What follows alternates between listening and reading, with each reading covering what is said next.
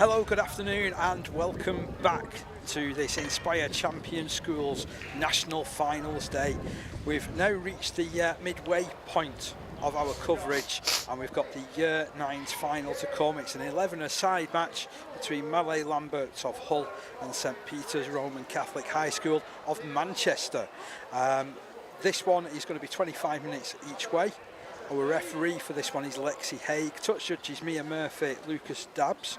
In-goal judges Liam Briany and Logan Miles. Reserve match official Jack Wallace.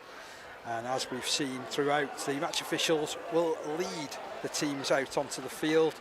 Malay Lambert, they line up in the interesting number squad order of 16 to 32. So let's run through those. So 16 is Jess Beatty, 17 Poppy Lake, 18 Katie Barrett, 19 Emily Flynn, 20 Amy Grannon, 21 Caitlin Middleton, 22 Lola Mills, 23 Poppy Hargreaves, 24 Indy Tyndall, 25 Alexia Roberts, 26 is Anya Jackson, 27 Lily Barron, 28 Amelia Chadwick, 29 Kiki Rose Melford, and 32 is Brooke Murray. For the St Peter's lineup, well, wearing 1 is Siona Jameson, 2 Melissa Kiembe, and 3 is Raphael Tosukipe, and 4 is Chelsea Candolo, in 5 Victoria Adeliyi, in 6 Keisha Calamera, 7 is Henriquette Monta, in 8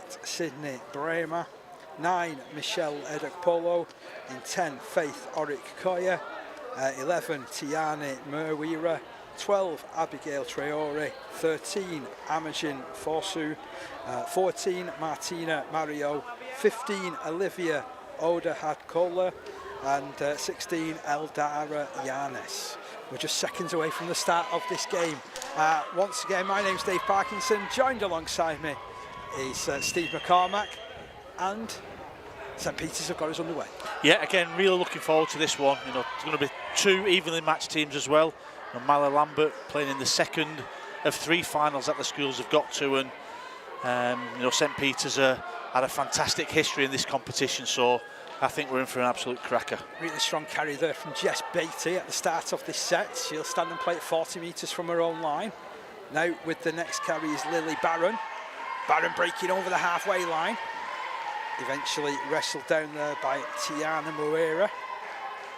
Again running out of dummy half, trying to find a little bit of pace and space. Malay Lambert, but Keisha Calamera shut it down. However, she's giving away a penalty. So it's going to be Malay Lambert who will continue on the attack, isn't it?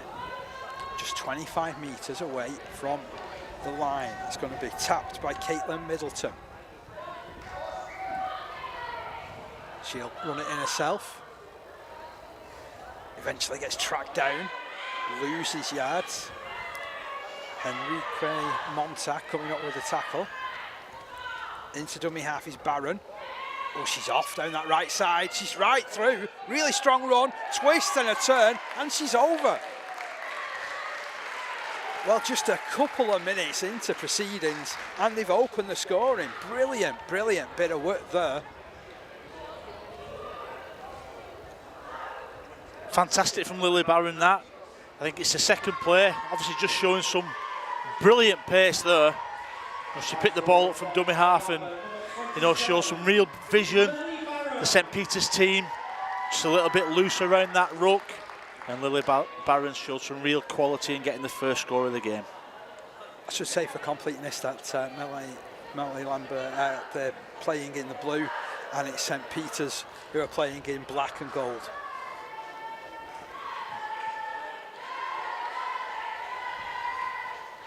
Magnificent run out of dummy half there from Lily Barron, wasn't it? She showed some real pace, didn't they? I think, you know, whenever there's somebody on the floor, so the defending team, whenever that defending team, there's one person, one girl on the floor, you'll see players like Lily Barron, just some great vision, and they're all encouraged, all the coaches, all the teachers will encourage the players to run, go forward as quickly as they possibly can, and Lily Barron did that and scored a brilliant try to start the game off. Now it's Caitlin Middleton to attempt the conversion just to the right hand side of the post. Oh, it's verging in, and it's just hit the post and bounced out. So the scoreline remains 4 points to 0. to Malay Lambert. So, St Peter's back on the halfway line.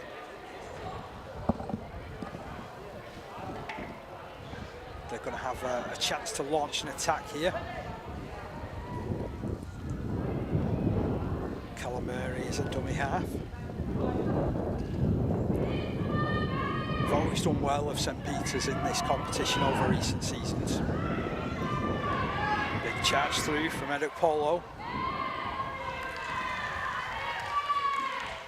Calamari again.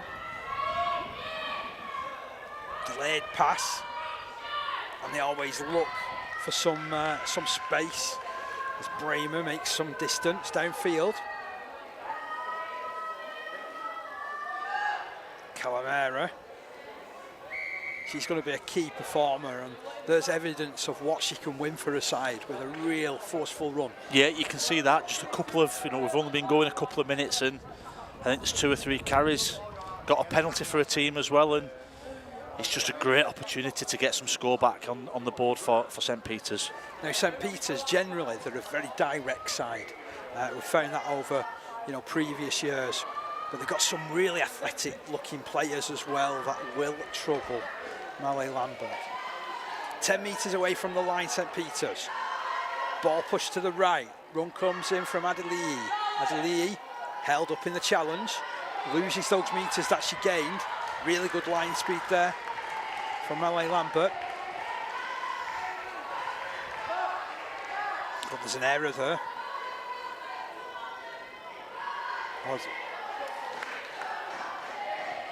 I think they've scored here. Yeah.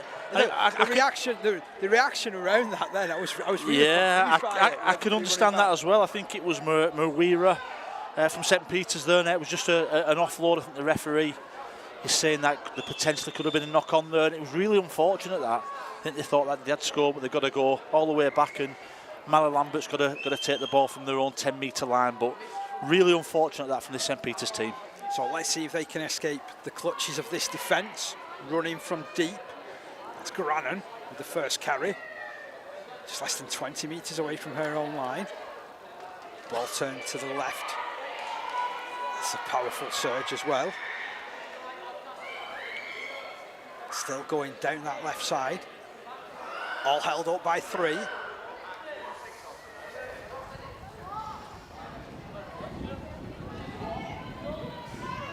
Tell you what, that looks like a decent running prospect here, looking to try and commit the defenders. Good run from Emily Flynn. Out of dummy half come Malay Lambert again. Superb run from Caitlin Middleton.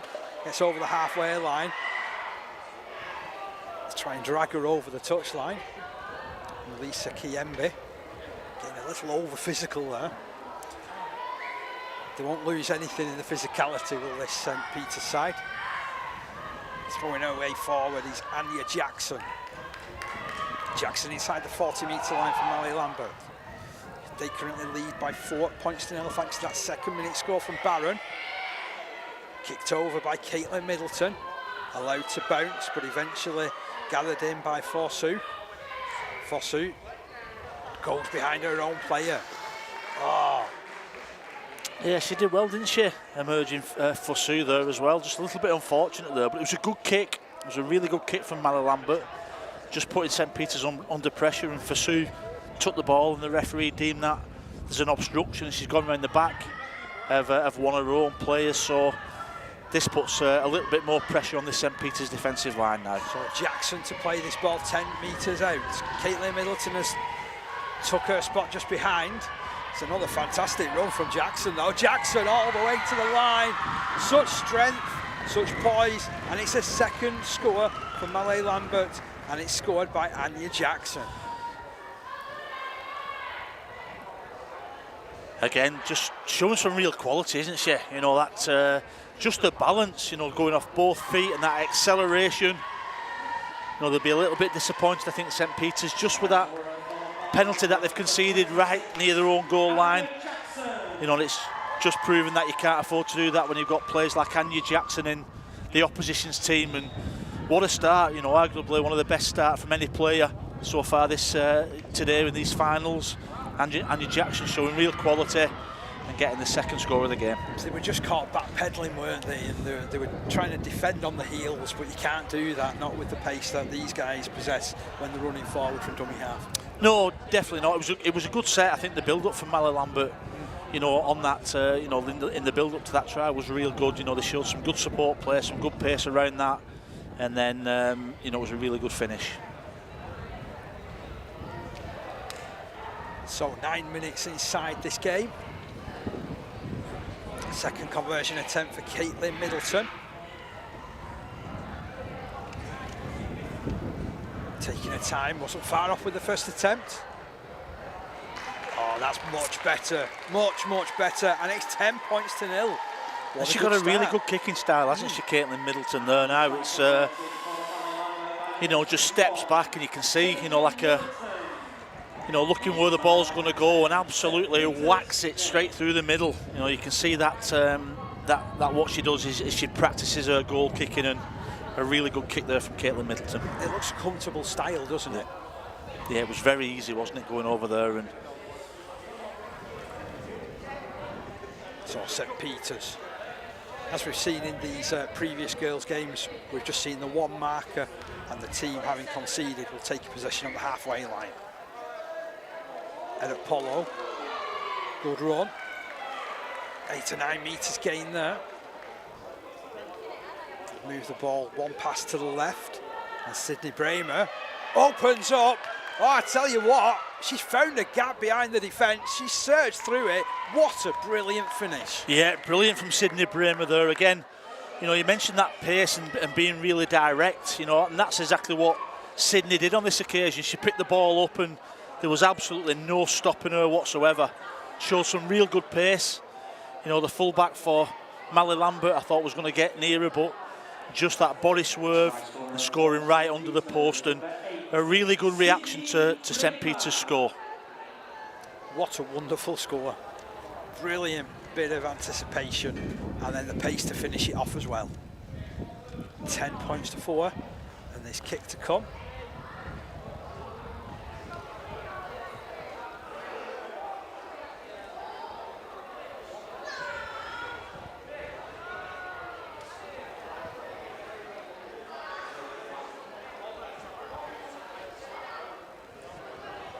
So it's Siona Jameson to attempt the conversion. Jameson, I'll tell you what, give that some pelt as well. No missing that one, that's a great kick. 10 points to 6. And the try converted for St. Peter's by number 1, Siona Jameson. It's Mally Lambert 10, St. Peter's 6. So 10 points to 6. That's certainly fired a warning shot across Mally Lambert's. Yeah, it was all them, wasn't it? The early part of the game was all Mally Lambert. You know, St. Peter's conceded a couple of tries early on in the game, and you just felt as though it could have gone away from them. But you know, you're not a bad team if you get through to a final, and they've just showed if they get field position, they've got some outstanding players that can get some points. And as we've seen in other games over the course of the afternoon so far, you don't need that much of a sniff to get yourself back in challenging, do you? No, definitely not. You know, some quick fire tries. You know, 1 or 2 tries can be scored in 2 or 3 minutes, can't they? You know, within and the game just ebbs and flows throughout that, and this is what's happening in this game so far. Good carry from Jackson, up inside the 20-metre line. There's no fear from her running style, is there? And Caitlin Middleton sets off as well. She's aimed for the corner. Nobody's got near her. She showed some tremendous pace out of dummy half there. Realised there was a little bit of space to exploit as well, and had the pace to get there. Yeah, it was a brilliant carry there, and a real fast play of the ball from Anya Jackson. And Caitlin Middleton, been really promising, really influential in the early part of this game, and there was no stopping her, was there? Picking the ball up from the quick play of the ball from Jackson, spotted that there was a gap on the right-hand side of the St. Peter's defence, and just accelerated round the bend and right up that left-hand side touchline. What a brilliant score from Mally Lambert. 14 points to 6 with this kick to come. She's giving herself a difficult conversion attempt. She's booted the other ones with some pace, hasn't she? So she's after a challenge, that's where it is.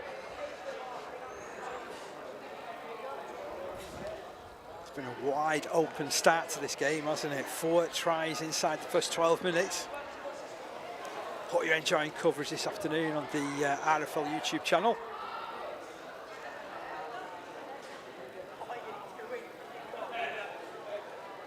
I often say this is one of my favourite rugby league events of the year, and I love the fact that everybody comes together and you get some genuine rugby league play, don't you? Some genuinely talented rugby league. Yeah, I agree. Playing in the right spirit, you know, and not only on the field, off the field as well. Brilliant atmosphere. She kept her kick low on that occasion. Didn't quite get the target set, but 14-6 is how it remains. It was a good effort. I think it would have scored a goal, wouldn't it? I think it went actually through, didn't it, that? So in a different sport, it would have been a good kick. I'm going to resist any temptation to say anything about the Euros in football. We're doing good, Dave. We're doing good. So, everybody's ready, everybody's set, and we get back underway. St Peter's trailing by 14 points to 6. The last response was brilliant through this girl Bramer. Did ever so well. It's a good carry as well. She's got some support from her teammates who were helping to push her forward a little bit as well. Here's Edek Polo. A big carry. Very direct run again through the middle. Now we might see it open up a little bit more. Calamira has real footwork. There's real strength as well, and she bursts inside that 20-metre line. Directly in front of the post. Jameson drifts off right. She's got pace. Oh, it's going to be a similar sort of score, is it? Cheekily, she holds the defender off in Indy Tyndall, but gets in. That is superb from Jameson, that. Yeah, I thought she was going to get tackled as well. You know, Siona Jameson there now, but just the pace she showed, and not only the pace, she had the foresight when she got to the full back on that right-hand side. Little stop-start, body swerve, change your pace, and scored a brilliant try, and just brings them right back into the game. 14-10, kick to come.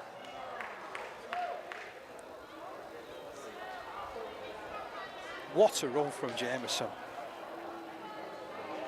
I remember first seeing her a couple of years ago doing, you know, this competition, and she showed real promise and that ability to always back her own pace. Yeah, and as they go older and older, obviously the age groups go better and better. You know, that game awareness starts coming into it as well. You know, the pace, etc., can only get you so far. You know, something what she's just done there now. She spotted that. She spotted Mallory Lambert was short on that left-hand side, so that's the way she's gone. So, you know, the way that the girls are developing, you know, both physically and game, you know, tactically and technically as well, just, you know, it's great credit to the teachers and everybody involved in the teams. Yeah, it's full credit to the way that Kerry Smeller has gone about developing this side, isn't it?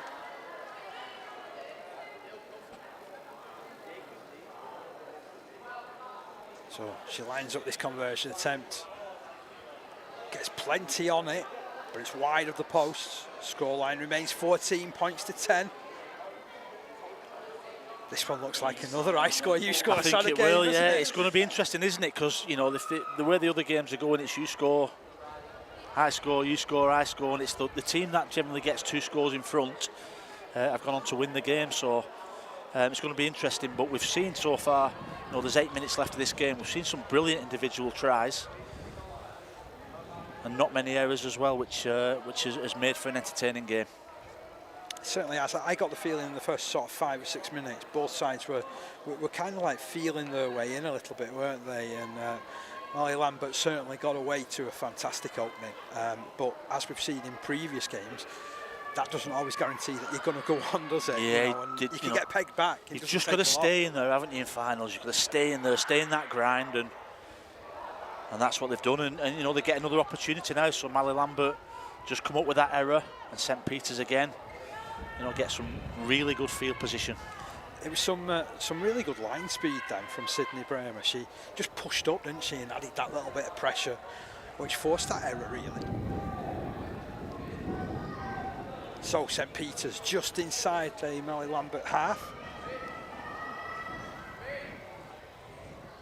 Ball pass to the right. Big charge from Faith Arikoya. Arikoya plays it.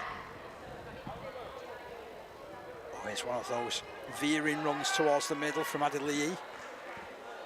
Another player that if she can find some space, you get the feeling there's not many that'll be able to catch up with her. So 14 points to 10.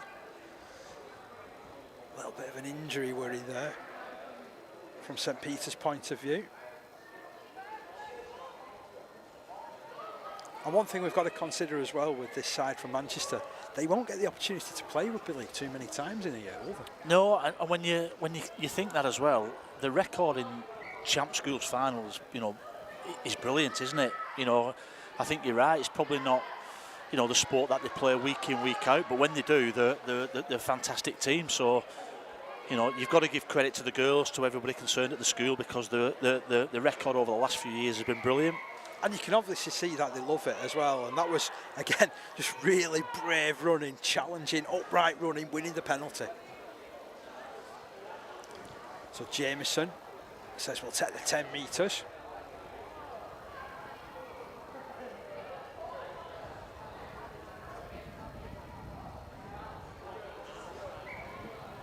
So tap taken. Keisha Calamara goes one way, then the other. Goes back towards the middle. Strong surge inside the 20-metre line she goes. Monter at dummy half. Gives it Bramer. Oh, Bramer's just spilled it. Unfortunate there. I thought she was winding up for one of those runs that she came up with before. And that's a beautiful step. Still going. Excellent play from Caitlin Middleton. There's a real rugby brain there for Middleton. And she gets, well, what looks like a clumsy high tackle heading. Yeah, I think it was. Again, no malice in that. You know, I think Jameson's just looking to complete the tackle. And the referee's giving a penalty, and you know, I think that's the right call on that. Sometimes there's a reaction from players, isn't there? Because you don't expect challenges to go that high, I suppose. So it's sort of how you react when that happens as well. Because a lot of the time it's kind of reactionary, isn't it? And there's a shock element. Yeah, definitely, and it's the impact as well, isn't it? You know, you look at the standard and, you know, the collisions in the sport. You know, they can be, pretty fast, can't they? So I think that was the case there. She started the game really well, hasn't she, Shona Jameson as well, both with and without the ball, and on that occasion just caught the Malay Lambert player, and it's a well-deserved penalty for them. Yeah, we're certainly hoping that, you know, Middleton can get back into this game as well, to be honest, from a Malay Lambert point of view, because it's been a real positive start for her too. Yeah, she's been really good, hasn't she? Been really good. So they'll take the metres as an offer from the penalty.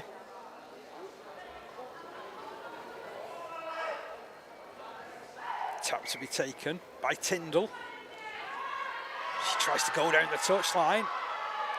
Can she stay in? No, she can't. There's some real good pressure from the inside. And Jameson's a right competitor, isn't she? She threw herself into that. She is, and you know what?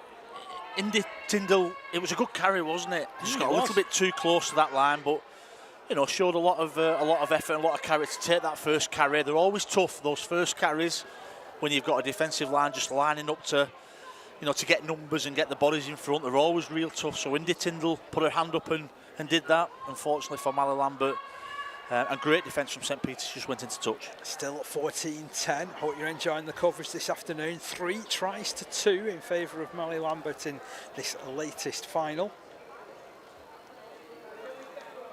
This is, of course, the Year 9 girls final. 25 minutes each way, so we're in the closing stages of the first half.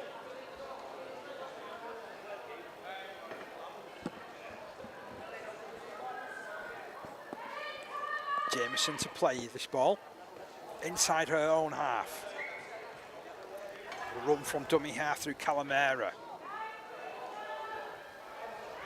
Again, loving the way that she was able to change direction as she was moving. Definitely. I think a lot of praise as well. Anya Jackson, yeah, from Mallalambert, she's first marker. Most of the time, she's actually first marker there at the moment. I think she's just got a bit of a knock. She's really doubled up her efforts, and she's putting a heck of a lot absolutely. of effort. She's covered every blade of grass. She's doing a lot of work for a team that, a lot of people probably on the sidelines don't recognise. But the 26 for Mallalambert, Anya Jackson, hopefully she's okay. Teachers have gone on just to have a look, but she's been brilliant this first half with the workload. And in possession as well, she's come up with a fantastic try, the second one that Mallalambert scored.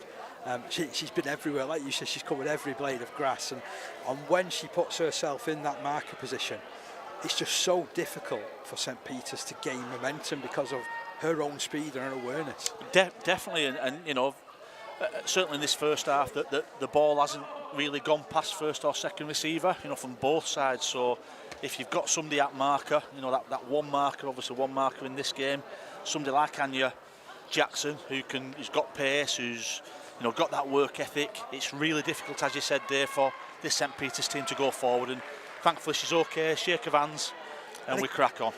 And again, it's that sort of sportsmanship that you don't see in every sport, do you? No, shake of hands. The best sport in the world, isn't it? Without a doubt. Absolutely love it.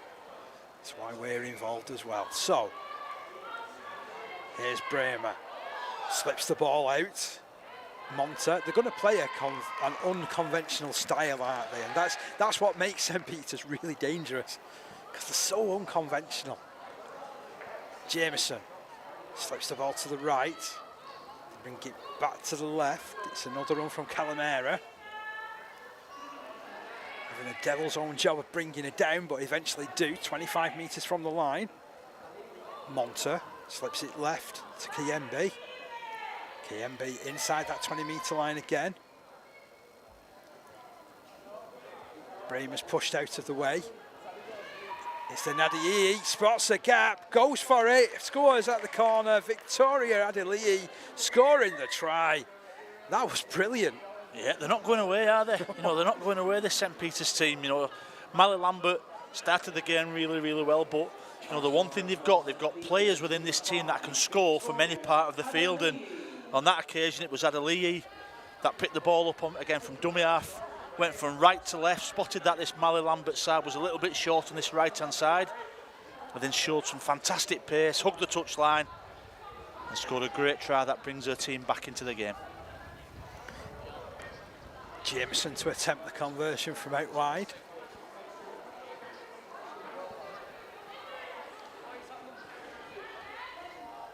$14 points each.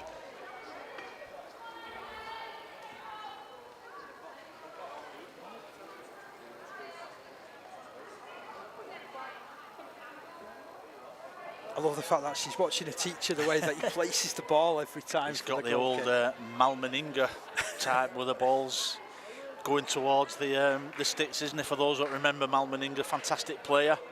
The torpedo type on the corner, isn't it? When you used to have a load of sand in my day, Dave. Put a load of sand down, put the ball in torpedo style and whack it as hard as you can. Can Jameson do just that? Effort.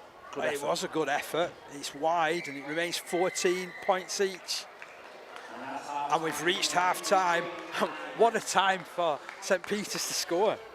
Well, we've seen it in every game, haven't we? I don't think I've been to a Champ Schools finals with the games being so close at half-time.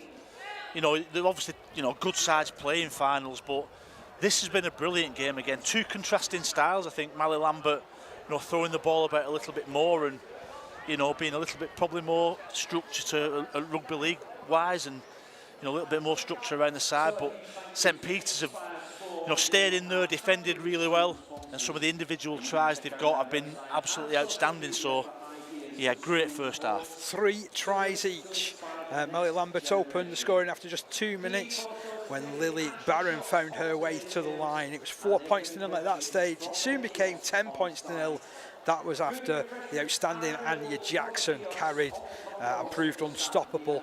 Middleton kicked the goal at 10 points to 0. Then St Peter's, they responded. A fantastic individual score from Sydney Bramer. She went fully 35 metres, tearing her way through the middle of the defence. That was converted by Siona Jameson before Caitlin Middleton spotted the slightest of gaps out on the wing and had the pace to get there from dummy half.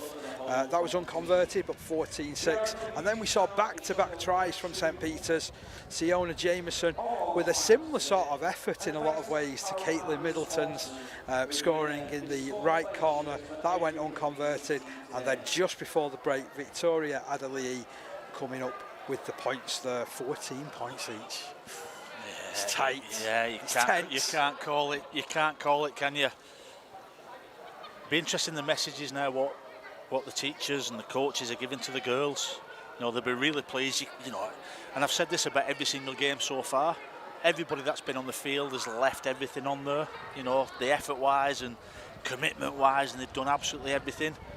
There've been some quality individuals, but team-wise, you know, certainly from this game as well, they're all working exceptionally hard for each other, and this is going to be a tough second half to call. A really tough second half. Don't go anywhere. It's all coming up for you.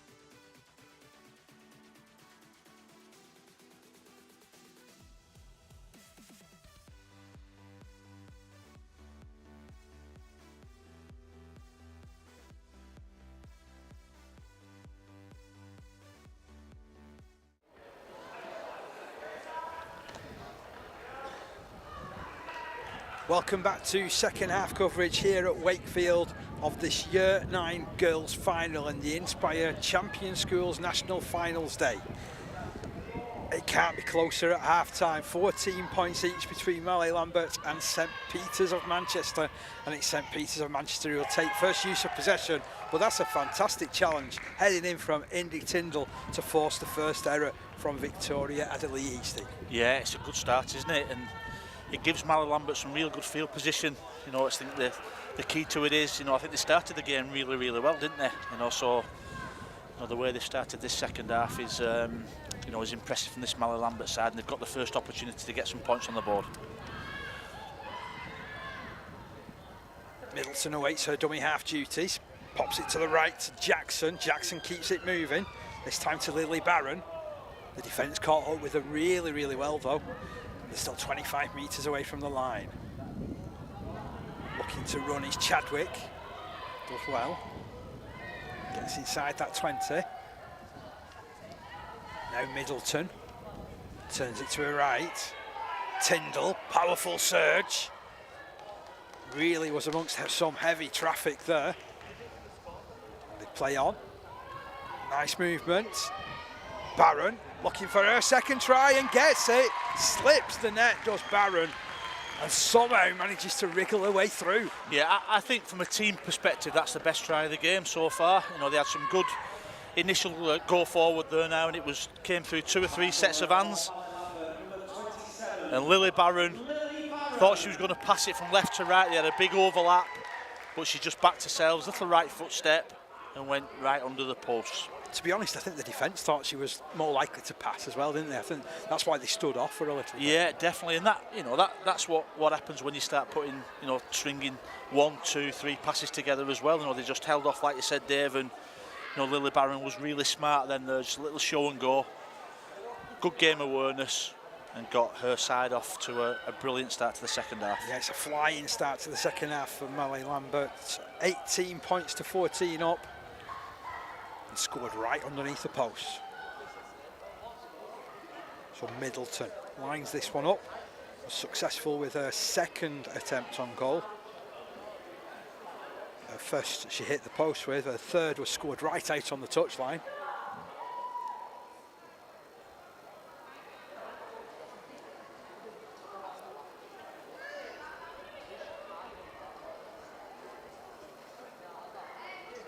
You can almost see her visualising where she's going to put this ball, can't you? Her face, a study of concentration. The flags are up, and it's 20 points to 14. And trying to convert it for Molly Lambert, line number 21, Caitlin Middleton. It is Molly Lambert 20, St Peter's 14. Let's see what St Peter's have at the start of this second half. Well, they've responded, haven't they? All the game for when Molly Lambert scored, they've always responded. They've always come up with some big plays, some good individual work, and there's no doubt they'll be looking to do that again. So, everybody's set at the start of this set. And it's a solid hit up that from Faith Orikoya. An almighty collision as well with Emily Flynn. Flynn puts pressure on, but the pass finds Mawira. And Mawira, strong carry to the 40-metre line. Calamari gives it back to Bremer. Bremer kept it moving. Defence moved up quickly again in Middleton. Inside the 40-metre line now. Calamari goes one way, then the other, and straightens up to get just beyond that 30, but has lost the ball under pressure, and that's really good defence once more from Molly Lambert. It is, yeah, Molly Lambert, and it's Middleton, isn't it? I think she made 4 out of 4 tackles, from that set, just from being at marker, as we mentioned before. St Peter's just trying to use the power and pace up that ruck up the middle of the field, and Caitlin Middleton, she's been brilliant with the boot. Kicking the ball, but on that occasion defensively she's been really well. I think something's been said out of turn as well. So you've conceded a couple of penalties here of St Peter's. You're not really going to get anywhere if you're going to talk back to the match official. You're going to have to learn that one quickly.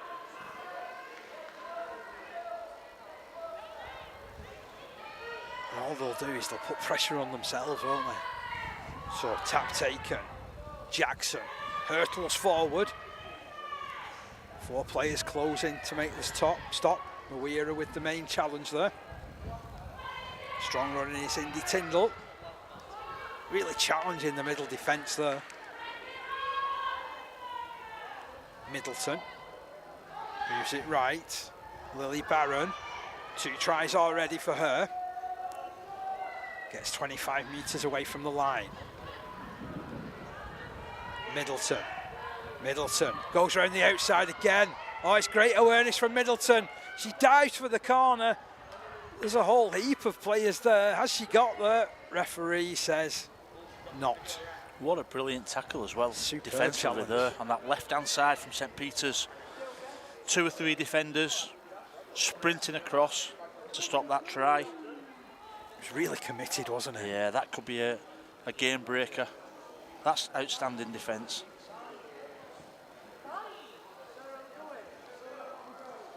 It's no wonder there's players feeling the after effects of that. It was one heck of an impact, wasn't it, between everybody?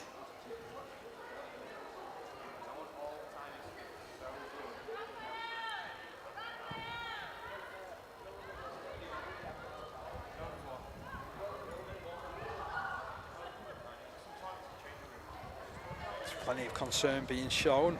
Meanwhile, St. Peter's making a substitute of their own. Raphael Tosakipi going on.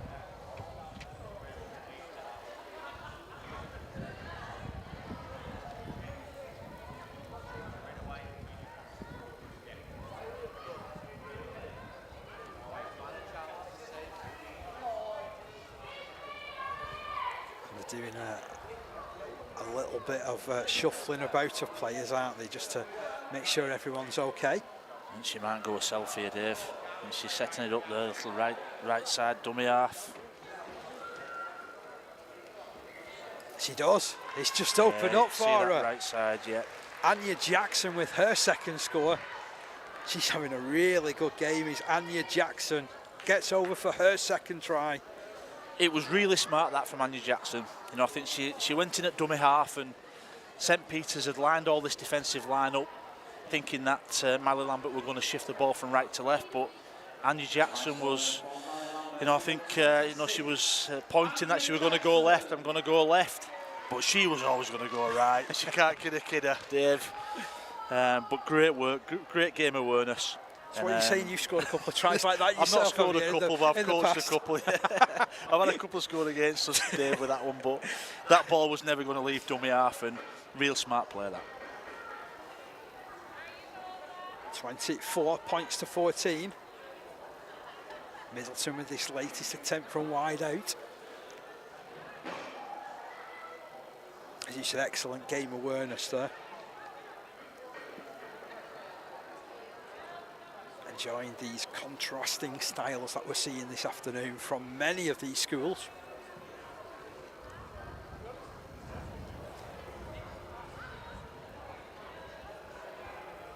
Middleton just a couple of strides in from the touchline.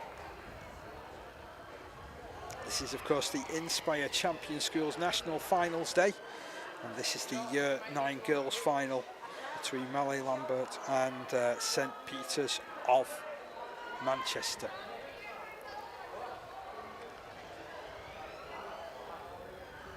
This is the second of 3 finals that the girls be playing this afternoon from Malay Lambert. What a day for that school.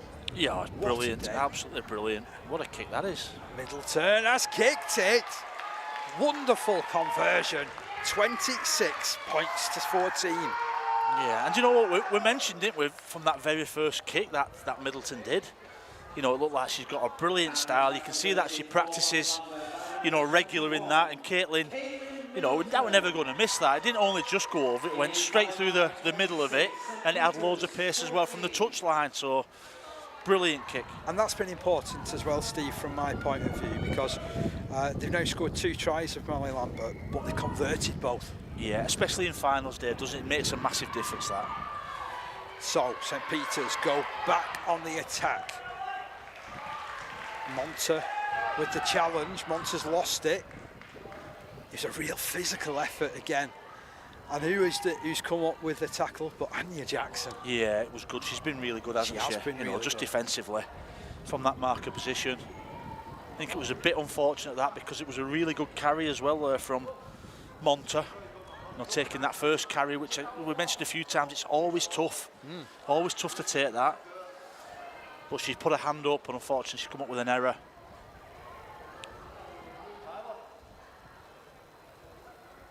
And they've just not quite held the ball, have they, in the second half to start off with, as St. Peter's.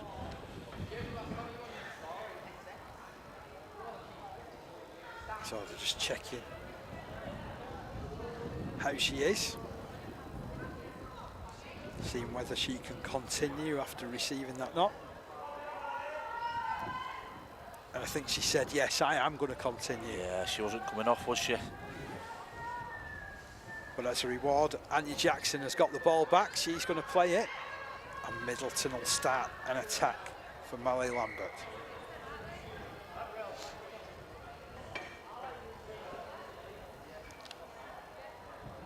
Referee Lexi Haig just checking everything's in order, and we get back underway. Indy Tyndall, big carry, strong carry. Took on Keisha Calamara. And now it's Anya Jackson once again, 2 tries already. Lightning fast play the ball. Middleton spotted space.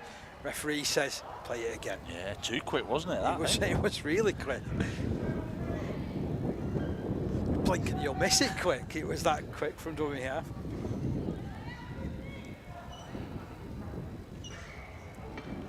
Middleton to her left-hand side. There's Lily Barron. 2 tries for her as well. Skips between a couple of defenders. Goes inside that 20-metre line. She'll play it to Middleton, who turns it inside looking for Roberts.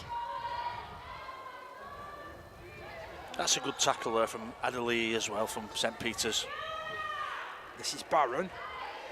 They've released the ball wide.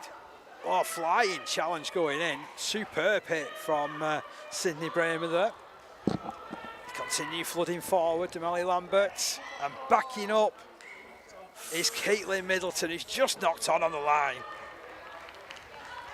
And look at the way they're celebrating that defensive effort. I think they enjoyed putting that hit into the Yeah, they did. It was a good little tip-on play, wasn't it? And I thought she was going to get over there, but great defence from that St Peter's team. And they're still in it, aren't they? If they can get a score now, could be game on. They're in that similar sort of position to the last game that we saw, though, where unfortunately they're getting a lot of the ball down inside their own half, aren't they? Yeah. If they can find a way of breaking from their own end, let's see whether they can in this set. Orakoya with a strong carry. There was plenty of pressure put on from Marker there.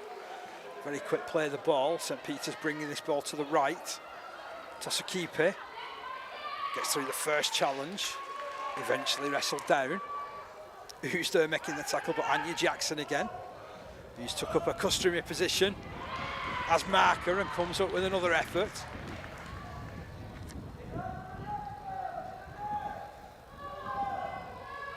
Calamara back over her shoulder, looking for Bramer. You get the feeling if there is a break that's going to come, it'll come from either Bramer or Jameson. Yeah, Bramer's been very good, hasn't she? You know, took some, real. She's been real handful in the middle there as well. Comes in inside, comes at dummy half, comes off first receiver. And as you mentioned, Jameson as well. They need to get the ball into her hands as often as they can. And you're always looking at you for sort of danger players, and certainly those are 2 in the St Peter's lineup that you're thinking, wow, like when they get hold of the ball, they've done some really, really good work with it. Definitely. It's been interesting as well with Molly Lambert. They've just really tightened the lineup defensively. So the one thing that St Peter's do, they're very condensed when they've got the ball. So they don't really play with a lot of width, and they're not spread out. So this has allowed the Molly Lambert side just to condense their defensive line, which has made it a little bit tougher for those players to get through the middle. Yeah, it means you can really flood that middle, can't you? That middle channel, and have like 4 or 5 defenders in there, where normally in that same space you might only have 3. Yeah, makes a big difference, doesn't it? Was a huge carry there from Eduk Polo. Rumbles away inside the opposition half. Plays the ball quickly. Here's Adelie, out to the right. Little offload from Mawira. Mawira on the last tackle, manages to slip the ball out.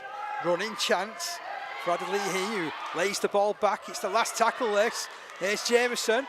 Jameson, nowhere to go. Fantastic cover defence from Molly Lambert. She tries to keep the ball alive. It goes to ground.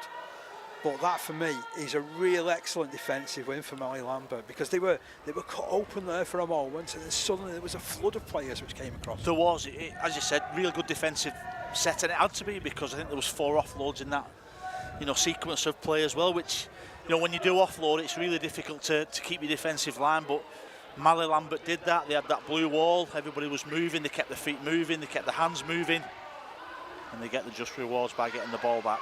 Well, one blue wall might have crumbled overnight, but this one is stead firm. That's a great tackle. That's a brilliant tackle. It is a cracking challenge, that. It's really slowed down Lily Barron. She took a real physical knock in there. So committed. Yeah, everything about this game is just so committed, isn't Calamura just sprinting and just stopping Lily Barron from going any further. And as you mentioned, it was just that committed effort, both with the ball from Lily Barron and Keisha Calamura there, putting a great effort in for her team. Hopefully Barron's going to be okay to continue. She is. They're made of stern stuff, our rugby league players, aren't they? Ball pass to the right. Jackson keeps it flowing as well.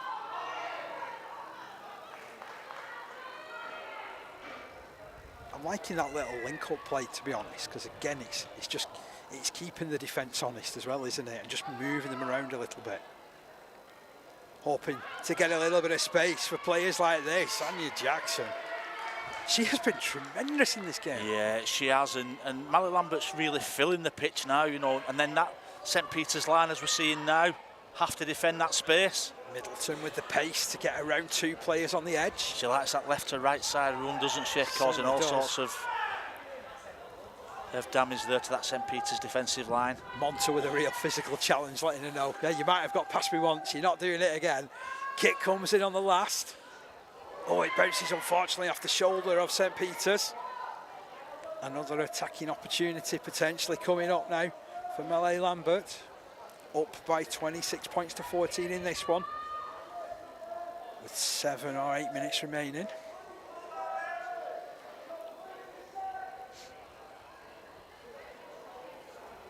Good place to win back possession, this. Yeah, definitely. It was a good kick, wasn't it? Onside chase as well. Difficult with this swirling wind, as we've mentioned all day with that one. And they've got a really good field position here. So Middleton turns it left to Tyndall. Tyndall with a real block-busting effort. Swerving in and out, but yet keeping in that middle channel. Ball pass left. Here's Kinrose. Kiki Rose Welford, I should say. 2 metres out from the line. Lining it up down this side. That's a brave run and a brave challenge. Emily Flynn tackled. Moving the ball inside. And she got through. It's going to be awarded. It's a hat-trick for Anya Jackson. And no less than she deserves. Yeah, and it took some putting down, didn't it, as well? I thought the St Peter's defence had just stopped her from getting the ball over the line. But Anya Jackson, she's been absolutely brilliant all day with and without the ball, and on that occasion she had a real good grip of the ball as well. Anybody watching at home, a real tight grip, and she had to turn, twist around, stretch her arms out and put that ball down. 30 points to 14, a hat-trick score for Anya Jackson. And each one has shown something just a little bit different, hasn't it? Yeah, skill set has been amazing, hasn't it, to be fair? Not only that, she's done all the difficult parts of the game, all the defending, all the pushing up with her teammates, them tough carries away from her own line. But when that extra quality was needed near the opposition's line, as you said, the tries she scored, they've shown that little bits of brilliance in all different departments that you want from a player. So that was the 6th try that Molly Lambert have scored in this game. 30 points to 14. Kick to come from Caitlin Middleton. Can she make it 4 from 6?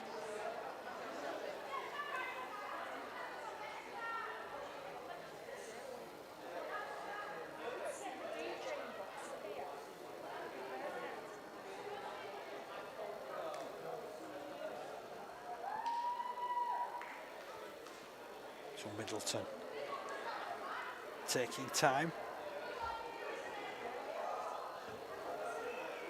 Oh, just drifted the kick across the face of the uprights. She changed something in with that kick. She removed a headgear. Maybe that's what it is. Yeah, could have been. Could have been. She's been one of the stars, hasn't she, as well? She's on tremendous game. Kicking wise and just leading the team around, and some brilliant runs.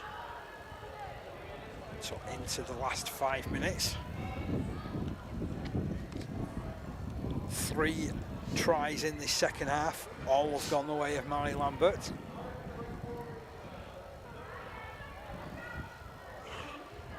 Referee checks her watch.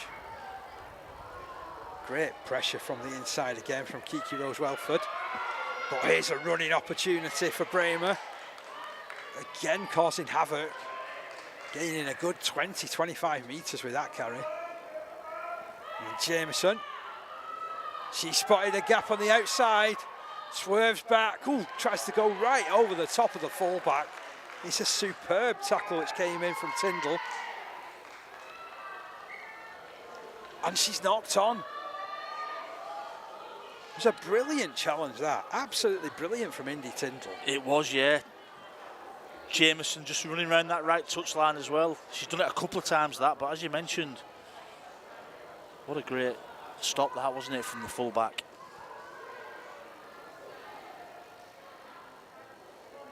Certainly a few of these players showing a little bit of frustration now, aren't they, from a St. Peter's point of view.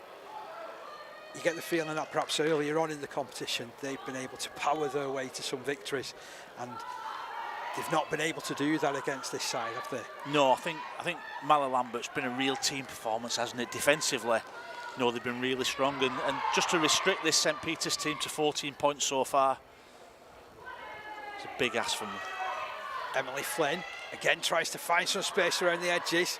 She's going to have to apply the brakes there. And that's one heck of a hit from Monta. Quick play of the ball from Flynn. Used over at Middleton. She goes one way, then the other. Takes on Candolo. With a bit of help from Kiyembe, she's brought to ground. Real constructive set, this one. Barron coming all the way from right to left, straightening up now. Has she got the pace? It's a brilliant chase back from Tosakipe.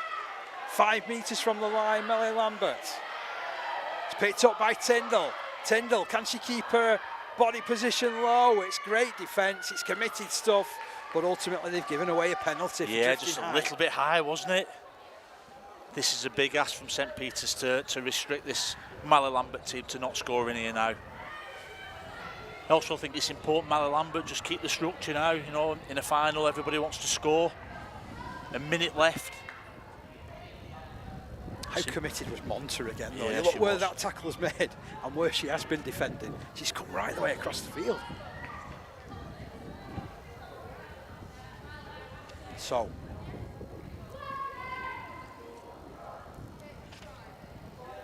penalty to Malay Lambert. Tyndall goes headlong for the line. Middleton pushes it to Jackson. Has she snuck through for a fourth? She has, right before the end of the game. Anya Jackson, what a brilliant performance. That's now 4 tries. How good's that in a champion schools final? You know, scoring 1 try and appearing in a champion schools final is brilliant, but to score 4 tries, to get the player of the match award as well, what an outstanding performance, team performance, but individually, Anya Jackson has been absolutely sensational. She's been particularly good.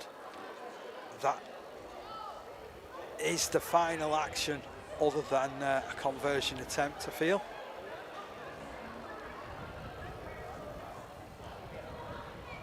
Bit of concern being shown on the try line. Again, St. Peter's so committed in everything that they've tried this afternoon. But this second half, Malay Lambert have just come up with with a perfect performance. Yeah, a little bit too good for them, weren't you? You mentioned St Peter's commitment and effort. That's never ever in question. I've been really impressed with those. You know, they scored some brilliant tries in the first half, but from a team performance point of view and some individuals and defensively, I think Mally Lambert's probably been the performance so far of the day. You know, been really impressed with them. Really impressed about the way they've gone about the business against a real strong opposition in St Peter's. They've had to really front up, haven't they? So Middleton, can she finish this game with a flourish and make it 36 points to 14? We know in a few minutes' time Mally Lambert will be lifting the trophy. But what's the margin of victory?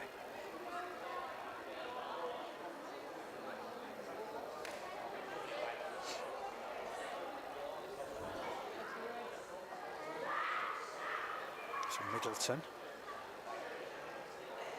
steps in right-footed, never a doubt. 36 points to 14, and it's victory for Mally Lambert.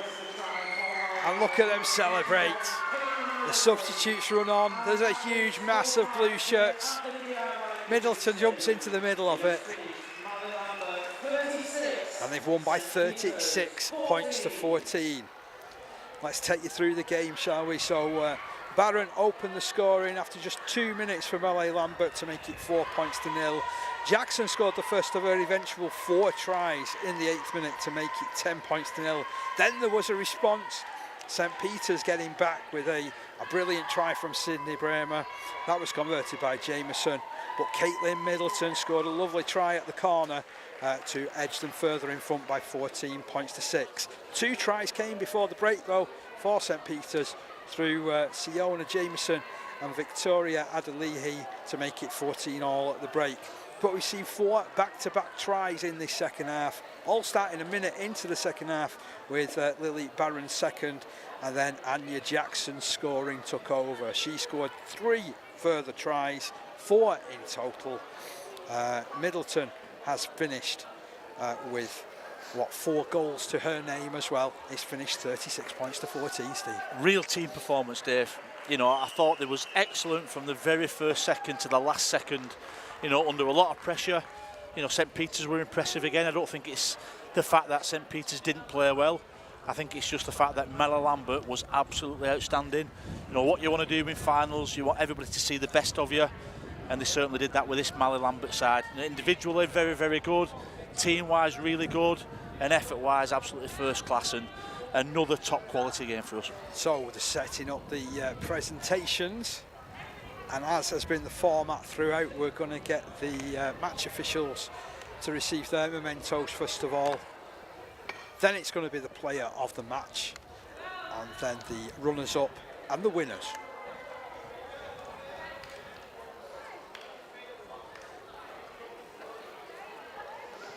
Had some good performance, didn't they? You know, I'm just seeing Shona Jameson from St Peter's. You know, just going shaking the hands of the Mally Lambert girls. I thought she was excellent. You know, was a danger. I thought they had some real good, top quality performance from the St Peter's team. I loved her commitment, and well, with her in particular, there was a couple of times where it was like flying last-ditch tackles. Everything was 100 miles an hour with her, wasn't it? Yeah, and it could have been very different, couldn't it? Very much so. Very different. She got just away in that right side in the second half. Again, magnificent sportsmanship. So stepping up to receive their mementos for this game, referee Lexi Haig, touch judges Mia Murphy and Lucas Dabbs, in-goal judges Liam Breeney and Logan Miles, and reserve official Jack Wallace.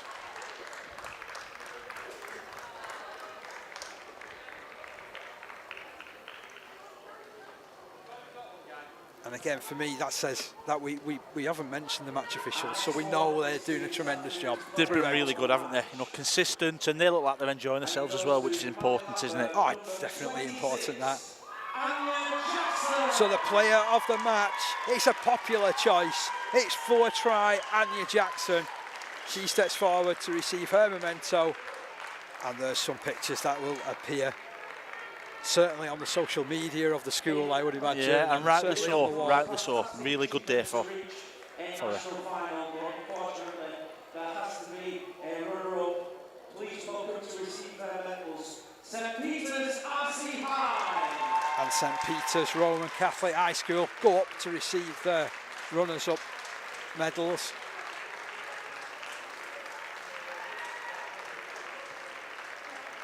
Some huge efforts amongst that team.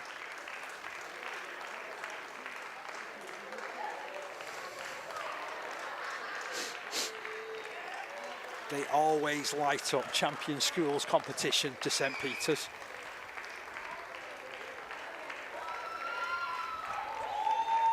And I'm sure it's not the last that we'll see of them. No, definitely not. Definitely not. No, the record in champion schools finals has been brilliant, hasn't it, over the years? Yeah, of getting to champion schools finals as well. Year 9 girls, national champions.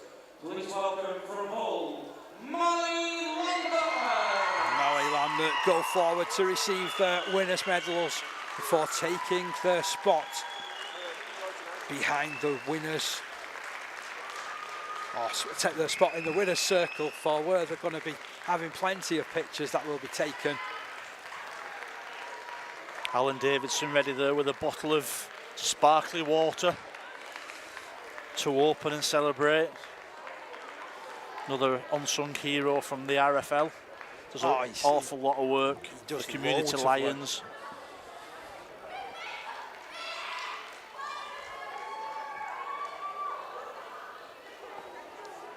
And skipper Caitlin Middleton takes the trophy. She's asking if they can make a space for her. She's jumping in the middle of it. And the trophy's raised. The fizzy water's flowing. And that is your Year 9 girls final winners. It's Molly Lambert. Again, some brilliant, brilliant scenes. And they win this game by 36 points to 14. It is the Year 9 boys final, which sees Sirius Academy West from Hull taking on Castleford Academy. So our next game coming up, 4:30, the Year 9 boys final, Castleford Academy up against Sirius Academy West of Hull. Join us for that one.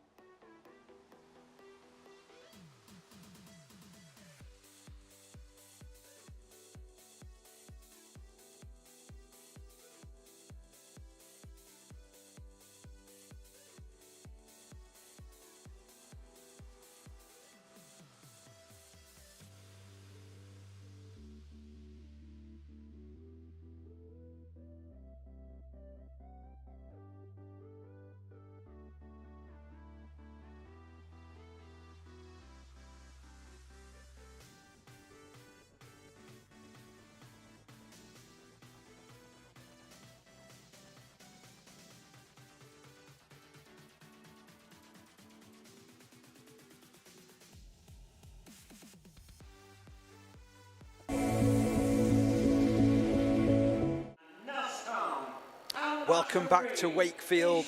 We're here at the Inspire Champion Schools National Finals. We're just getting ready for the Year 9 Boys Final featuring Castleford Academy and Sirius Academy west of Hull.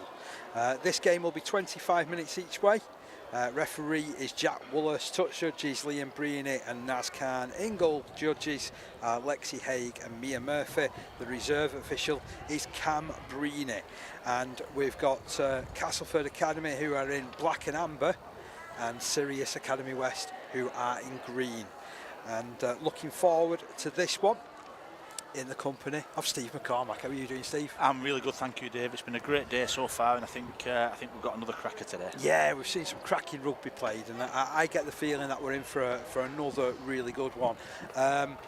Certainly with Cass Academy, we were just saying before we went back on air that they've got such a good record, haven't they, of getting to these finals.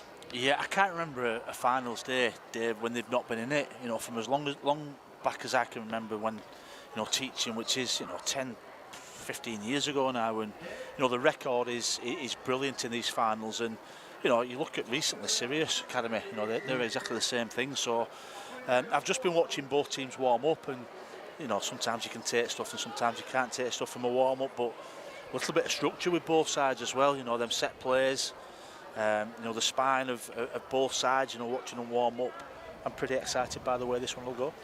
So let us run through these two sides, starting first of all with Castleford Academy.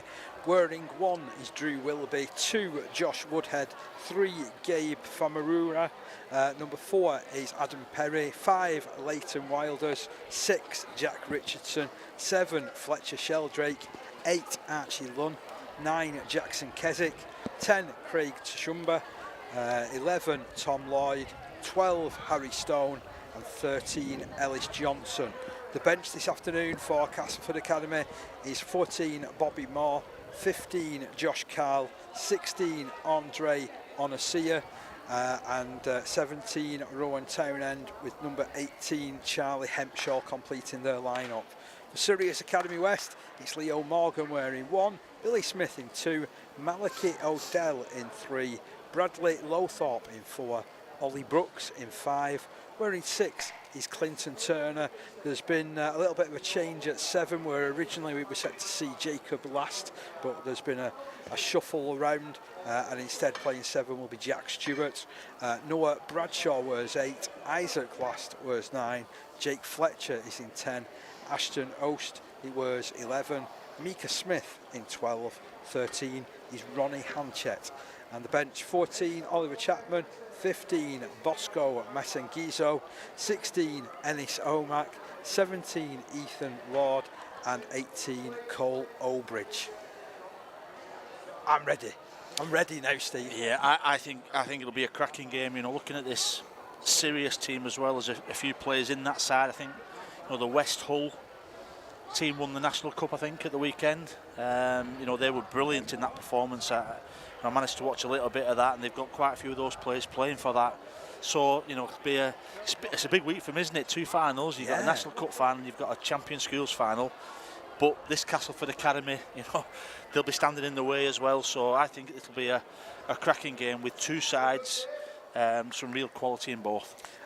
Definitely, I remember last year's final saw Castleford Academy face off against, I think it was a team from Orrell, and they lost in the very last play. So I always think it's a big thing when you return to these sort of finals, isn't it? Having had that heartache. Yeah, it's always difficult, isn't it, when you get beat in finals? But it just shows that character, doesn't it? To come back, and they'll learn from it, or you'd like to think that they'll learn from it. They're still obviously very, very young, and to experience this again, different stadium, great crowd, great weather. Brilliant occasion for everybody. Yeah, I know we've just mentioned the breeze over the course of the day, but it has been a perfect day for playing rugby league, hasn't it? It has, yeah. It's just died down a little bit, I think, the breeze, hasn't it? I think early on in the just as I say that, a big gust comes, hasn't it? But yeah, it is perfect pitch, perfect facilities. And the weather, has been befitting of this day. So Ellis Johnson will get us underway. As I mentioned before, our referee is Jack Wallace, who's been making making waves himself as a young official coming through the ranks. I know I got to speak to him first of all a couple of years ago because he was made up because he'd been appointed to a game in Lancashire. Fantastic. And he said he'd never been to Lancashire. He'd never been to Lancashire before. He didn't know what he was missing, did he? He doesn't know. No. I mean, I know we're biased, aren't we? Because we're from over that side of the Pennines, and you know our camera crew says it's not really up to much. But yeah. So Ellis Johnson, he'll soon get us underway. Really looking forward to this one. As you mentioned, when they were warming up, there was a bit of structure involved, wasn't there? So. Going to see how this one develops. Oh, that's a mid-range restart. Well taken in by Sirius. First carry, 25 metres away from their own line. Ball will be played. And they'll just try and make some metres. That is the number 12, Mika Smith, with that carry. He stands and plays it to last. He moves it to his left-hand side to Fletcher. Jay Fletcher just makes a bit of an impact with that first carry. Nice quick play the ball too. And then that's fellow prop Noah Bradshaw managing to slip the ball out. Oh, some good movement by Sirius, looking to get the ball to the edges. But equally strong defence from Castleford Academy. Yeah, that's a really good first set, isn't it, defensively from this Castleford team. Again, it's a strong run, a really good run. Down that side from Ashton Oost. Oost to play it. Ball back towards the middle. Kick comes in on the last. Oh, that's one that the fullback really didn't want to take. Drew Wilby, give himself work to do. He's got to be trapped behind his own line. And that is just superb defence. That's a great kick. First of all, to get the sort of spin on it that he did. And secondly, for it to clear over the head of the fullback, Drew Wilby, who had plenty of work to do. Yeah, it was tough, a tough take for Drew Wilby, wasn't it? It was an outstanding kick. It was swirling, spiral kicking, and it changed direction as it was coming down. And you know, Drew Wilby made a great attempt to get outside his goal line, but as you said, Dave, it was brilliant defence from Sirius Academy. Dropout is taken from under the post. Here comes Leo. It's Billy Smith with that carry. Billy Smith takes that run. Bright orange headgear. One pass to the left. Jake Fletcher with a similar sort of carry to his first one of the game. Just 15 metres away from the line. Noah Bradshaw follows up now. That's some stern defence there from Schumer. Really is a big collision, that. Yeah. They caught the boots together. Yeah, you don't see that very often, do you? And you can already tell with Noah Bradshaw, he's programmed to play the ball that quickly. He just, as soon as he bounced up, there you go, ball was played. And the referee said, no, do it again. So, Sirius Academy West still on the charge. 9 metres away from the line. Picked up out of dummy half. Ooh, juggled there just momentarily by Bradshaw. He's put down 5 metres out from the line, directly underneath the post. Last tackle has been reached. It goes to the left-hand side. Kick comes in from Clinton Turner. Oh, really well taken, but there's a man offside, and it's no try. Yeah, I think they'll be disappointed with that. It was a really good kick from Clinton Turner, but it was an offside, and they're the little things that, certainly in finals, you know, you need to get right. So expect them to try that again, and I'm sure the message will go on from the coaching staff just to make sure that little spark play, that little kick has got to be onside the next time they play. But real good play that from Sirius Academy. And for much of the first 3 minutes, they've been under a bit of pressure, haven't they, Castleford Academy? This is like their first chance to see what they can do with ball in hand. Yeah, and they want some early touches. You know, there's always those nerves in finals, and you know, this is a really good first carry, but they want some early touches and to get the ball away from this area and get a good kick and a good chasing. Jackson Keswick finds Shumba. Shumba making a good 6 or 7 metres there. Moving the ball down the right-hand side, up to the 40-metre line. Castleford Academy continued going down that channel. Solid run from Game from Urura. Oh, lovely play from Keswick. Darts his way forward, gains about 12 metres with that carry. They've run out of tackles, but it's got them out of trouble really well. And the kick will come in from Fletcher Sheldrake just to drive Sirius Academy West back towards their own line. That's where it's picked up. And it's a solid run forward, but I think that's Leo Morgan at the back over on that side. Really interesting there from Jason Keswick, the 9 from Castleford Academy. Just went down the short side 2 or 3 times in that set. He looks a very smart player, little show and go. And then you've got the other 9 in Isaac Last putting some kick pressure on this Fletcher Sheldrick from Castleford Academy. So both 9 certainly putting the mark on the game. They found it really easy channeling down one side then, didn't they, to make the meters? Yeah, you can see you know, quite a lot of structure to this Castleford side as well, and you only need one player to switch off on the short side, and good 9s will punish him. Great run from Jack Stewart up as far as his own 40-metre line. Do like it when players have the confidence to take people on. Kick comes in from dummy half. It's a hanging one in the air. And well taken by Drew Wilby. Spins on his axis, starts the counter-attack. He's veering off down the right-hand side. And he's tackled just before that 40-metre mark inside their own half. For Murura, it's all tackled. Now Johnson gains 5 metres. Keswick works the ball left. Little drop back over his shoulder for Tom Lloyd. Billy Smith is getting involved in everything that he can, isn't he? He looks like he's actually playing fullback rather than Leo Morgan, with Morgan out on the wing. Yeah. Yeah, you can see he's going to be a key player straight away in this first 5 minutes, can't you? Short side. Oh, lovely play. That's a kick over the head of the fullback. Bounces up fortuitously for Sirius Academy West, who look to clear their lines well. I'm liking how both of these sides are really testing each other out though. Yeah, I like the position as well from the Sirius Academy player then. I think it might have been Ollie Brooks. You know, he knew the halfback was going to go, and knew it was a condensed line, and he just put himself in that area there now, just under the sticks, and took the ball really well. So already they're in the middle of the field, 25 metres out from their own line. Drop back over his shoulder from Clinton Turner. It's been steady as she goes from the start of this game. Good run, forceful stuff. Defence is organised though. Sirius just over their own 40-metre line. But to come forward on the back of their kicking game and a chase. Wilby watches this one, pouches it well. Starts the counter-attack with a little dummy towards Leighton Wilders, and he's off down this left side. Eventually falls to the challenge of Ollie Brooks. Also moving in was Mika Smith. Ellis Johnson picks up the meters there. Quick play of the ball. And Keswick finds Jack Richardson. Richardson well held just before the halfway line. Ball sent right again through Fletcher Sheldrake. He's such an important cog in this Castleford Academy wheel. Archie Lunn with the carry. Ball played to Keswick down that right side again.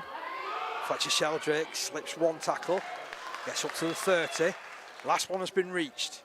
Who will take command? It'll be Ellis Johnson. Kicks it into the corner. Perhaps a little bit too much on it, but I liked his thought process behind that. Yeah, definitely. They've got a couple of kickers, haven't they? A couple of kicker options of Castleford Academy as well. You know, it's really obvious that Fletcher Sheldrake will be the main pivot and the main cog, but you know, it was important there that Ellis Johnson just stepped back, give him another kick option. And it's really important when you've got real pressure coming off this Sirius Academy West with the way that they're defending. So Sirius Academy West make 10 metres with the first hit up of this set. Moving the ball down this right side into the arms of Mika Smith, who got overwhelmed. Plays the ball to come down the short side. No look pass out to Brooks. Brooks had nowhere to go. And really committed tackling coming across there from Jake Richardson. And there's a little knock on as well from Brooks. Well forced from Castleford Academy. Yeah, a little bit unfortunate there from Brooks. I think he started the game really well. You know, smart play again from Last. Just spotting that there's a on two on this right side as well. But you know, Castleford just scrambled really, really well and got a well-deserved error from this Sirius side. 9 minutes gone of this first half, still 0-0 here. Drew Wilby gets his pass away to Shumba. Shumba with a good carry. He was excellent in the final last year in the year 8. Keswick. Oh, lovely work from him. Linking play with Shumba. Shumba up to that 30-metre mark now. Keswick will spin it just past the arms of Johnson. He just got enough on it though. It's going to be a knock on from the loose forward. 2 good carries there, as you mentioned. Shumba last year he was outstanding in the final, and he started this game really well. Just going tight off that ruck, but they'll be a little bit disappointed, I think, Castleford with that. They made Sirius come up with an error in that last set and had some good field position, and they just let him off the hook a little bit too easy there. Almost 10 minutes of the game gone. Scrum to be fed by Clinton Turner, comes out at the base. Chance of a counter-attack here. Leo Morgan throwing himself at the defensive line. Stopped on the halfway. Short running there was Ashton Oost. Lightning quick play the ball from him. Oh, it's intercepted and just put down. He'd got options there, Fletcher Sheldrake. He was thinking, I'm down this ground. Yeah, it was, and again, just that real tight short side player. And I think it was Josh Woodhead that got the ball there now, and he was on the way, wasn't he? He was on the way there now. He'd scored under the sticks before he'd actually caught it, but he had to make that decision. If he hadn't made that decision, I think this Sirius side would have, gone under the sticks and scored from that left edge. So again, just a couple of little errors, and this Sirius side has got some great field position now to put some pressure on Castleford. Yeah, Billy Smith has swung out to this right-hand side. The ball doesn't reach him though. Instead, Clinton Turner takes the first carry as far as the 20-metre line. Isaac Last looks to his right, brings in Mika Smith. He in turn finds loose forward Hanchet. He's inside the 10. Over on this right-hand side of the field, about 6 or 7 metres in from the touch line. Straight forward run from Smith. Ball available. He pops it out as well to Last. He burrows his way forward, does Isaac Last. Stop just shy of the line yet again. Jake Fletcher moves into that dummy half position. Links with Morgan. Again, Morgan was trying and thinking of releasing it, but there was some really heavy-duty traffic there. Sirius West kicking over the top. It's a decent kick, that one, and forces Josh Woodhead to come up with a bit of a defensive play there when he had to get the ball dead. Yeah, that's the same as what they did, first set, isn't it, when it was offside, when they actually scored or would have scored. Same play, same setup. On that occasion, it was a lot better, that kick, and I think this Castleford side defended that set really well, but a repeat set now, and this is a big ask to defend this and stop this Sirius side from scoring any points. It's a real close encounter, this one so far, isn't it? Definitely. I think the majority of the game's been played in the middle third, hasn't it? And it's first opportunity, really, that any side's had some sustained pressure on the opposition's goal line. So, we mentioned about the warm-ups. They had the set plays where the full-back was looping around the back row coming through. And I think we might see this in this set. Got a little bit of a water break that's broken out beneath us. Can't blame him. I know it's not exactly cracking the flags, but it's still warm out there, isn't it? It is, and the ball's been in play, hasn't it, for most of this time as well. There's been no stoppages, not many errors, not many stoppages. I think it's Ellis Johnson just getting a little bit of treatment, but he's fine now, which is great news. And let's have a see him setting up now, see what they can put up, see if they can get this full-back, Leo Morgan, into the game. He seems to be playing a little bit more of a half-back sort of role, to be honest, as Morgan. He's like anchoring himself on this right hand of the field.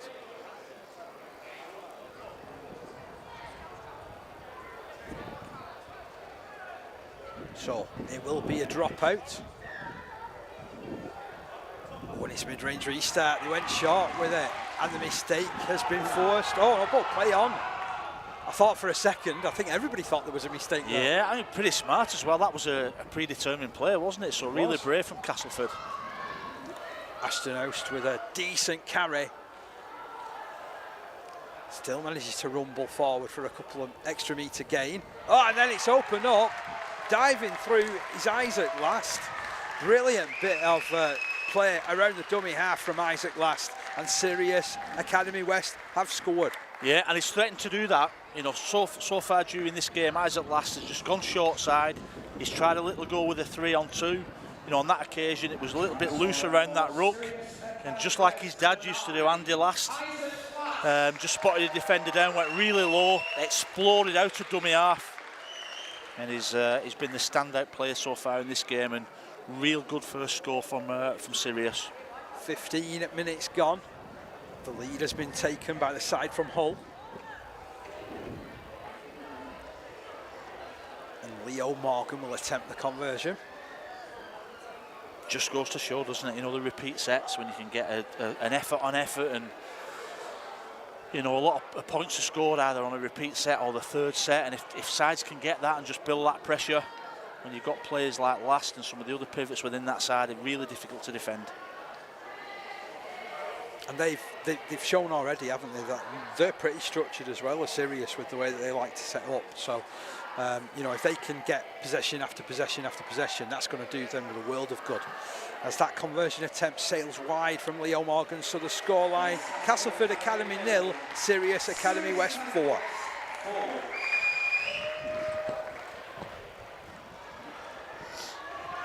So, a few words of wisdom sent on to the Castleford Academy lads. There'll be no real panic. No, they've started the game really well themselves, haven't they? Yeah, you know, they've had a couple of errors. You know, they've gone back-to-back sets with a couple of errors, and then to be fair, Sirius have marched them up, had a repeat set, and then they've got a little bit of quality to score. But you know, I think it's been a good start to the game by Castleford as well. There's nothing between these two teams. So Johnson will get us back underway in just a few seconds' time. Currently Castleford Academy trailing by 4 points to 0, courtesy of that Isaac Last effort.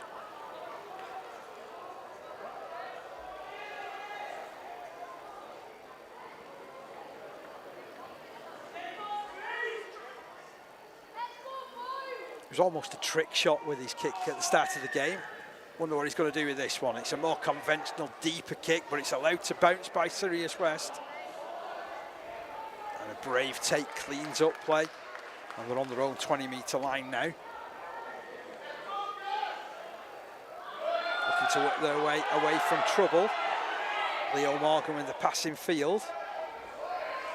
Defending on the front foot though, Castleford Academy. Pushing Sirius Academy West down. Big carry there from Jake Fletcher. 25 metres out from his own line. This is, at the moment, really good restriction work, isn't it, from Castleford Academy, as he's looking to open play down the left-hand side. And he's wrestling and wrestling there as Ashton Oast. He's made a really positive start as well, hasn't he, Ashton Oast? Ball moves left. Just a fraction in from that touchline. And it's going to be kicked on the last tackle.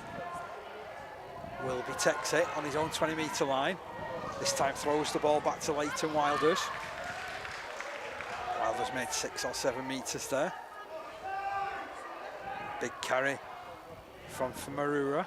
It's a proper arm wrestle, Dave, isn't it? Yeah, it is. You know, the kicking game, and Wilby's took the ball really well. Nice to see Wilby link up with his wingers as well, and you know, they're just marching this Sirius side down the field now and looking to get some good field position, good little short side play, and show and go from, you know, from the 9 again. Yeah, you can see a bit Keswick. of quality there from Keswick, can't you? Sheldrake linking with Tshumba. Tshumba 40 metres away from the line. They've run out of tackles over Castleford Academy. Johnson puts it on the boot, drills it into the corner. Well taken on that side by Stewart. He turns round, runs the ball back.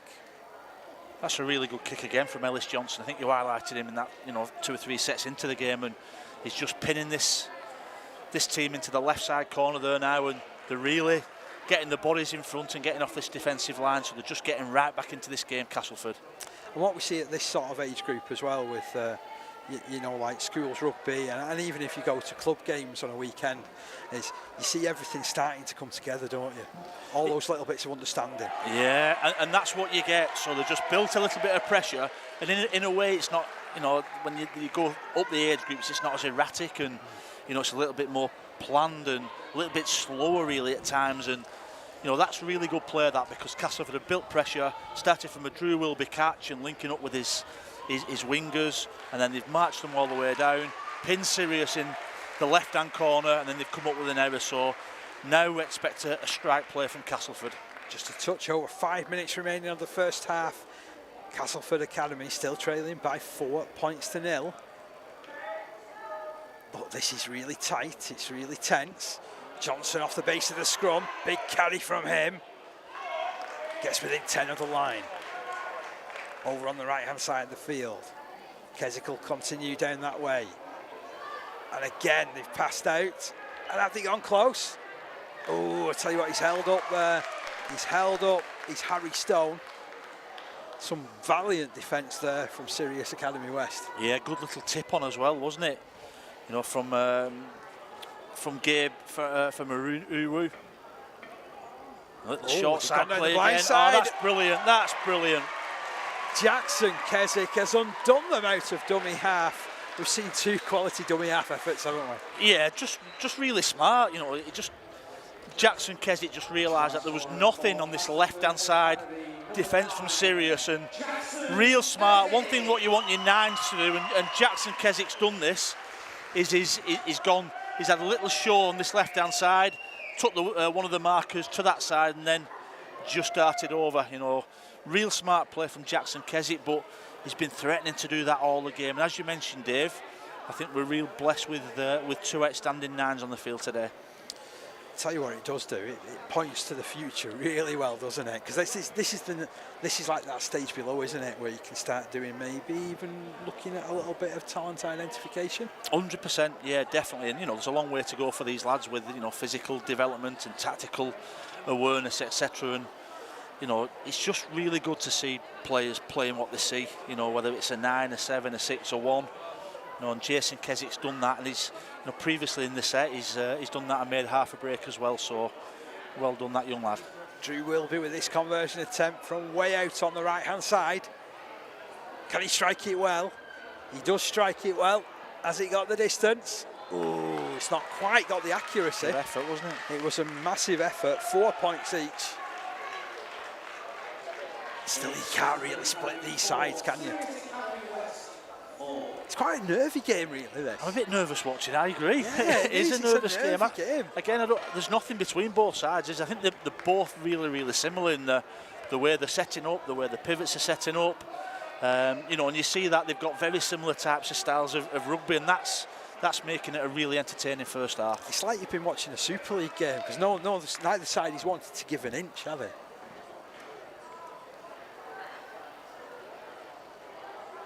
So, Sirius Academy West on the halfway line, looking to get us back underway. 4 points each. Just the 2 tries have punctuated the scoreboard. Couple of minutes left of the first half. Oh, that's a tricky restart, and Sirius Academy West have taken it in through that outstanding second row forward, Ashton Oost. Now they're coming back towards the middle. 22 metres away from the line. They're getting themselves very organised as Bradshaw takes the carry. Tashumba meets him with a solid shoulder. 12 metres away from the line. Bringing play down the left. I like that little run coming in from Clinton Turner. He's still going Turner here. Are we going to get another 9 darting over, Dave? Does he fancy it as at last? He puts it left. They'll have another go at the line first. Standard defence.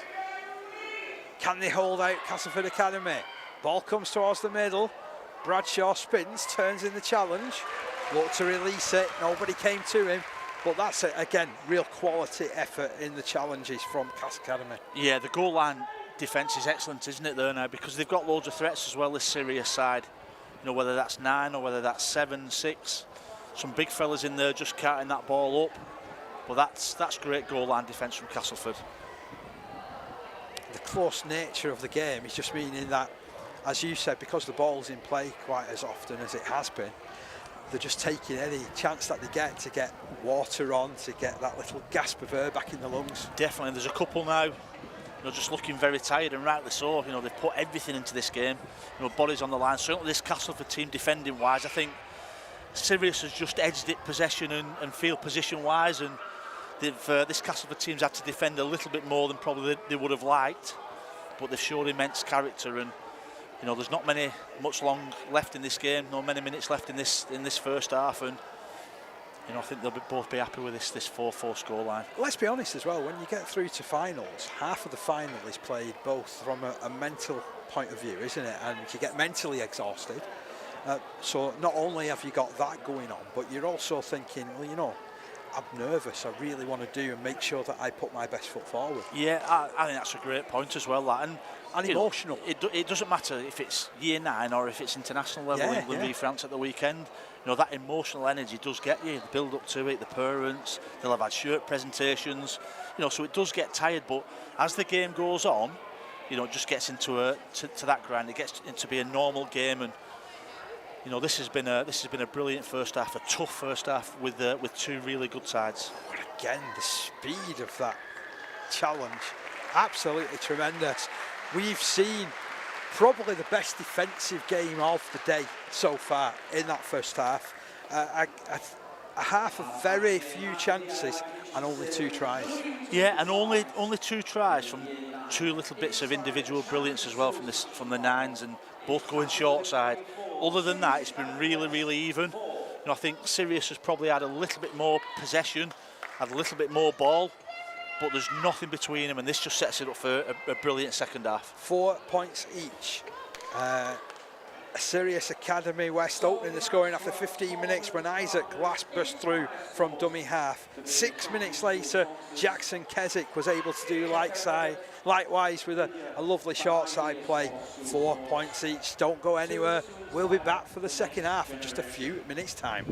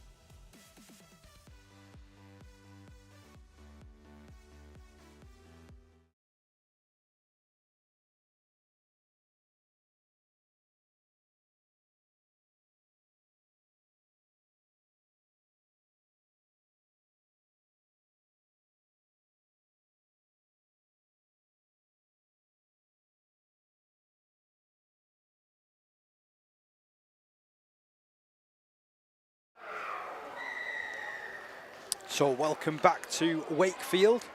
We're just approaching the second half of this Year 9 Boys inspiresport Champion Schools National Final. Castleford Academy up against Sirius Academy West of Hull, and you could not ask for a closer game between these two sides. Really good defence from both of these. It's just 4 points each, just the 2 tries. And I think this game may open up a bit in the second half. I think there might have been some messages saying, keep doing what you're doing, but take your chances. Yeah, I agree. And on the flip side, defensively, the messages that I'm pretty sure, coaches and teachers would have got is get your markers sorted. Just make sure that you don't get both nines running and dictating play. But I agree with you, Dave. I think, as the lads start getting a little bit tired, you've seen there's been little bits of times where some of these players have showed that spark, and I agree. I think it may open up last 10-15 minutes. So 4 points each. Sirius Academy have gone for a mid-range restart, which juggled there by Famura. He managed to shuffle the ball back to Archie Lunn. Lunn's off on a great carry, 30 metres from his own line. Keswick is wanting him to get up and play the ball quickly. It's shuffled off to the left through Drew Wilby. Wilby spotted a gap. Wilby's racing down the touchline. Is anybody going to stop him? Wilby, tremendous pace. And that is a brilliant start to the second half for Castleford Academy. A flying Drew Wilby, just beating everybody, all comers down that touchline. Yeah, that was class, wasn't it? He showed touches in the first half, didn't he, that he could catch a ball and he could link up with his wingers, but there was no stopping him there. It was a really good first carry from Archie Lunn, but Drew Wilby got the ball, looked for that space. There was a little bit of space on that right edge. Sirius just hadn't numbered up quite as much or quite as well as he should have done, and Drew Wilby showed it immense pace, blistering pace down that left hand side, and not only scored the try, but he's got under the post as well. I'm sure his goal kicker will be very happy. Well, in fact, I think he is the goal kicker, so that's why he's gone and done it. Yeah, he's not daft, is he? He's not daft. But yeah, I thought it was really good pace, that.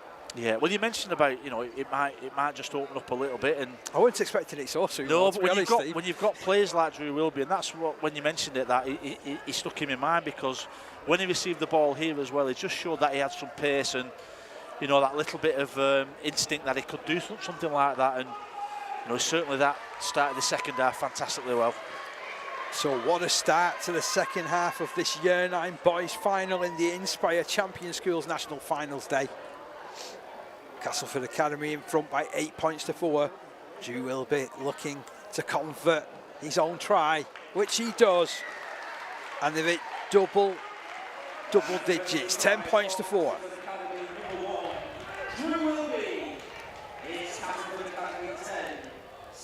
I always think if you're a full-back though and you're a goal kicker, you've got further to run back, haven't you?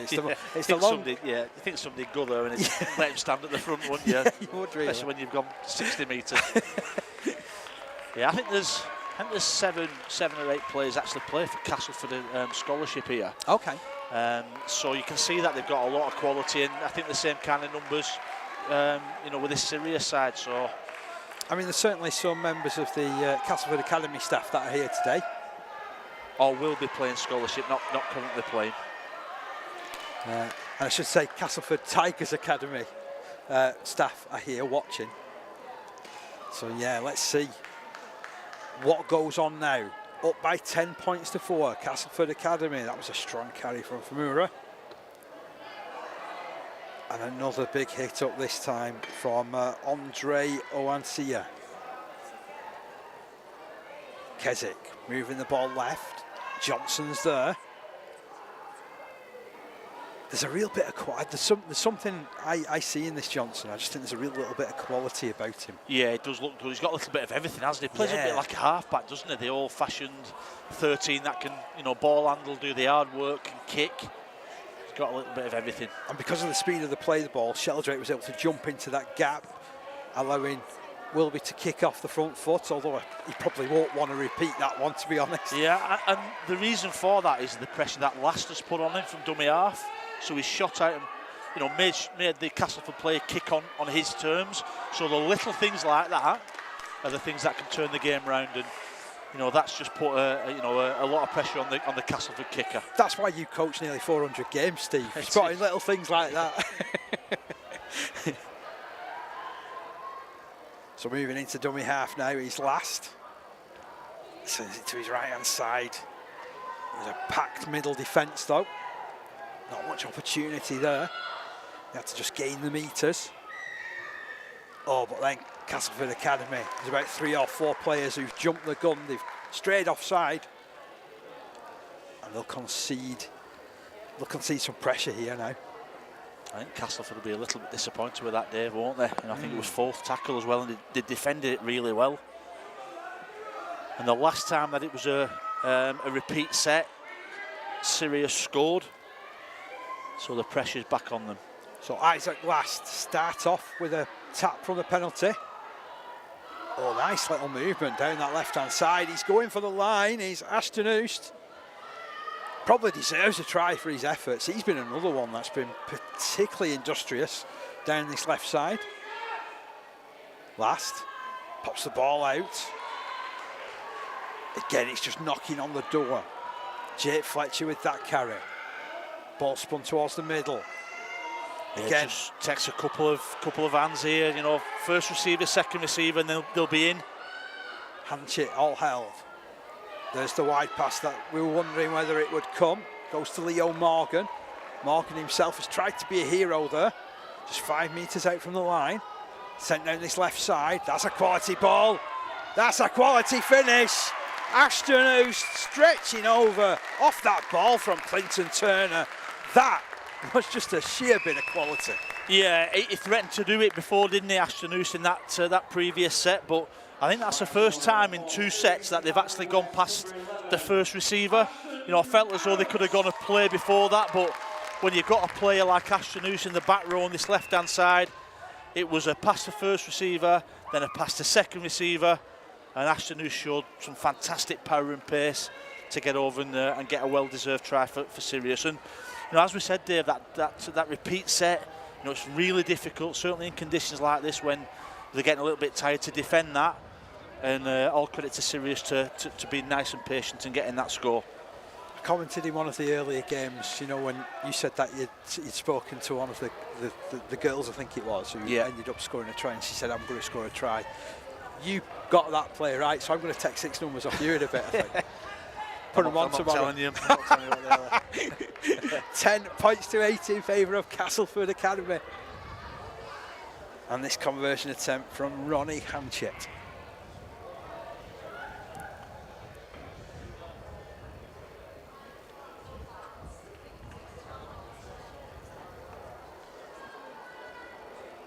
Just a little bit of background noise for him to deal with. He's given chances, but it's just faded wide of the post. And it's 10 points to 8. Still nothing in this game. 2 tries each. And so far, that goal from Drew White-Wilby is all that separates the sides.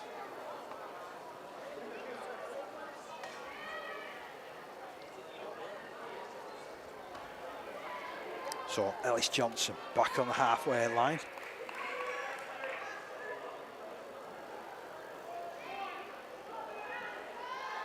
Sirius Academy West looking to cover this one.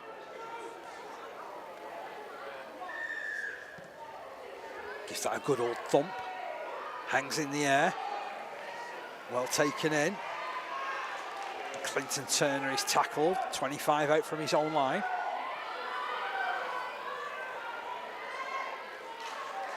Concentrates another carry down this side. It's the try scorer Oost. Another strong run there from Jake Fletcher. He's done some good work, hasn't he, as well, Fletcher? Nice change of direction in the attack. Ball goes loose in the challenge. Oh, and there's a penalty. Hands in ruled against Castleford Academy. He's made some big hits, hasn't he, Craig Schumer, on that occasion there now, and you know, disappointing. I think they've been marched another 10 metres through, back chatting to the match official. But it was a good shot, that, and a little bit unfortunate to get the penalty against him. So Isaac Last kicks the touch. gains a further 15 metres forward. And the last time they were in this position, there was danger, wasn't there, for Castleford Academy?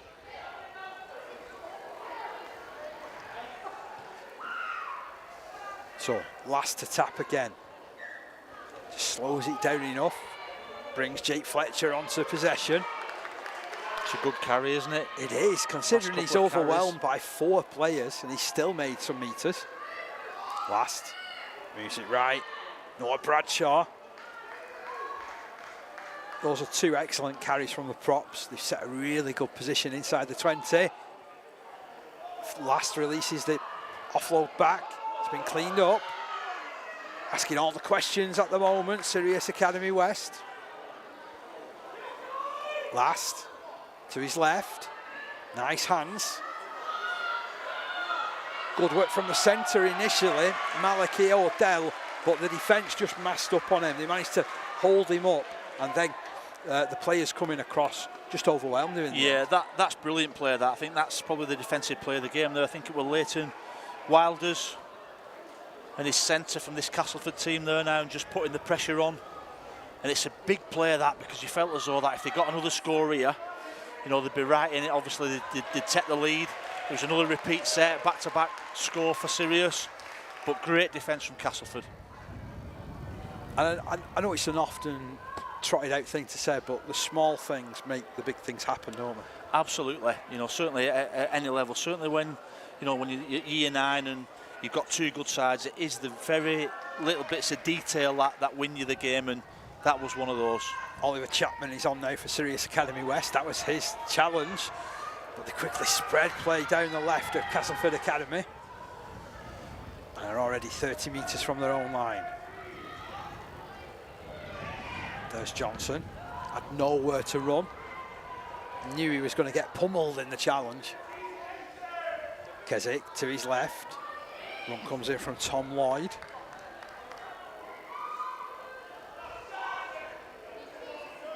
Oh, he fancies another run here, does Wilby. Slips the ball out. Tell you what, they're making ground down this left side. He's done a really strong finish of this set. Last tackle signalled, 30 metres out. Kick comes in, midfield bomb. I'd hate those type of kicks, being able to take them, but Ashton Hoos did really well, didn't they? Got a back rower here, playing like a fullback as well, and that's a real good take that from Ashton Hoos. He'd say to his coach, well, I've got a 1 on my back. Ashton House doing really, really well. Still Sirius down by 2 points. Great carry, though, from Jake Fletcher. He stepped up this second half, hasn't he, Jake Fletcher? Some really good, important carries for his team. Isaac Lass, wide to Clinton Turner. He then linked with support. Big challenges coming in there, and hand check, though. It's going to have to be another big carry from Fletcher. Stretches beyond the 40. Last one of the set coming up right now. 2 players look like they were a mile in front of the referee then, as it's Kit Long. It's a good job he wasn't looking down that side. They got away with that one. They'd also be done for cheating at their exams. I'm not a fan of it. So Castleford Academy once again in possession inside their own 20. Hope you're enjoying this coverage. It's a real defence-orientated game. Nothing between these 2 sides. It's the Year 9 boys final, and it's living up to all pre-match expectations. We thought it would be a close one. Johnson with that carry. Then from Ura, winning the penalty. Just teasing a penalty out of Clinton Turner. And they'll have a chance to set up camp a bit further down the field now. Not been in this area for a while, have they, Castleford? They've had a long-range try from Drew Wilby early on, but as you said, it's important now. They've got some real good field position. No, they don't need to panic and try and put this Sirius side under pressure. Maybe get a repeat set, maybe get a score. But they don't have to panic with this next set. There's plenty of time, and they'll have plenty of opportunities. It'll start with Fletcher Sheldrake. Tashumba throws himself forward. That's a huge carry. And he's still going here, is Tashumba. Magnificent from him down this right side. Plays it to Famura, who turns it to his left to Sheldrake, who drops it back over his shoulder. Support there from Tom Lloyd. We'll bring it right again for Famura.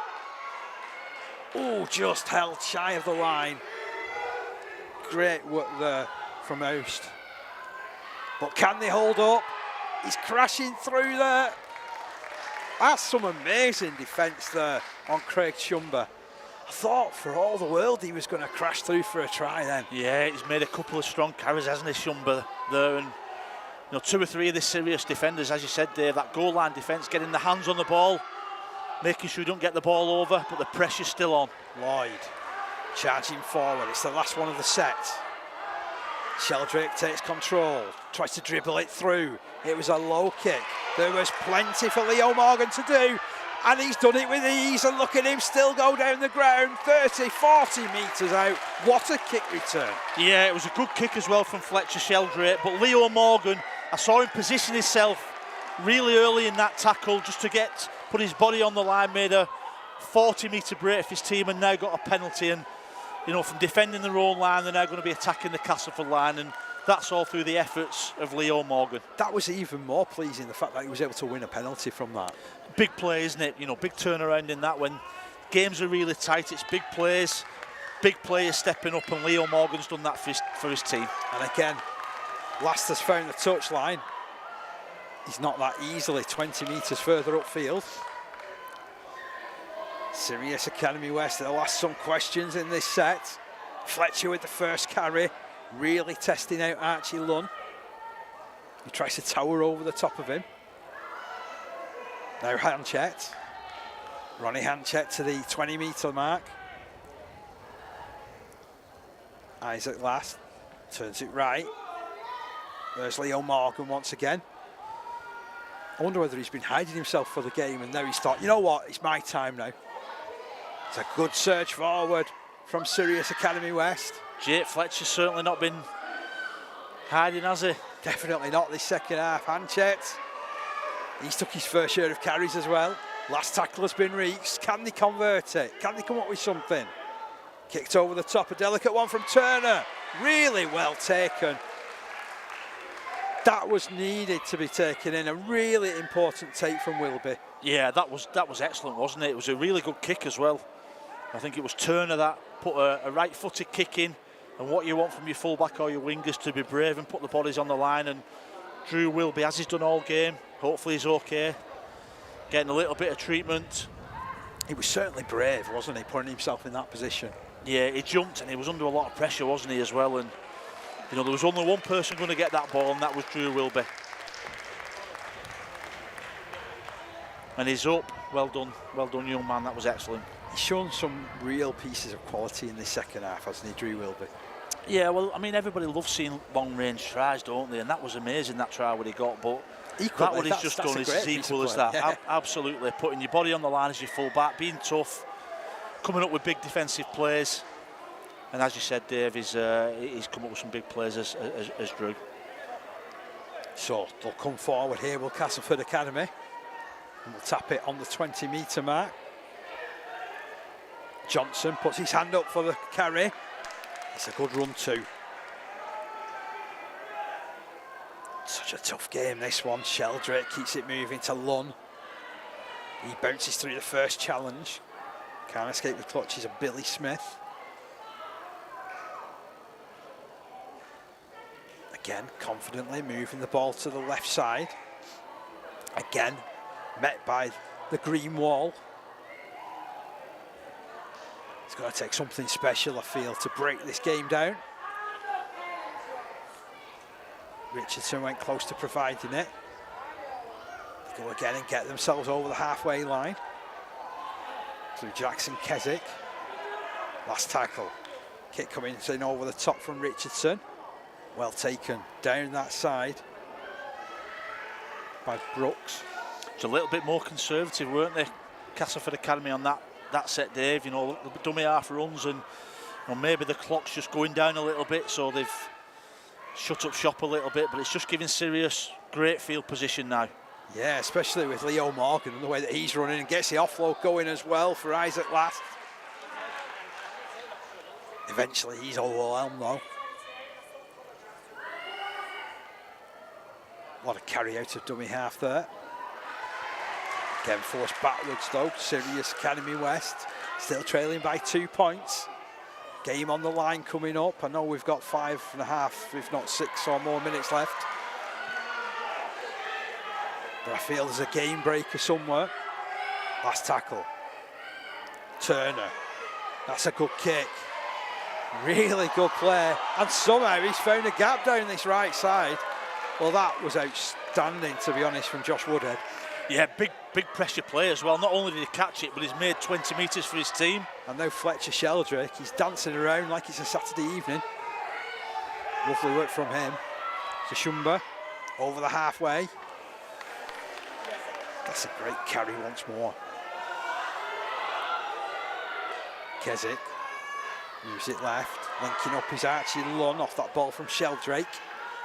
35 metres to go. Keswick schemes, comes to the right, gets away from 1, gets away from 2, makes the ball available to Shumba, moves up, drives within the 20-metre mark. Last tackle here, they're still up by 2 points in this one, Castleford Academy. Sheldrake, little kick over the top. And then he follows up well to tackle Billy Smith in behind his own line. Well, he was a man on a mission chasing his own kick then. Yeah, it was, and his left-hand side was all offside, so he had to readjust then, so he showed some real smart play. And as you said, he's chased his own kick, and that's a big play, Sirius now have got a defender repeat set. And these have been important, these repeat sets, haven't they? They've gone short with the restart as well. It's giving a running chance for Famura. Famura's inside the 5. We're inside the final 5 as well. Castleford Academy up by 2. Johnson gets it back to Lunn. You shall not pass. Not with tackling like that from Fletcher. Pass this left-hand side in the ring, Dave. Back over his shoulder to Shumba. Shumba drags further defenders in. Offloads for Lunn. Lunn bashes his way forward. There's no defenders out wide. We've got a 6-on-1. And they've carried from dummy half. Some great defence, but it's going to be a penalty the way of Castleford Academy. Is the dam going to burst? Well, they defended well. I think Castleford just got to change the way they play. They just keep turning the ball inside a little bit and going one out. I think, as you mentioned, it's if they have a 2-pass, I know it's really easy watching from where we are, but if it goes first receiver, second receiver, I'm sure they'll get the rewards. I think if they keep turning the ball back inside, then it just makes it a little bit more easy for Sirius to defend. Johnson tapped the penalty. Referee says, tap it properly. Get back in position. He'll do exactly the same thing. I don't think he bothered tapping it then. Third time lucky. He's just testing our match official. That's all he's doing. Will be to his left. Ball wide. That's the ball. Great pass as well from Harry Stone. And over in the corner goes, was that Leighton Wilders who ended up scoring that one?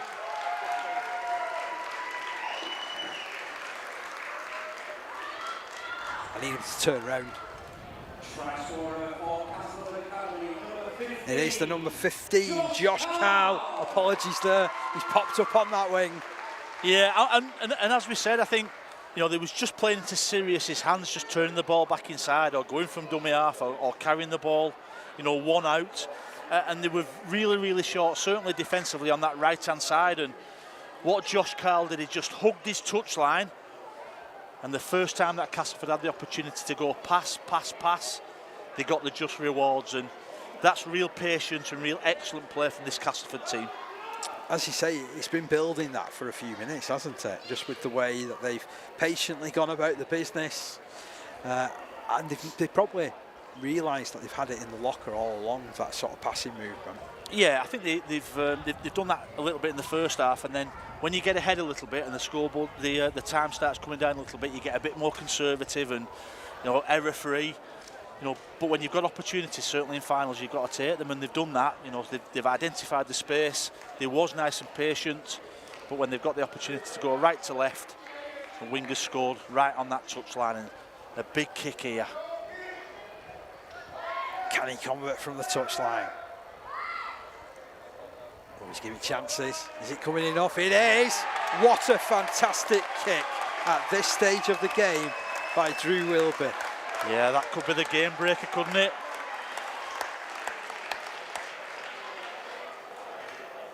It's made it into a 2-score game. That's absolutely crucial, that now. So 16 points to 8. Sirius Academy West have gone short. Well taken that by Ethan Lord. They've not given up hope. Big run from Oust. Just over that 30-metre line. Last goes from dummy half. Tries to blast his way through. Oh, the ball's gone loose. Knock on from him. Josh Woodhead cleaned up. The question is asked of the match official. How long's left? Checks his watch.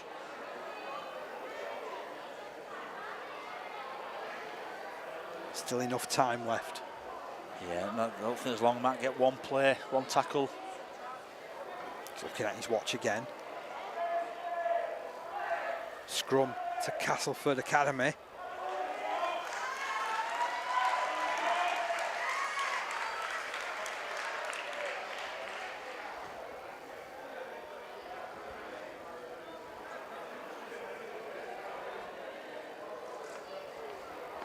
Real tense game this.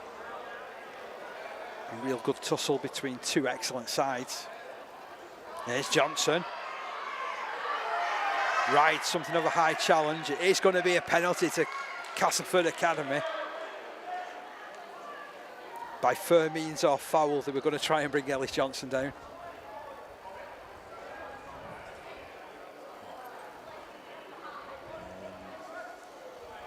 So it's going to be kicked out of play by Sheldrake. And that is all that we've got time for. Brilliant in the end from Castleford Academy. Certainly really, really patient performance from them. They've won by 16 points to 8. Well, it was 4 points each at half-time. Isaac Last scoring the first try for Sirius Academy West. Jackson Keswick responding after 21 minutes. Just inside the second half, Drew Wilby set flight from his own half, finishing from 65 metres to go under the post. He also converted, but Sirius Academy West were never really out of the contest. Ashton Oust going in for a well-worked try. That was unconverted, 10 points to 8, and then with just a couple of minutes remaining, the ball went wide for substitute Josh Kyle to cross at the corner. Wilby converted brilliantly from the touchline. 16-8 the final score, Steve. Yeah, I thought it was a brilliant game, Dave, as every game has been so far in this final. Like, nothing between both sides. You've mentioned a name a couple of times in your summary of that, and it was Drew Wilby, and I think there was nothing between them, but he was the difference. He made a fantastic try. He made a fantastic try saver in the right-hand corner when he's took a really good kick, and then he's kicked one from the touchline. So 3 actions that Drew's done, along with the rest of his team working exceptionally hard, has won this game. So 16 points to 8. What a great final. Again, a very different type of game. We've seen some excellent attacking work. And to be fair, that wasn't short of some good attack as well. But this was far more, it was 2 organised sides with very little between them. And like you said, a little bit of stardust. Drew Wilby's the difference. I think so, yeah. It was tense, wasn't it? It was tense, and you see there's a lot at stake, as there has been in all the games, but 2 real quality sides, nothing between them. I think Sirius, could have had another couple of tries other than a last gasp defensive effort from Castleford, but yeah, top class. Everybody again has given everything, left everything on the field. The crowd, the parents, the caregivers, everybody within the stadium are giving both sets of players the plaudits that they deserve. Yeah, very much so. And a flag has somehow found its way onto the field as well. I know that the Castleford Academy lads were certainly celebrating with that one. You would have seen that across your screens just before. So again, as we just get ready for the presentations, it's going to be a thanks to the match officials first of all, then a player of the match award, Then it's the runners-up stepping forward to receive their medals, and then the winners will get their rewards and go in front of the Inspire Sport Champion Schools board and celebrate behind it, and those pictures will live on longer.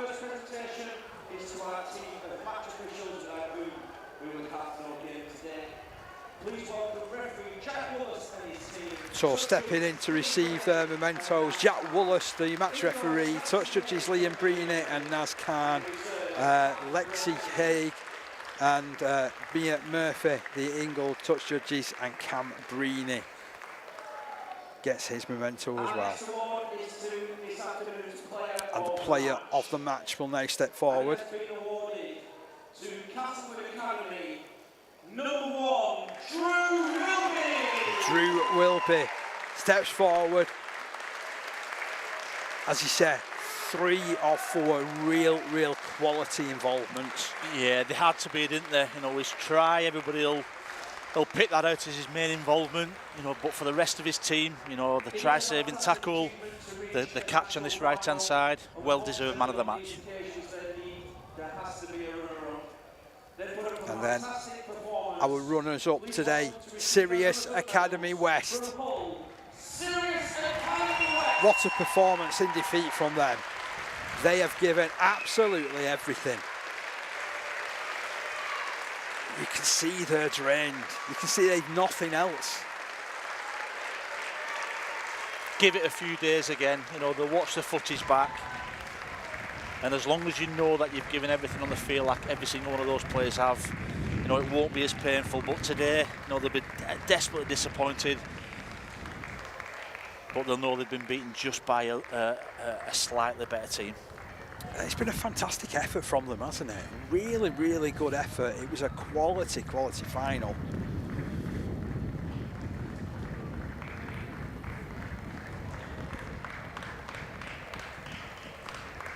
Sue Roberts down there handing out the medals.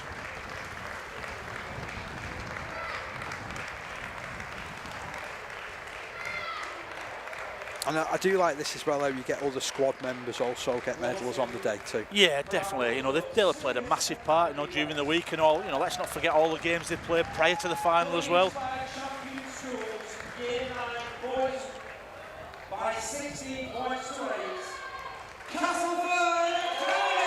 Castleford Academy come forward to collect their winners' medals, and they'll make their way over to the board. Be a big trophy cabinet in that school. Dave won it, the amount of trophies and champ schools, finals this school's won. And this great little side will add to that. This is a good side. It's a good side. There's lots that school can be really proud of. What a history in this Inspire Sport Champion Schools competition.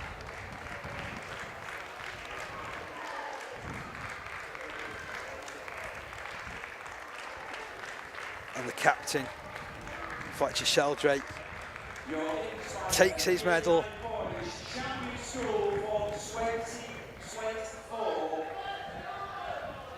He'll take the winning memento.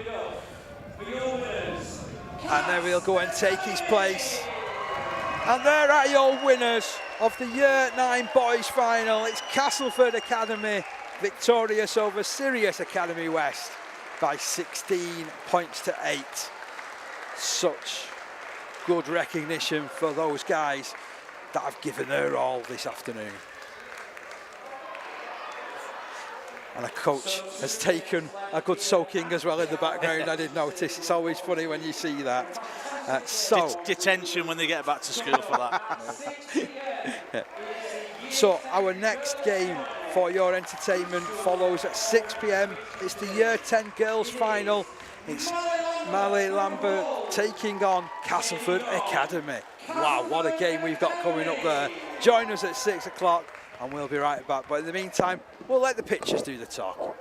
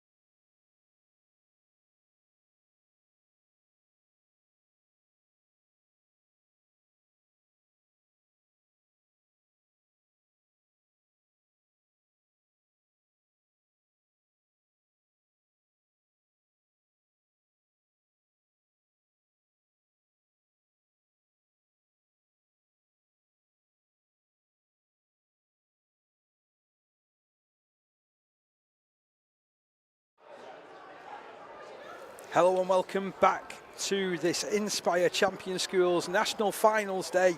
We've reached the stage where it's the Year 10 girls that are taking centre stage. It's Malay Lambert and Castleford Academy that'll go up against each other. This one's going to be 25 minutes each way. Our referee is Esme Wright, touch judges Lachlan Miles and Tyler Topping, in-goal touch judges Naz Khan and Lucas Dabbs. The reserve match official is Liam Breeny. Both sides being presented to the crowd here, and we're not that far away from starting. So we'll give you a quick run through the two lineups, starting first of all with the Malay Lambert side. Wearing number 33, Edie Barton, 34, Betsy Clark, 35, Paz Cooper, 36, Millie Dawson, 37, Amelia Jackson, 38, Ellie May Mann, 39, Maddie Powley, number 40 is Tatiana Nima, 41, Lexi Quayle, 42, Casey Lee White, 43, Honey Yeeman, and then players that'll take the field at some point over the course of this game. Millie Gardner Smith, who wears 31. In 45 is Lexi Walker, 46 Megan Kelly, 48 Ellie Branthwaite, and 44 Ella Taylor. For Castleford Academy, well, they've got Olivia Hobbs wearing 1, Evie G in 2, wearing 3 is Bo Stringer, wearing 4 Tilly Morgan, 5. Looking forward to this one. Dave Parkinson on commentary alongside Steve McCormick, because we have been all day, Steve. Yeah, it's been a great day, isn't it? And wonderful. 2 games left of this Champ Schools final, and as all games have, I think we'll have an absolute belter on here today. So, Molly Lambert with the first use of possession. Lovely stepping run forward, by the way, there from Paz Cooper. So Cooper to play this one. Ball sent left. And that is Betsy Clark with the carry into centre field, just less than 40 metres away from her own line. That's a power-packed surge. Really good work in the tackle as well from Castleford Academy. Yeah, it was Olivia Siddons, isn't it? She's made a triple in this first set of 6, and she's certainly set the stall out for the rest of her team. Talk about working hard. 3 tackles in the first set of 6. Wonderful work. It's kept Molly Lambert up to the halfway line. That's a destructive carry, however, though, from Ellie May Mann. And she's teased a high tackle penalty as well out of Castleford Academy. It was late in the tackle count, wasn't it, as well, that Dave? So this Castleford team's going to have to defend a double set, a repeat set there, but real promising set from Malay Lambert. I'm really impressed with, the last team. From the school that actually won the final a couple of games ago, and the way this Year 10 side started is pretty ominous. So Ellie Mayman taps, looks to try and isolate a defender, but in the end it was a really good challenge that headed away there from Abby Towler. There's plenty of space down that left side if they can get the ball there. Oh, really good cover from Castleford Academy, just forcing them to come back in field. Edie Barton 10 metres from the line. Ball put to the left. Stepping, stuttering run coming in from Maddie Powley. She did well there, did Maddie Powley, and although she has conceded a penalty there.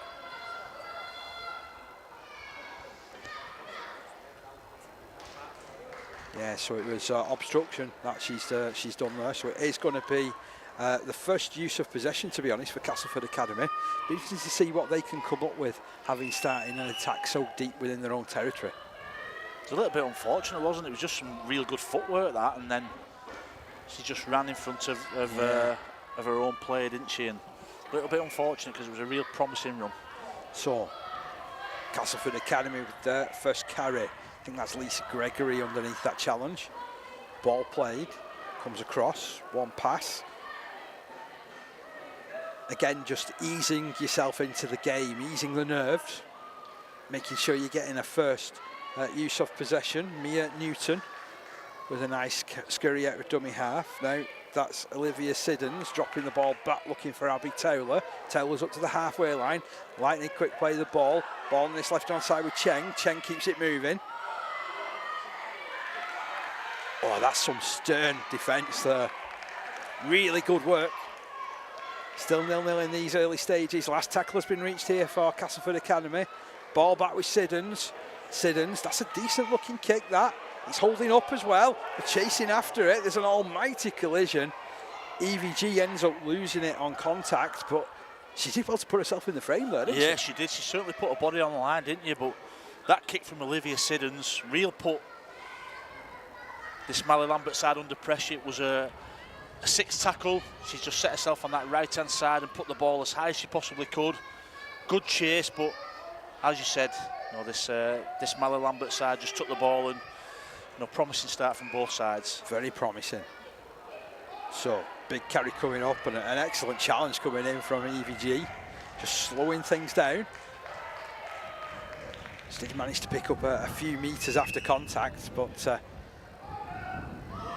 pace of this game certainly is a step up from the previous one that we saw, you know, of the girls' games, isn't it? It's the speed of the play of the ball, the accuracy of the passing.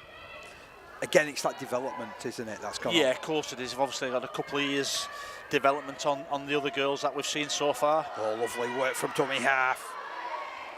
Big run, that one. Paz Cooper doing extremely well there. And now a veering run off down this right side.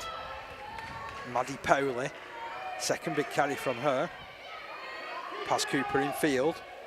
Finds Lexi Quayle, who kicks over the top. There's a bit of space in there, isn't there? And EVG collects. Tries to round the player that came in to challenge it. Ellie Mayman, though, coming up with the challenge and coming up with the tackle. Still 0-0 in these early stages. Been going for 5 minutes. Hope you're enjoying the coverage. That's been going on throughout the day here from Wakefield, courtesy of the RFL YouTube channel. Whoa, what a hit that is. She rode the challenge so well. She got on the wrong side of it, really, from a tackler point of view. But then she's right back up and making a tackle with Millie Dawson. Two big hits then, weren't really they? big hits. She got up and did it again. And she's still doing the chase and putting the pressure on Siddons, which forced the pass not to be the best. But that's a top run coming in from Ruby Darley. Nice quick play of the ball. Out on the right with Siddons. Kicks it into the backfield again. It's bouncing up and in behind Betsy Clark. Clark recovers it, just 2 metres from her own line. Then falls to the challenge. Not sure what quite happened there. It looked like she was trying to get up. Quick play of the ball, and then going for the quick play of the ball. So Castleford Academy looking to put some pressure on with their defence. Leading the way there was Lisa Gregory.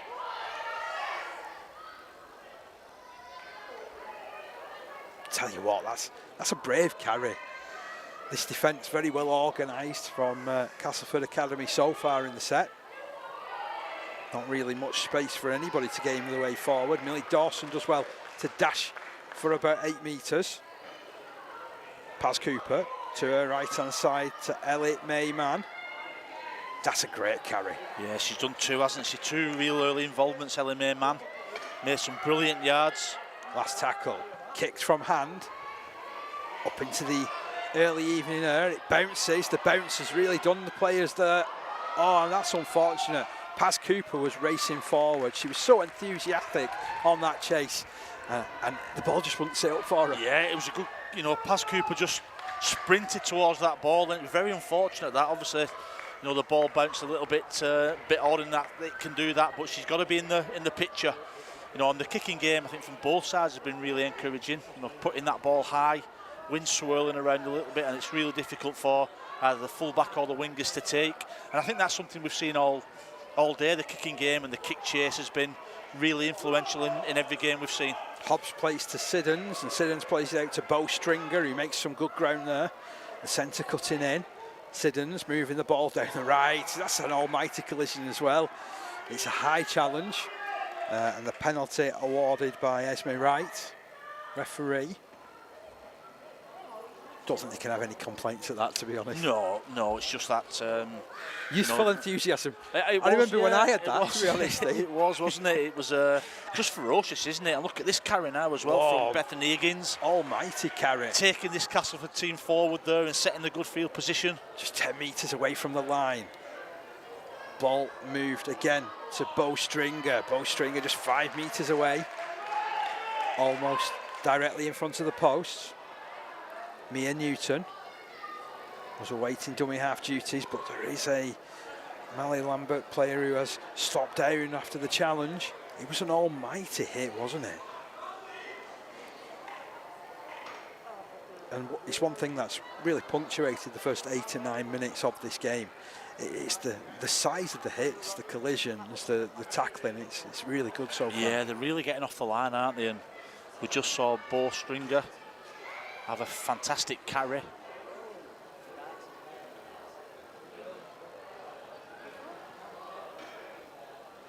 So she's receiving some attention there as the prone player from Mally Lambert. This is the third final for the girls to include Mally Lambert today. I mean, I've said before, it's such a credit to that school that they've got so many sides that have come through to the finals today. Yeah, and not only that, I think the way they've played and they're conducting themselves as well. It's a long day, isn't it? You know, it's you see, you know, the schools coming in and the different teams coming in and out, and the supporters and everything like that. To have three teams in a Champ Schools finals is an amazing achievement for the school, and you know, not only getting them in there, but you know, the way they've conducted themselves has been brilliant. Again, the Curry's top class. The good thing there is that the girl was sitting up there, wasn't she?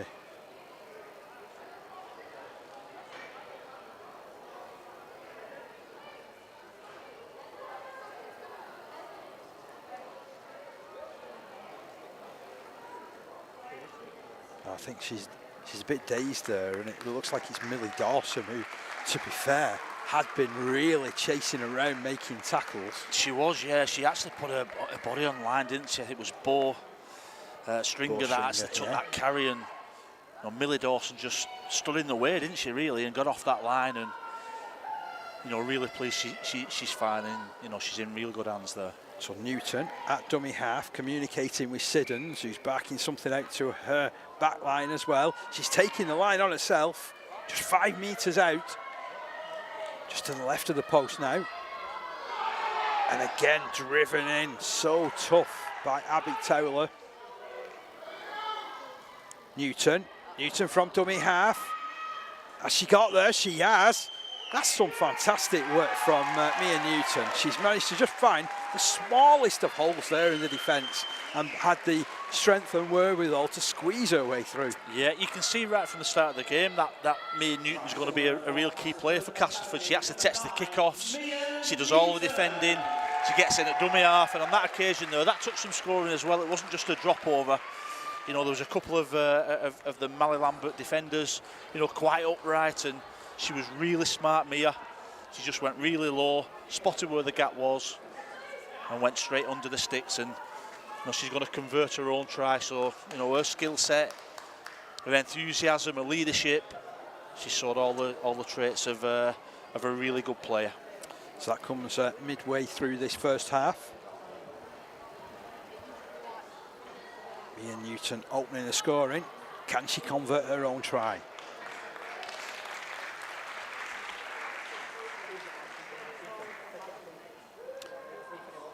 In she steps. Oh, I tell you what, that's a great conversion. 6 points to 0 in favour of Castleford Academy.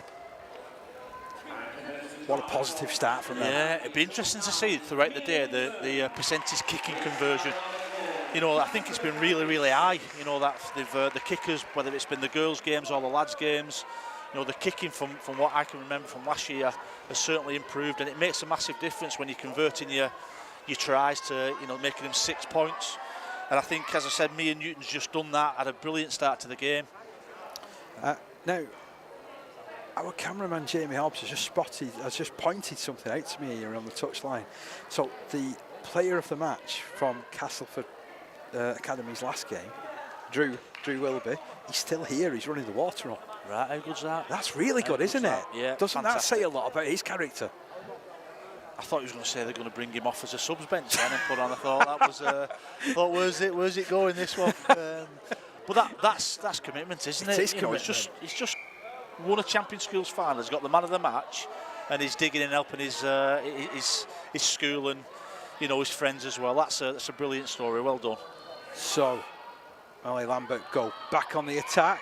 Oh, she's run behind her own player. It's the second time they've been penalised for that. Edie Barton just drifting behind her own player. And it's such a shame that, because she looks like she's got the skill set to be able to really get at players. Yeah, and I reckon sometime in the game she'll do that. She can see that she's getting her hands on the ball. A little bit unfortunate again. She'll be really disappointed because, as you said, footwork and skill and pace, she's got a lot of that. So I'd fully expect her to get some rewards end of the game for that. Bethany Higgins with a strong carry, bouncing off 2 challenges, running back to the middle. That's a devilish handoff, that. What a handoff. Just 35 metres away from the line. Siddons, I don't think, was quite expecting the pass to arrive as it did, but she manages to keep it moving to Bo Stringer, who crashes forward to the 30. Mia Newton runs, picks it up, catches the defence out. It's a good 15 metres gain there. Now it's put left. Nice work for Bo Kenny. Meeting the tackle sandwich there. Across it comes to the right. Link up play involves Siddons. Are they going to stretch their way over? The defence is just about holding. It's just about holding. Olivia Hobbs getting herself involved. Siddons moving it wide. Oh, they can't hold out here, surely. That's a really strong finish. A really strong finish. And Evie G touches down to score Castleford Academy's second try and make it 10 points to 0 in their favour. Yeah, I thought it was real smart play that from Olivia Siddons. Just watching her, she was probably thinking a play in front then. She identified that they took that play and it just broke down a little bit, but she had the numbers on that right-hand side and she just went as first receiver, and Evie G just went straight through that line, running hard, running strong, and a real good team try from Castleford.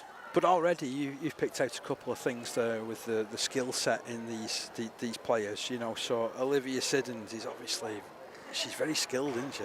Yeah, she is, and she can only do that if the skill set from Mia Newton. It's a good pass from 9, and just the shape that this Castleford side has done, and the skill set and the execution under a lot of pressure has been superb so far, and that was a great example. Good pass from dummy half.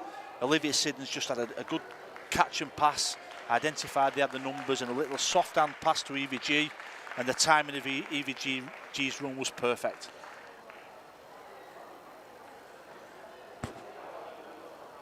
Got some great influences in this school for playing rugby, and some tremendous role models. As the kick comes in, it's just wide. So the scoreline remains 10 points to 0 to Castleford Academy. But I was going to say that it's Lacey Owen who coaches the team and is the lead teacher. And she, of course, plays in the Women's Super League. Yeah, brilliant. Some fantastic role models. And this will be a big day for her as well, won't it? Taking your team and your school to a Champ Schools final. It's not only for the girls who's playing, it's all the backroom staff, and this will be an amazing day for her, and real good memories, and certainly good memories if they can get the win as well. Yeah, it's been a great start for them. 2 tries in the first 13-15 minutes. I think Mally Lambert's been a little bit unfortunate. A couple of the penalties, a couple of the penalties were they've crossed a little bit, and a little bit unfortunate, I think, with with conceding those, but they show glimpses that if they can get that field position, they've got these players with that footwork and that pace that can cause some damage. I'll tell you what, there's no fear there at all, is there, from Pas Cooper?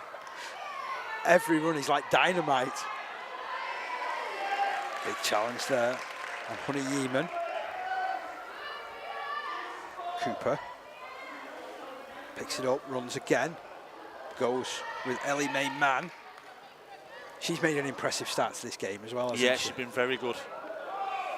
Oh, there you go. Commentator's curse. At least it's my first one for the day, that. I think she's a bit unfortunate there. I'm not sure whether there was a little hand on that. There's an argument that grip could have been a little bit better, but Yeah, that's the first error she's made, but she has been very good at the start of this first half.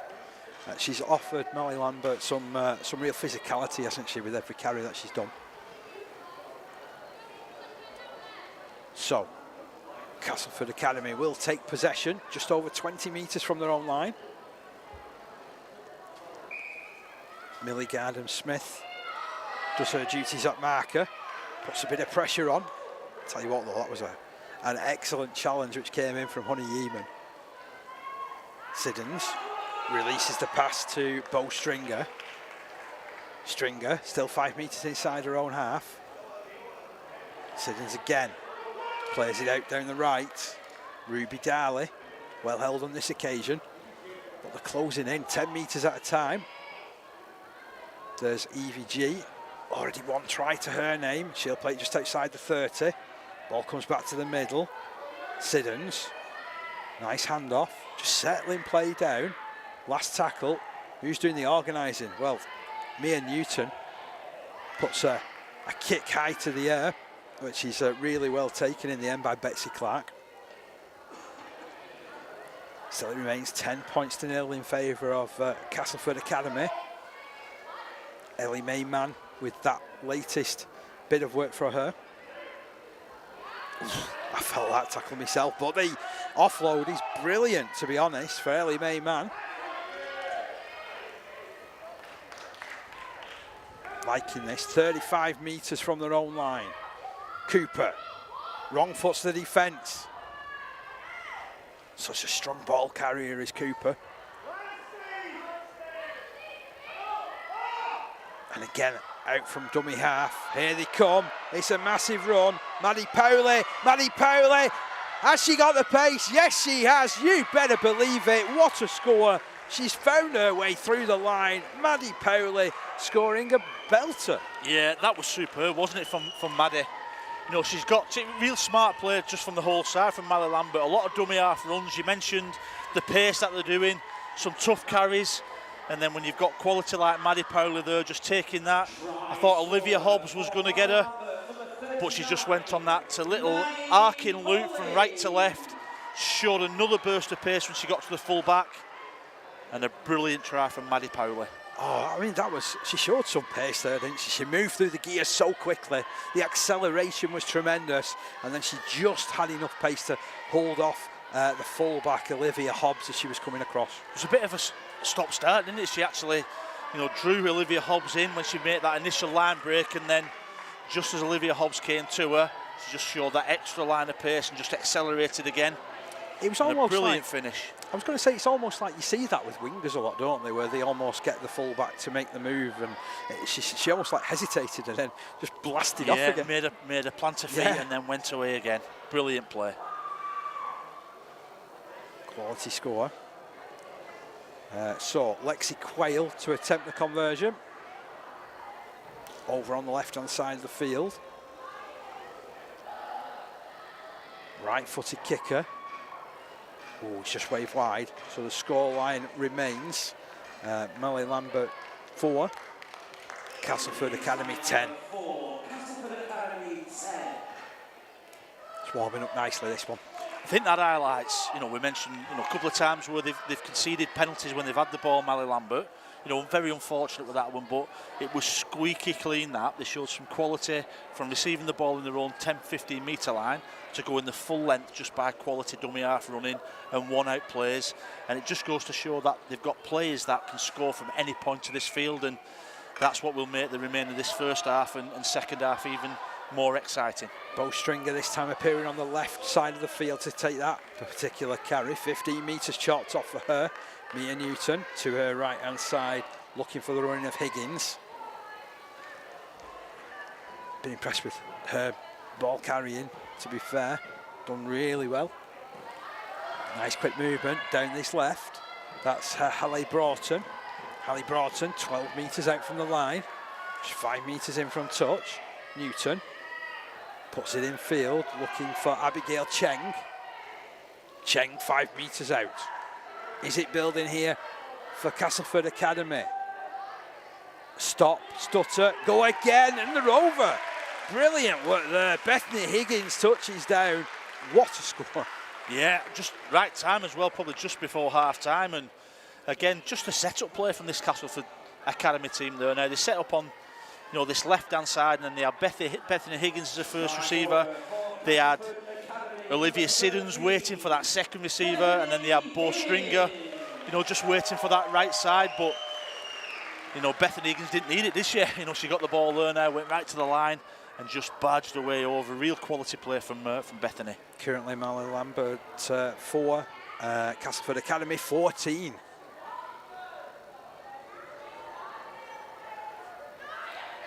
Is this going to be another success for Mia Newton?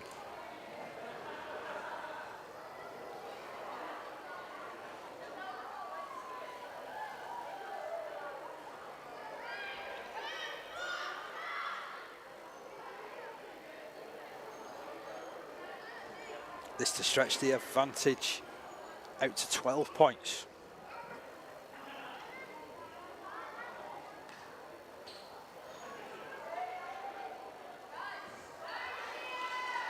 Oh, and she's just dragged it wide, so 4 points to 14 is how it remains.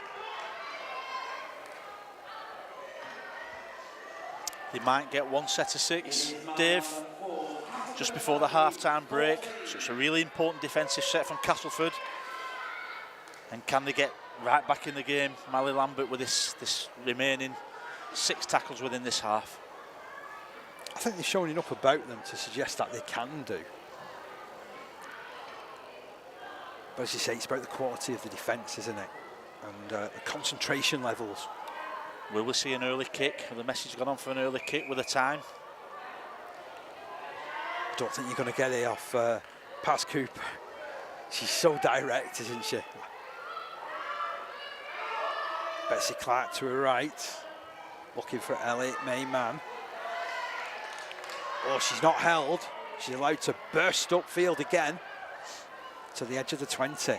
This is a great position, to be honest, from Ellie Lambert. Ball moves left. Oh, it's just gone over the shoulder of Maddie Powley. And it'll be a knock on from Powley. Yeah, it was good pressure again from Olivia Siddons there from marker, just putting that pressure. I think it's sometimes the less heralded side of the game, isn't it? Because it don't get marked down as like a tackle or anything like that, but these are the little efforts that, as a coach and as someone that has looked into this game and studied it the way that you do, you've moved in, and it's those little efforts, isn't it? Yeah, and what you don't want your key playmakers from your opposition to do is have loads of time, and if they have loads of time, then your key playmakers can score tries, but good sides always put pressure on the opposition's playmakers, and Castleford's done that on many occasions this first half. Hallie Broughton just beyond the halfway line. Newton will also pick and run from dummy half. She's off down his left-hand side. It's just about challenged there by Tatiana Nima, who eventually brings her down.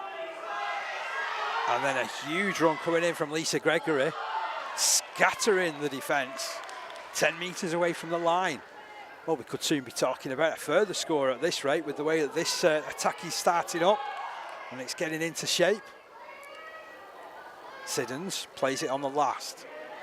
Ball to the right. Oh, and that's valiant defence in the end. Doing enough there to prevent Bethany Higgins from scoring right at the end of this first half. And we go to the break, 14 points to 4 in favour of Castleford Academy. It's been a tale of 4 tries as this first half.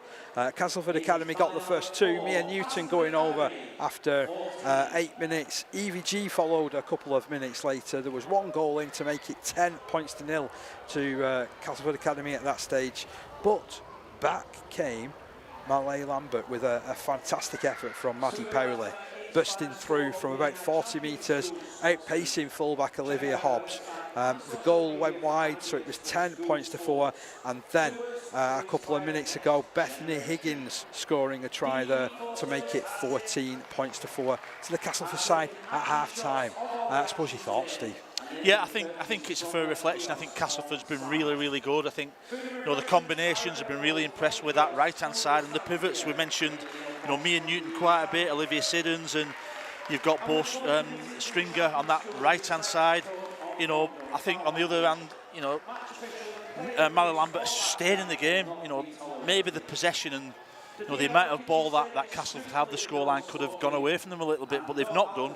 The last defensive set has kept them in the game, and they've showed enough to suggest that they've got some pace and they can score some real good tries. So, you know, if they can start well, if Mally Lambert can start well in the second half, it's game on. So half time here, 14 points to 4 in favour of Castleford Academy. We'll be back with all the second half coverage in just a minute.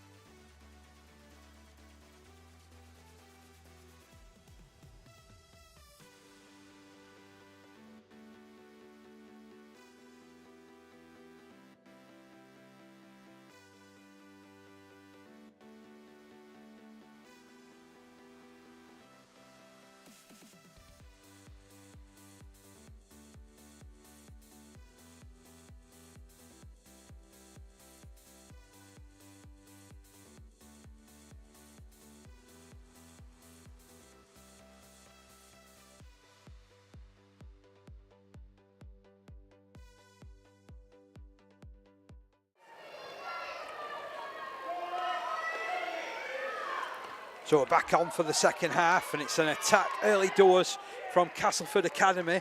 Rolling forward is Mia Newton, who was so impressive in that first half, and she's still picking up the meters here, Steve. It's Cass Academy who are up by 14 points to 4 in this one, by the way. Run comes in from dummy half from EVG. I think they've already indicated that over on that far side, Tatiana Newman is, well, she needs a bit of help in defence. It's one of those players where you know you need to sort of protect her a little bit. Castleford have already taken it down there a couple of times. Chance here now for Olivia Hobbs. Olivia Hobbs all the way, opening the score in this second half. Brilliant bit of play, lovely footwork. That had a bit of everything, that. Yeah, it's a blistering start to the half, isn't it, that actual set? And Olivia Hobbs there now on this right-hand side. She just set herself up. I think you mentioned it early in the game that she set herself up as a standoff or a scrum half, and she's got it on the right-hand side there now. And you know, brilliant start from Castleford there now. And it was Olivia Hobbs just went on a weaving run, as all good full-backs, stroke half-backs do, and there was no stopping her. Brilliant start to the second half for Cass. It's moved the scoreline on to Meltley Lambert 4. Castleford Academy 18 with this kick to come.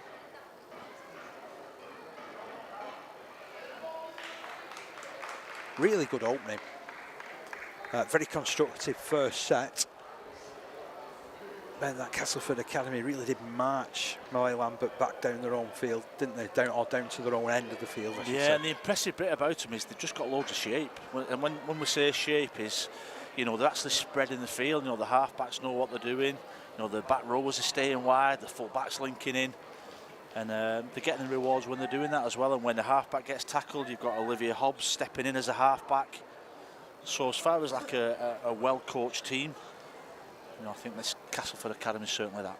I think also with what you've said there, it's not necessarily that you're always going to use those wide players, but it's the threat of them, isn't it?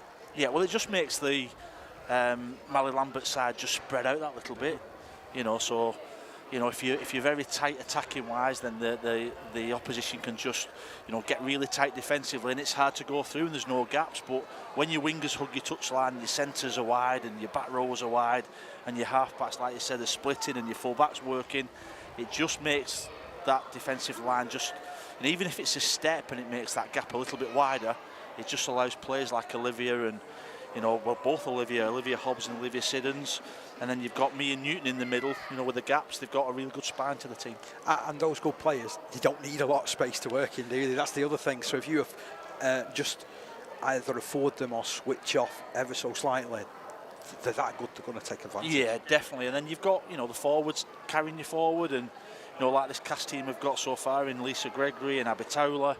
You know, they've got a real, you know, there's many more on that. But to be fair, you know, the Meltley Lambert side have defended that really well. It's just, I think Castleford at this present moment in time is just showing that extra quality when they've got the ball. Yeah, real quality score there. Olivia Hobbs with the perfect start to this second half, 18 points to 4. Although there is some concern for a Meltley Lambert player who is down, injured at the moment.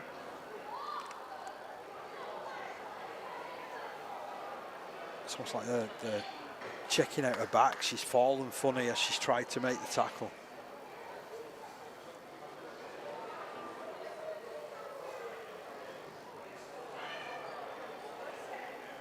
There's been no rush, has there? You know, when somebody's, you know, either been on the floor or just took a bit of a knock, you know, there's been no panic, there's been no rush. You know, the curve has been absolutely first class. The match officials have took control of it. You know, both sets of players have been really respectful. And also, I'm really impressed with that. What has been good from all of our match officials is they've all spoken, haven't they, to everybody.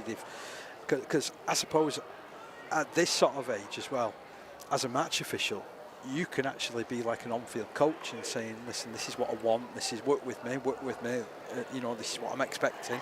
I won't penalise you if this happens, but I'm going to penalise you if this happens. And I think there's been a lot of that type of communication between all of the match officials that we've seen today. Yeah, I think it's a brilliant point, that, 'cause it's a tough job, isn't it? Yeah, it's a really tough job. You know, the pressure that all our match officials are under, and these, you know, let's not forget, they're very young, and you know, the communication between the the touch judges, and they've had people, you know, in goal officials and the referees have been brilliant. But yeah, I agree. The little things where they're talking, as we see now, you know, the match officials are talking, you know, the referees talking to the player waiting to take the goal kick, and that communication, it doesn't come natural to a lot of people as well. No. It's really difficult, and that's been a really impressive aspect of how the match officials have done today. And plus as well, with the age groups that we're talking about, people are still developing their own characters, aren't they? They're still developing their own confidence, you know, and that way, so communication becomes ultra important.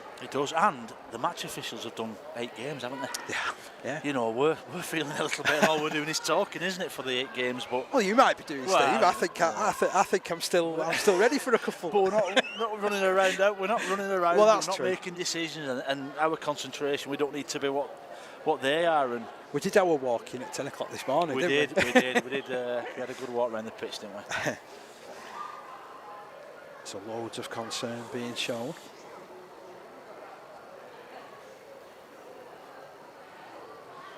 I think she just got on the other side of the challenge and it was the change in running, wasn't it, from Olivia Hobbs? Yeah.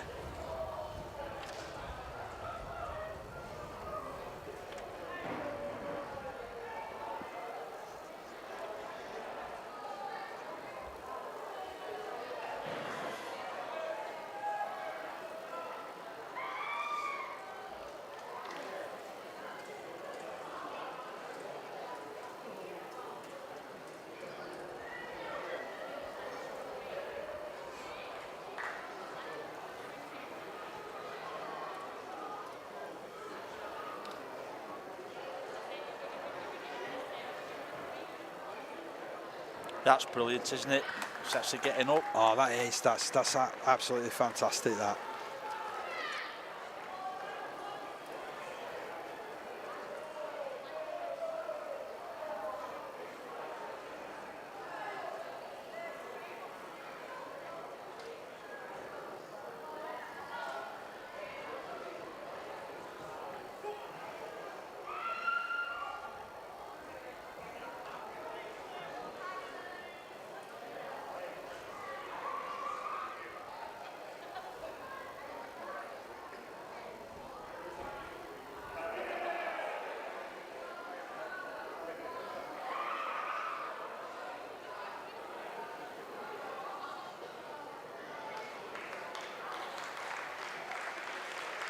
And the applause breaks out. Great to see her up on her feet again.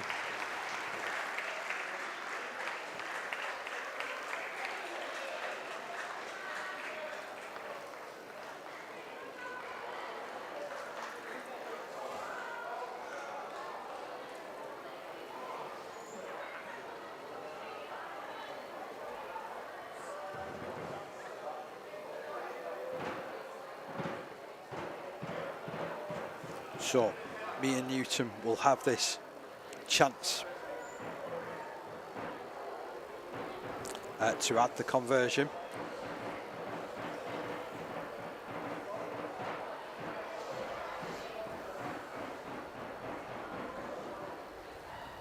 In she steps.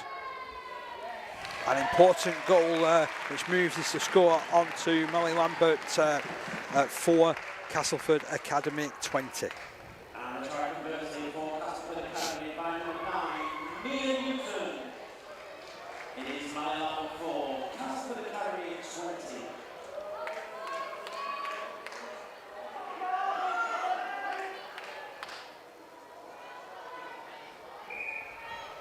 So, game back underway on the halfway line. Molly Lambert come forward through Betsy Clark. Past Cooper at dummy half. Feeds it right to Elliot May Mann, who's been so keen and eager for work, hasn't she, during this game? One of the best players on the field, hasn't she? Cooper moves it right again. Offload comes in. Nice follow-up from Edie Barton. Now it's Molly Lambert who are asking a few questions, getting closer to the line. Betsy Clark dummies. Shows a bit of pace herself to get inside the 20.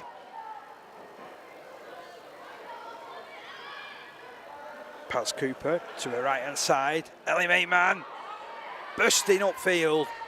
She deserves a try, doesn't she? Some tremendous carries. Cooper. Ball back to Honey Eamon. Honey Eamon bounces off one challenge. Well held, but gets the offload going to Clark, who keeps it moving. Is a try forthcoming here?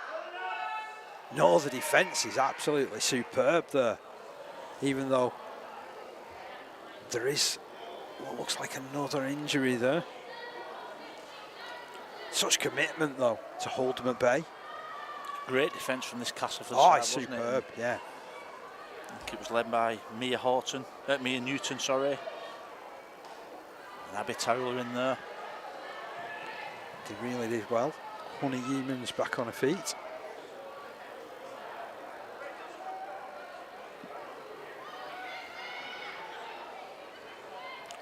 And it'll be tapped 10 metres out from the line, so penalty after that. Good run from Mayman. Off to the right. Again, this defence is just awesome at the moment. Yeah, if they can just get that extra pass, I think they'll be in here. Ellie Mayman doesn't quite make that line. Again, it's tough defence from Castleford Academy. Ball moved back in field. Now they're opening it out a little bit. It comes to this left-hand side. Oh, and then that was an important intervention there, to be honest, from Castleford Academy. Brilliant bit of defensive work there. Yeah, it was nice to see. It was, as you mentioned, it was Bo Kenny just getting off that line and putting pressure. But it was nice to see that Mally Lambert was just trying to pass that ball. They tried a couple of times where they've gone over from dummy half or that 1-8 carry, but they're showing some effort. A little bit of bravery as well to pass that ball. They need to score. They need to score pretty soon to get back into this game. But it was a great read from Bo Kenny to get the ball back for Castleford. What about that for a carry when you've been under a little bit of pressure from Tilly Morgan? 15 metres made there. Speed of the play, the ball tremendous as well. Unfortunately, the pass goes to ground. And it is going to be ruled as a knock-on against Castleford Academy. Is this pressure building a little bit on them? Yeah, I think so. I think the stoppage in play with the injury as well just took a little bit of momentum out of this Castleford team. And if Mally Lambert can just get a score now, there's plenty of time left, with the injury time as well, for them to get back into this game. And they've showed enough, certainly in that last set where they had a couple of passes, that they can get a score and make it a real interesting last 15-20 minutes. Barton back to the ever-willing runner in Ellie Mayman. I don't know how many carries that she's taken in this game, but it's a tremendous amount. Unfortunately, she's been caught in the challenge as well. It's a tough game, this one, isn't it? Yeah, really it tough is. game. Yeah, really physical, hasn't it? And you look at the scoreboard as well. To keep Mally Lambert to 4 points, one score. It just shows how well this Castleford Academy team's defended. Been a real tough game, this one. And also, I suppose as well, I'm going back to that communication aspect as well, because with a big part of defence, that's about your communication, isn't it? Yeah, definitely. You want to. It's that commitment and that effort first, and that team spirit. But to restrict a side to no score or 4 points, that communication is vital, especially when you've got players like this. This girl on the floor now, Ellie Mayman, who's done absolutely everything for a team and carried the ball forward. 2 or 3 carries sometimes in a set. But I just feel as though if Mally Lambert could just string a couple of passes together in a tackle, throughout this last 15 minutes, I think there's some rewards in there for them. I don't think they're going to win this game by just taking the ball from dummy half or 1 out. I think they've got to start using this ball and going a little bit wider. And there has been times where there's looked to be a little bit of space, and like you said, with a little bit of passing, that could be unlocked, couldn't it? Of course it can, and it's difficult when you're tired but they've got the shape. It's just that extra pass, that little bit of extra skill, and I think they can cause this Castleford side a little bit more, a few more problems. But the way this Castleford side are getting off the line and dominating in defence and getting numbers in, it's really difficult to do. Well, that's good that Ellie Mayman back on her feet.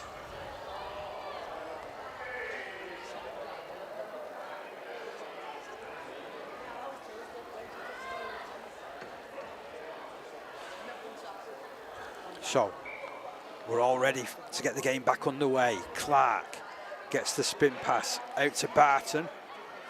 Again, that's some really good defence in the middle there from Castleford Academy. Although excellent recovery coming in from Paz Cooper, 12 metres away from the line. Mally Lambert, can they get over? Mayman surges forward.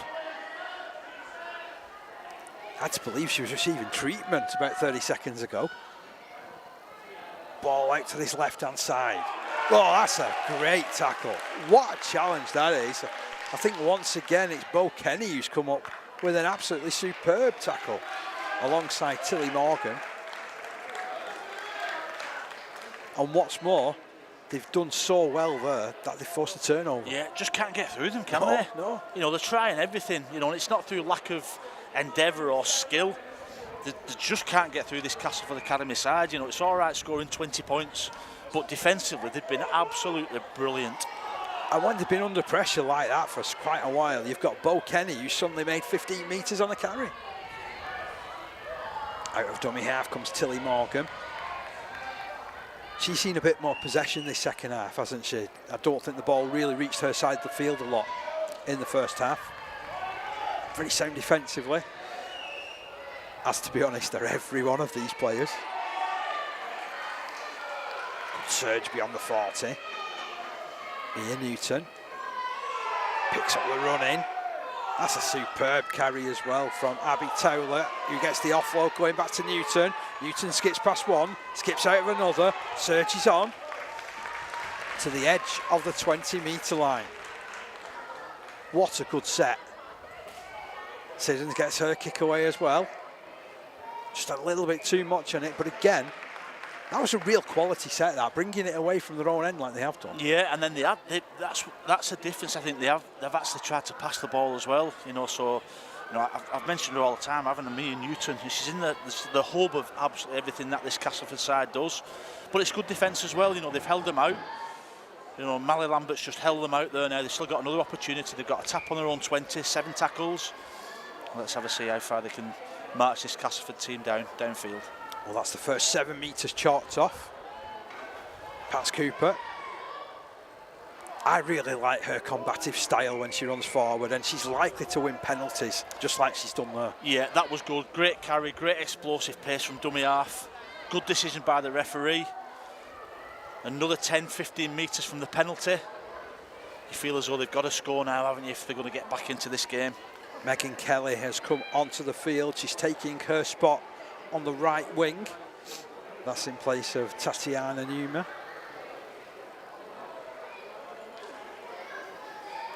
This penalty will be tapped on the halfway line. Cooper goes one way, comes back towards the centre. Does really well to ride that challenge. There will be a stoppage there. I think, unfortunately, she just caught a boot as she's tried to make the tackle.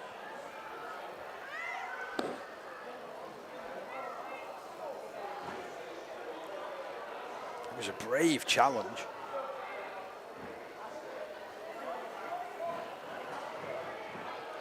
It was Paz Cooper again, wasn't it, Dave? You mentioned her early on to get that penalty.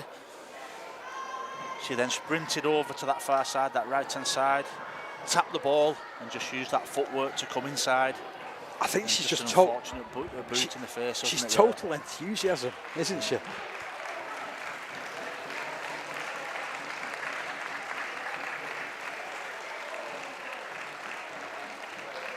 Unfortunately, the Castleford Academy player coming towards the touchline, so it will be a change that's made in their ranks as well.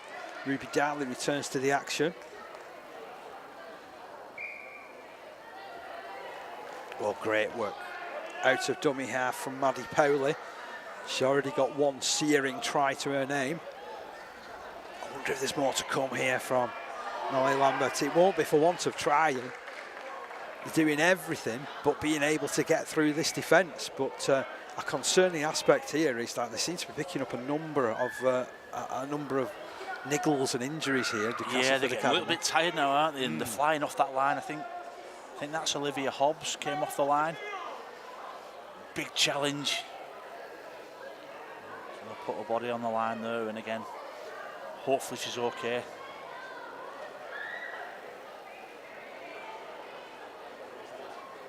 So currently 20 points to 4. Let's run you through the scores as they've happened in this game. So 8 minutes in, Mia Newton opened the scoring and kicked the conversion for a 6-0 advantage. EVG followed up a couple of minutes later for Castleford Academy to stretch their advantage out to 10 points to 0. Mally Lambert did hit back with that fantastic try I just name checked before from Maddie Powley to make it 10 points to 4. But Bethany Higgins scored just before the break to nudge that advantage out further to 14 points to 4. And then Olivia Hobbs scored a tremendous try at the start of the second half. And the changes being made.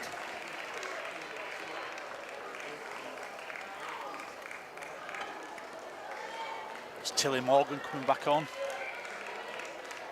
for Castleford. I think Olivia Hobbs has gone off. She's been brilliant. She's had a real fantastic game. Well done, Olivia. Past Cooper with that carry. Now it's another great run for Barton. Just 10 metres away. Seems to be where they've been almost setting up camp at times in this second half. Barton with a nifty bit of footwork. Now taking on the defence.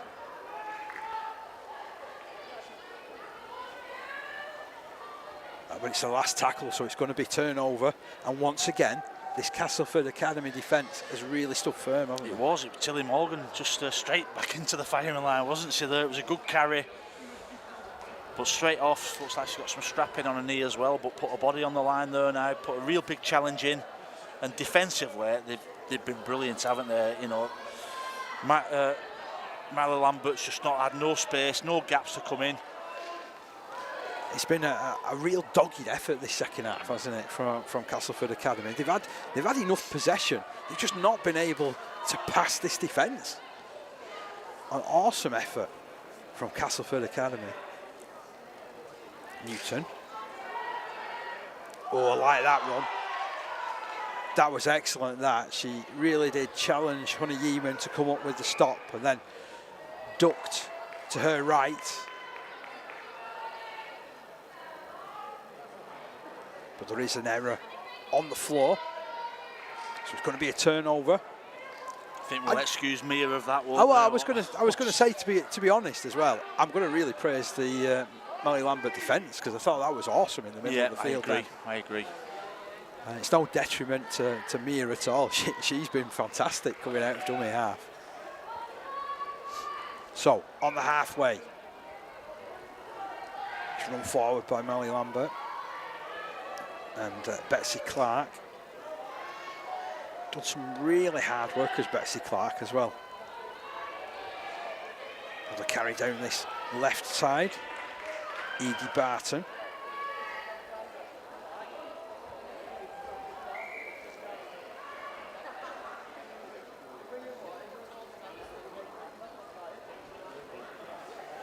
I think she's been left winded in that challenge.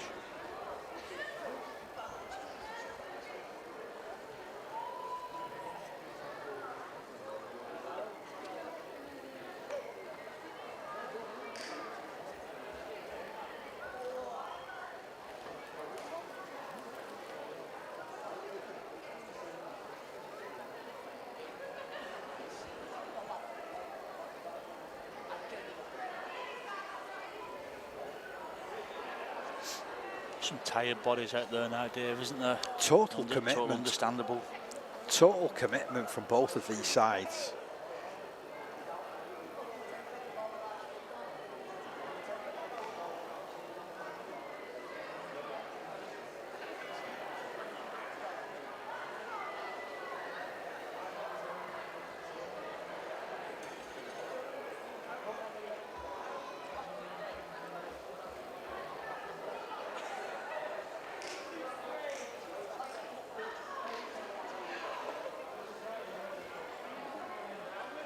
Rugby league, such a tough sport.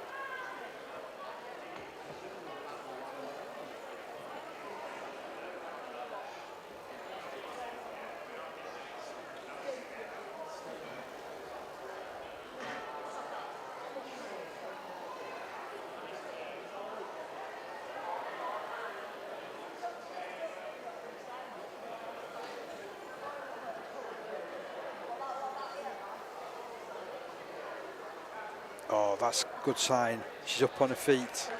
She'll come to the touchline.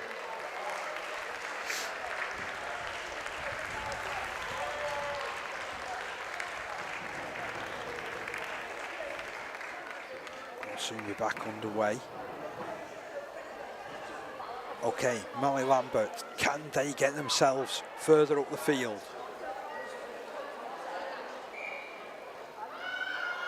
Cooper takes a scurry. Tell you what, Tilly Morgan's really throwing herself about in defence, isn't she? Very impressive effort this second half. Honey Eamon passes, it goes to ground. Oh, you could see what they were trying to do. So unfortunate that it didn't go to hand. It's unfortunate that I think it was Honey Newman just took the ball right to the line and just had a little bit of a tip on. You know, wanted to get a teammate through that line, but really unfortunate. But real good player there. You know, like to see the girls just trying to push that pass or just get that gap through or offload. Another penalty now at Castleford. I'd describe those sort of things as the positive errors, aren't they? Because you're trying to come up and do things, and there's a bit of scoreboard pressure now, isn't there, as we enter the closing stages of this game. They know that it's a big occasion, and everybody is trying to level best, aren't they, to be the best versions of themselves on the field. Yeah, and that's what a good defensive side does to you as well, doesn't it? You try and push that little bit extra pass, and as you said, the scoreboard 20 points to 4 now. Castleford's got another great field position. You can see now the Castleford side just cramming a little bit towards the ball. Where in the first half they had that space and they was very wide. But this is a brilliant run that from Bo Kenny. She's had a great game. She certainly has. She's on the edge of the 20-metre line, plays it to Newton. Newton pushes the play down the right-hand side to Higgins. Higgins! That's a top carry. It seemed like the defence was going to catch up with her and force her in touch. And Morgan has a run. And that is the end of the game. Castleford Academy have done it. They have won by 20 points to 4. What a great performance from them, particularly defensively. They frustrated Molly Lambert. They've tackled them and really stopped and blunted their efforts, haven't they? Yeah, I think arguably, it's been quite a long day with the finals, but that has probably been the best team performance, I think, Dave. I think, as you mentioned, everything about Castleford, individually they was excellent, team-wise, but defensively, I think that's the best defensive performance we've seen today. Whatever Molly Lambert, who's a very good side, chucked at them, they just couldn't get through that Castleford Academy defensive line, and a really impressive performance from them. And I see what you're coming from with saying about that team aspect of the game, because okay, we haven't maybe seen some fantastic passing movements out because it's not been one of those games, and you can't have every game that's like that, but the communication, the will, the want, everybody knowing the roles and doing the job and staying steady in defence, that's what's won this game, isn't it? Yeah, of course it has. And Molly Lambert's got some amazing threats, haven't they? They've got a lot of pace, but they just wasn't going to get through. It was an individual try that they got, but throughout the game, I thought that the way they defended, the way Castleford Academy defended against a very, very good team, I think they could have played anybody, and it would have been the same. So a massive effort. There'll be some sore bodies from both sides tomorrow, won't there, when they get up? But another brilliant final. I think the score doesn't really reflect the effort that Molly Lambert's put in, but it does reflect how good Castleford Academy have played in this game. So it's time for the presentations post-game. So referee Esme Wright, touch judges Lachlan Miles and Tyler Toppin, in-goal judges Naz Khan and Lucas Dabbs, along with reserve match official Liam Breeny, will step forward and accept their mementos.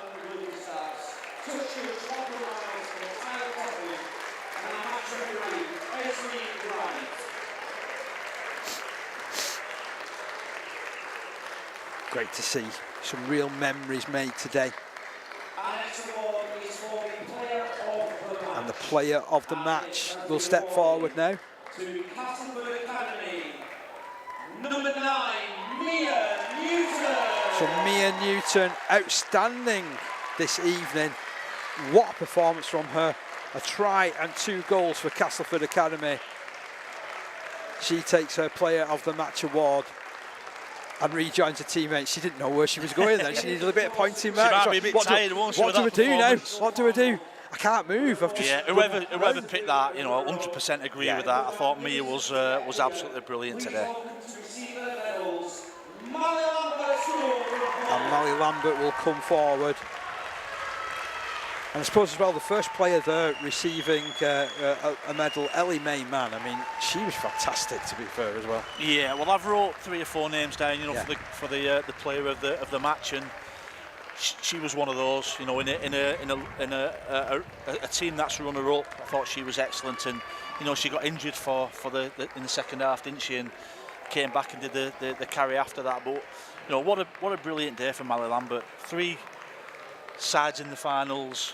Unfortunately they've come on the other end of a Castleford victory, but proud day for the school, proud day for all those girls. Been beaten by a very, very good side in Castleford. Yeah, been beaten by a very good side. Such a well-organised side. Look at the smiles. Look how much it means taking those winners' medals and taking their place to receive the award and receive the trophy, which will crown them as Inspire Champion School National Finals winners for the Year 10 Girls Final.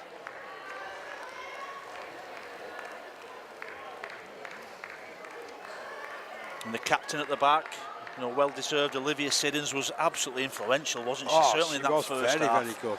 And she's taken that trophy back to the rest of her team, and what a day for these girls.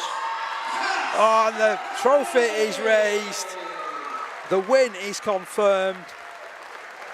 Castleford Academy, your Inspire Champion Schools National Finals winners for the Year 10 Girls Finals. Absolutely brilliant. And what a story that keeps getting written every single year for Castleford Academy. They've got so much history within this competition. And we'll leave you with these images. For the Year 10 Boys Final between Rugby High School and Standish Community High School. And we'll return 7:30 for the Year 10 Boys Final. Ryburn Valley High School up against Standish Community High School. Kick-off schedule for that one at 7:30.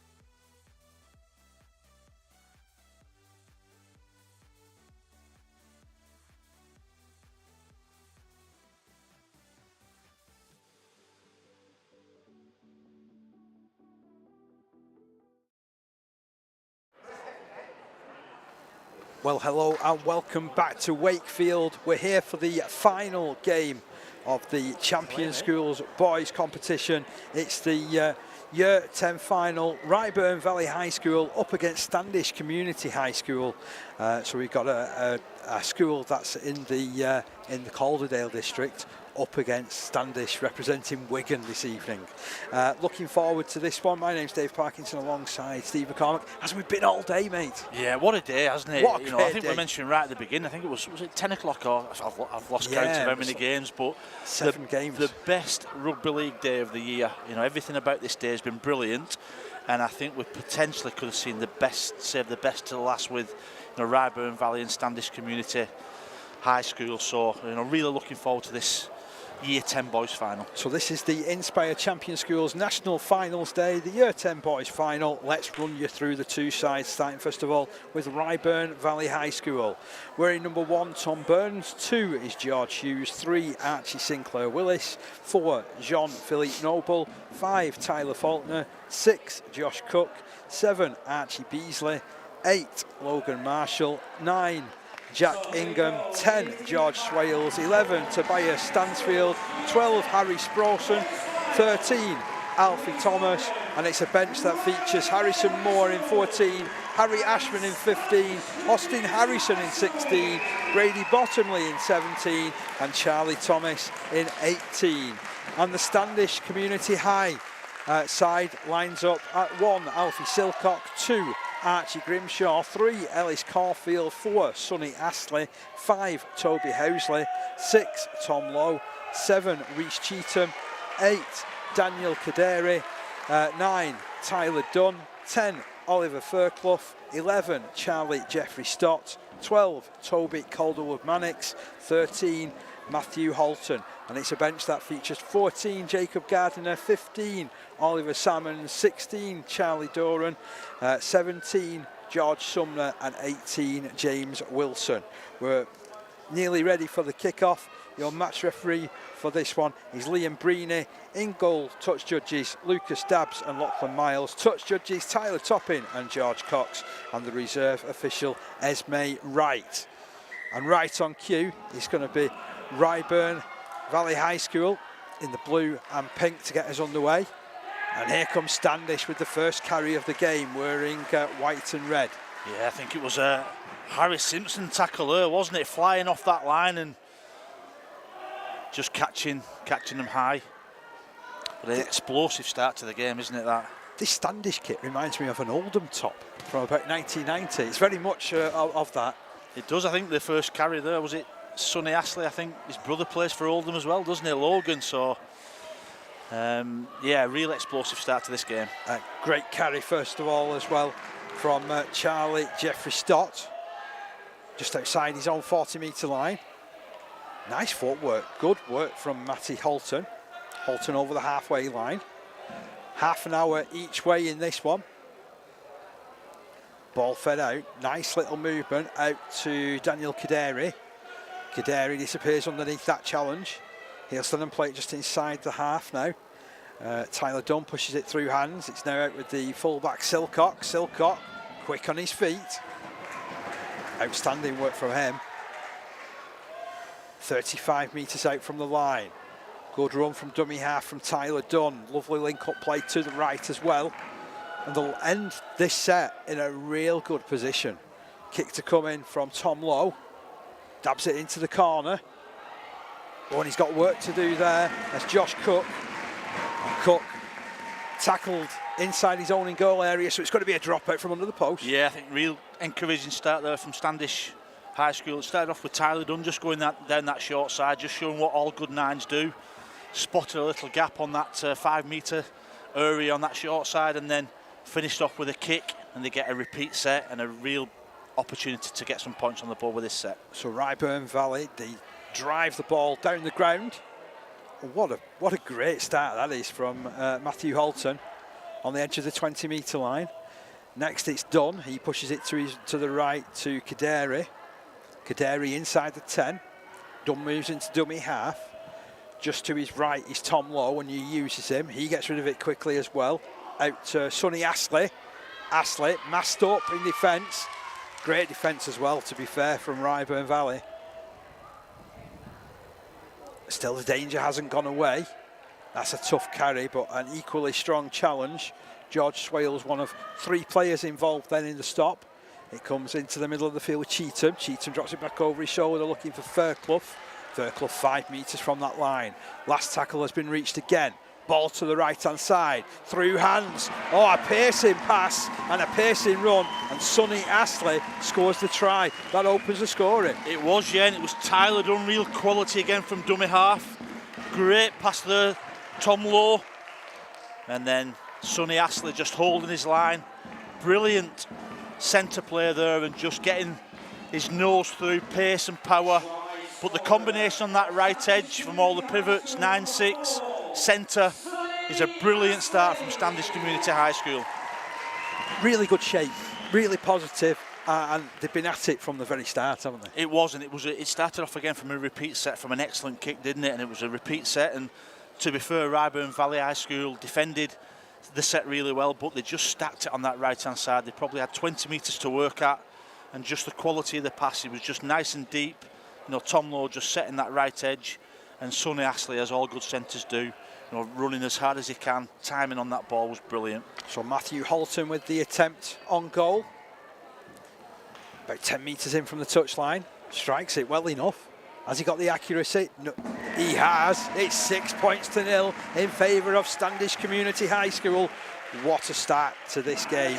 It's the last game of our day, and what a day we've had as well. 7 finals back to back. Hope you've enjoyed the stream. Hope you've tuned in for a few of the games. There's been some magnificent rugby league action. We've had 5 minutes, Dave, and they've not touched the ball, have they? You know, Ryburn Valley High School, straight from the start, it was a penalty. Then Standish High School marched them down, got a repeat set, and got the first score on the board. So, you know, we're looking forward to seeing Ryburn Valley get some ball in the hands, but a great start from Standish Community High School. That's a big carry from Ellis Caulfield. Drives beyond his own 30-metre line. Ball played to Tyler Dunn. Dunn handing on to Jeffrey Stott. Charlie Jeffrey Stott, already with a couple of good carries to his name, as has this lad as well, Daniel Kadiri. Kadiri just inside his own half. Plays it to Dunn, who again sets play right on the right side. Little kick from Lowe again. And they've got hold of the ball through Tom Burns of Ryburn Valley High. Good first carry that as well, wasn't it, from the fullback? Yeah, it'd be good to see what they can do with the ball now. I think, you know, again, get some early touches. They've got some real good shape about them, Ryburn Valley.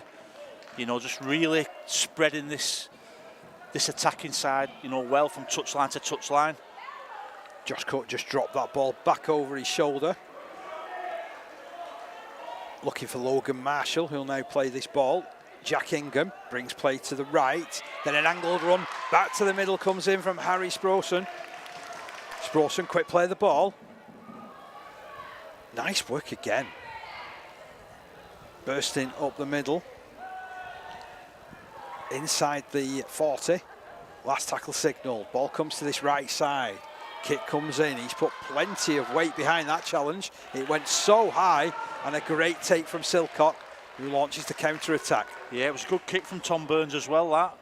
You know, put it nice and high. It was a good chase, but as you mentioned, Silcock was ready for the challenge, took the ball really well, and just sets his side on that front foot again. It's been a lively start down this left-hand side from Caulfield as well, hasn't it? Yeah, he's a good player, you know, real good player is Caulfield, and I think we saw that a couple of years ago in the finals when we were commentating on that game, so, you know, he's really started lively. Big run from Charlie Jeffrey Stott. Now it comes into the middle. Caulfield taking possession again, driving beyond that 40-metre line. Standish up by 6 points so far. 7 minutes of the first half played. Oh, that was a great bit of anticipation then.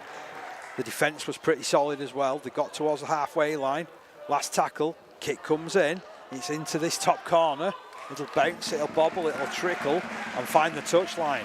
Yeah, I really like that from Tyler Dunn. Dave, I think you know, it just adds that extra dimension, doesn't it, when you've got a 9 that can kick the ball as well. You know, they've got some good kickers in the side in Cheetham and Tom Law, but you've got that 9 that can jump out and get his side on the front foot in Tyler Dunn. I think he would have preferred to keep the ball in play, but a good option from Standish. So Ryburn Valley High taking possession inside their own 20-metre line. Can they get away from this area? Ingham will at dummy half, passes to his left, quickly got rid of by Cook. And then some more punishing running coming in from George Swales. Just in behind his own 30. Ingham moves it left again. I like the way the linking play together. Brady Bottomley on the charge down that side. Josh Cook is looking a good player, isn't he? Pivot number 6 for Ryburn Valley, just going across the field and just bringing his runners onto him. He's here again. And a good kick, good chase. Great kick from Archie Beasley. Pushes Standish all the way back towards their own 20, and excellent work from Archie Grimshaw. He was put under loads of pressure. Very tidy play. Good run from Silcott, just clearing his lines. Now it's Jeffrey Stott, out from dummy half. Ooh, I didn't see any need for the flop then coming in from Alfie Thomas. He's got away with it. Ball fed out to that right side. Kadiri looking for a gap, not really forthcoming. Both sides now fully up to the speed of the game. It's juggled and eventually put back in field to Holton. Charging through is the fullback Silcott. And now Dunn pushes it left. Kick comes in over the top once again from Holton. On the bounce, it's taken in by Austin Harrison. Harrison just 10 metres away from his own line. Textbook challenge going in there. Fullback Silcott leading the way. Also helping him out was Holton. Very direct running from George Hughes, and he's won a penalty. You find that so often, don't you, in rugby league? The most direct runners, they get the rewards in the penalties that they win. Yeah, and I think the run was powerful, wasn't it? You know, it was a tough carry that, because they'd had to chase back. You know, it was a good kick again from Standish Community High School, but a penalty, and they just need a little bit of a field position now, don't they, Ryburn Valley? They've been spent the whole of this game in their own half, and this is a good play. The inside ball, you know, to a real powerful Harry Sprodson. And again, they've launched this right side attack. This time curving round on the run is Cook. He'll stand and play it to Ingham. Moves it in field. Good work from the fullback Burns, and then charging on is Sprodson again.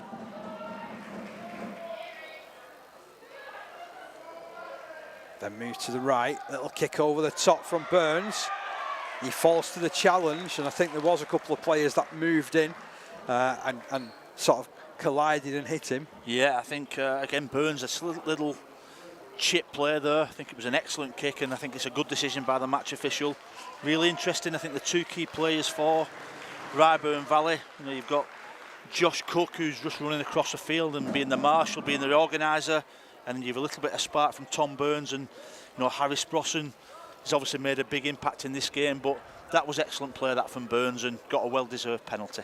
I like I said, that they've worked their way into this game now, because they were a little bit, I suppose, caught out early doors, weren't they? And Standish really came at them full bore, ended up scoring that really well-worked try. But since then, it's a really level game, isn't it? Yeah, and I think you get your confidence, don't you, when you defend well. And you know, it would have been very easy for them to get the heads down. You know, the way Standish Community High School started this game with the Astley try, you know, it could have been very easy for them to just, you know, think, oh no, it's going to be a long day. But they didn't do. They defended really well under immense pressure. Gone up the other end of the field. Great kick from Tom Burns, and they've got a penalty. And this will give them a brilliant opportunity to see what this Standish defence is like now. Already the communication is right up there. Ingham says, give me the ball. I want to set me pack. I want to unleash me pack, which he does. And he sends Logan Marshall running inside the 20. Tough contact as well. Ingham will turn the ball left. Picks up Cook again. He plays it out the back to Burns. Stuttering run from him. Had to just cut inside, because I think a couple of players to his left had just overrun the play. They weren't quite in the right place. Cook, long ball out. Oh, fortunate there. Just bounced off the outstretched hands there of Archie Sinclair Willis. Right decision, wasn't it? I think Josh Cook he likes running across the field and dropping a couple of players inside.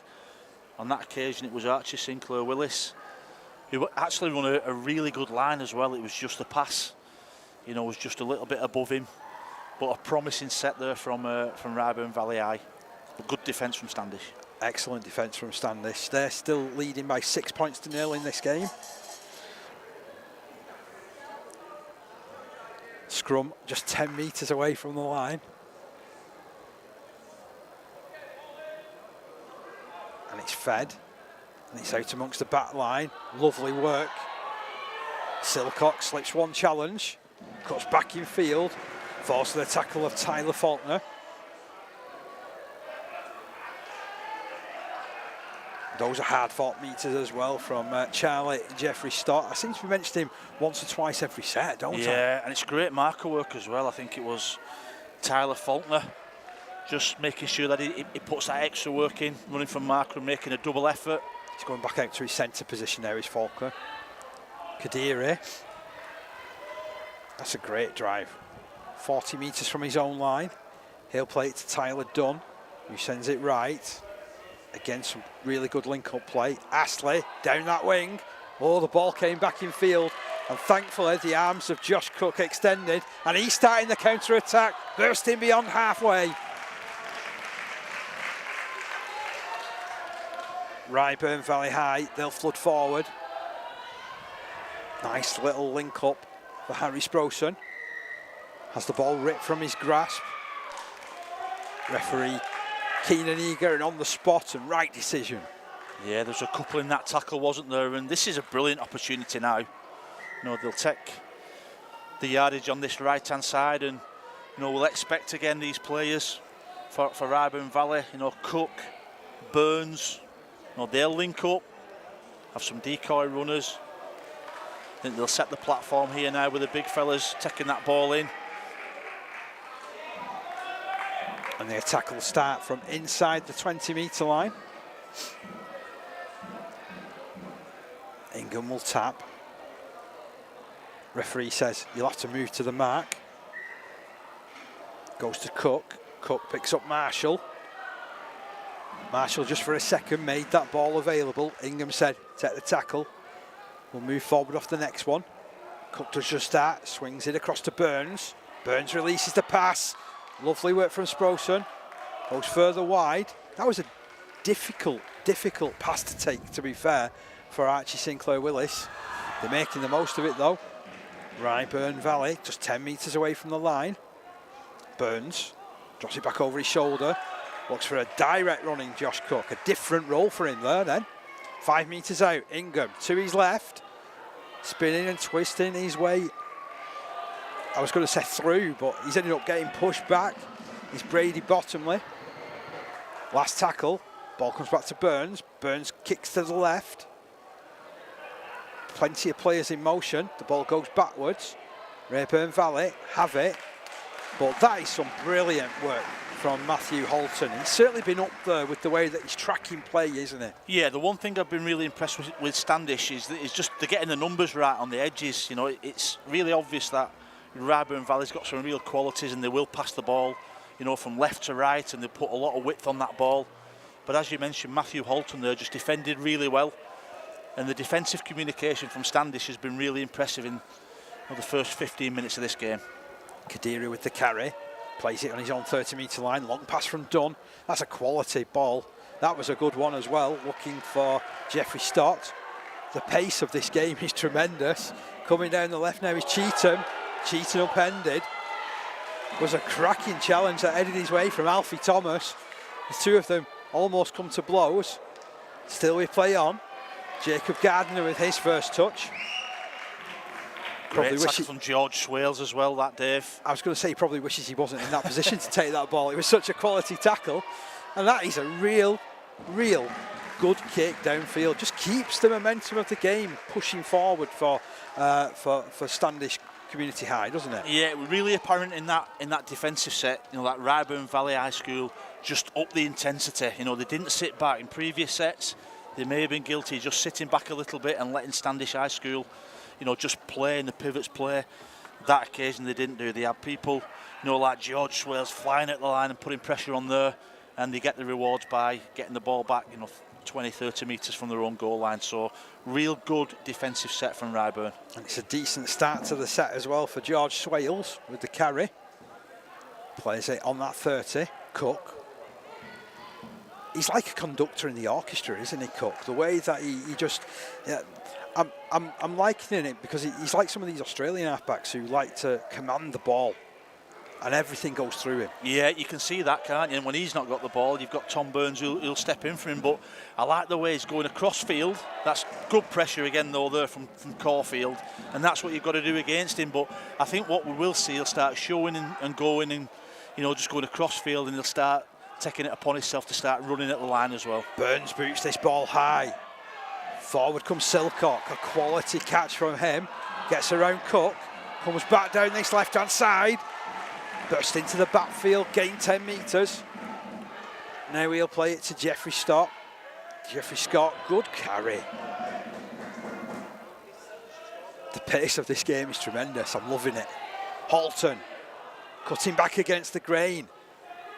Dragging defenders all over the field who try to get to him. Plays the ball ultra quick. Done. Onto the halfback Cheetham. Cheetham scurrying forward. He's quick, isn't it, Cheetham, in that pivot position. Well, I blinked and he went 10 metres. That's how quick it is. I know it's been a long day, but the kick comes in wide. It's a good kick from low. Oh, couldn't quite be taken in. A quality kick, and Toby Calderbank Mannix just couldn't quite take it in at the end. But yeah. I applaud that sort of play. It was inch perfect, wasn't it, the kick? I think he identified that, they were really condensed, that Ryburn Valley school, and, he just dabbed it over. Quality of the kick was real good. Just unfortunately, but fortunately for Ryburn, that he knocked on. But as you said, Dave, that's what you want your halfbacks to do, isn't it? Try things like that, not be frightened of doing that, not be frightened of making an error. And I thought it was a brilliant kick and a brilliant choice. So it will be a scrum. Head and feet to Ryburn Valley High School, just 15 metres away from their own line. They've elected to go into the middle of the field. I suppose this way you can split your attack up, can't you? He's coming down this right side. Sprosom tries to bounce off Reece Cheetham, who stuck to him like one of those mines, those clampet mines that you used to see. And that's an excellent challenge from Halton. Great work from Ryburn Valley. Really good play from Bottomley to release the pass, and then just under pressure. And the pressure, I'm gonna applaud all of that, because that was really positive attack coming down the left-hand side, and then the connectivity in defence as well. Yeah, well, lots of teams wouldn't do that, what we've just seen Ryburn do. In their own half, their own 30-metre line, it would be very conservative, but they're not doing that. I think the actual skill, the shape, everything about that, and obviously trying that offload on that left edge, really impressive. But as you said, Dave, and we mentioned it early in the commentary, that the Standish defence are numbing up really, really well, and I think that's just enabling, them to get off that line and just forcing that error. But I agree, real good play, and that's what you want to encourage. Halton at the base of the scrum, sends it left. Cheetham then picks up a real stern running Jeffrey Scott. Does ever so well, does Jeffrey Scott. Now Kadiri. Half beats Bottomley, who then drags him in. Well, thou shalt not pass. Out to the right. That wasn't the most convincing of passes, looking for Jacob Gardner, but he's got away with it. And they continue to flood forward here. But turn back on the inside to Halton. Halton into a space. Quality from him, he offloads to Cheetham. Cheetham will bring it down this left-hand side. Caulfield has it. Caulfield from the corner. Caulfield finishes. Quality try. Really, really good play. Brilliant, and it started off on that right edge, didn't it? And then, we mentioned about how influential Matthew Horton has been. Has been superb to start off with. Halton, I should say. Apologies. But then Caulfield, you identified him right at the beginning of the game. Powerful left centre, just holding that touchline. Brilliant play from Standish. And against probably the run of the play, they've got another score. So currently 10 points to 0 in favour of Standish High School. A really, really good score, that one. As I mentioned, possibly a little bit against the run of play, because let's be honest, Ryburn Valley have strung together some really good passages of play themselves, haven't they? Yeah, and the impressive probably stat on this so far is the nil, from Ryburn. That just shows that Standish have defended really well, and I just think the strike plays from Standish, Reece Cheatham's just coming into the game a little bit more, and then you've got players like Caulfield on this left edge, and if they can get the ball to those, both centres have scored. You've got Ashley on the right hand side, you've got Caulfield on this left, and you've got a couple of pivots in the middle, and the big fellas doing the job. So an impressive start from Standish. So Matthew Holton from way out on this left hand touchline lines up this conversion attempt, gives it chances, but it just fades wide of the post, and the scoreline remains 10 points to 0. An enjoyable opening to this game in particular. Definitely got a little bit of everything, hasn't it? Two different styles, but I think we've got some good pivots, some hard running. Been really impressed with that lad who's just took that goal kick, Matthew Holton. I think he's got a lot of aspects to his game.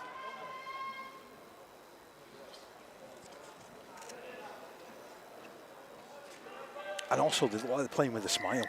Yeah, of course they are. And that's the important thing, isn't it, really? Run comes in now from Jacob Gardner. Did really well. It's a fine run forward. Gets outside his own 20. Dunn. That delivery from Dunn is quality as well. Charlie Doran takes the next carry. Dunn. Everything's in exactly the right area and the right place, and it just makes it easy for the runner or the next man to be able to decide what he's going to do, because the quality of the pass is so good. Yeah, it's on point, isn't it? And that allows your pivots, like Reece Cheatham, to do what he's just done there. But you're right, Dave, everything's on point, isn't it? Right in front of the ball carrier. It's just allowing Charlie Jeffrey Stock to take his carry in there as well. Dunn Look at that to again. his left. He was under pressure there, and it just creates the space. Wonderful hands. Kick comes in from Caulfield. It was unconventional. Burns is chasing back to collect. He thankfully just drops on it and will be put under pressure by Silcock. Well, that's a good carry and return for Ryburn Valley. Just looking to escape their own 20-metre line. Solid carry as well from Jean-Philippe Noble. George Hughes as well. Next up, What a good carrying that is. Cook handing the ball on to Alfie Thomas. He was never going to pass, was he? He knew what his role was. It goes to the left. Cook, soft hands for Bottomley. Crashes his way beyond halfway. Last tackle signalled here. Ball back, and it's kicked by Burns. Into the backfield, they're allowing it to bounce. It'll bounce, it'll trickle. Caulfield has to attack it. And Caulfield looks up, thinks he's got the beating of the man opposite him, tries to go around Harrison. And Harrison, to be fair, really did well though. He slowed him down. He did do, didn't he? I think, he's just chased as well to try to do a double. I think the one thing, you're looking at is that Silcock again. Yeah.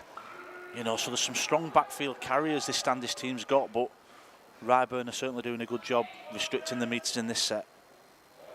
Again, solid defence from Ryburn Valley. Dunn. Passes. Finds the support. Finds Tom Lowe. This is a bit of a steadier set as far as Standish are concerned. Gardner bounces off a couple of challenges. It's that awkward sort of shape, isn't he, Gardner? Perfect front row shape. Kick comes in from Holton. Towering kick. That was a quality kick, that one. He put spin on it and all sorts, and it forced Tom Burns to come for it. You could see that, because it was spinning. They've got the floodlights as well now, haven't they? It's a little bit later in the day. So those floodlights, when you put it high, you can get lost in the lights, and a real good kick. And again, Holton's just showing that different aspect to his game. He can run, he can pass. On that occasion, he puts that spiral kick up, and unfortunately for Tom Burns, he's knocked on. So it's going to be a scrum down in favour of Standish High School.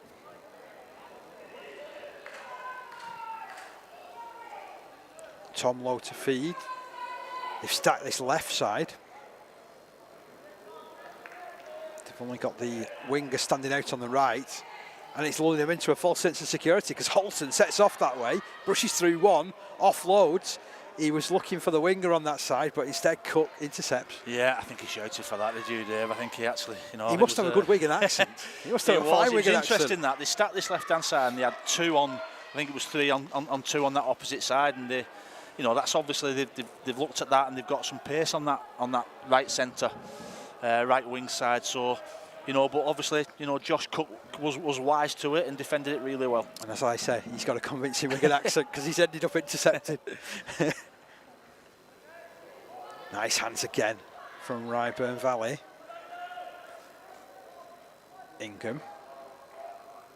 Look at that quality pass from him. Burns has it. On to Sproson. Sproson bounces off the challenges. It's a fine run from Sproson, cutting them up.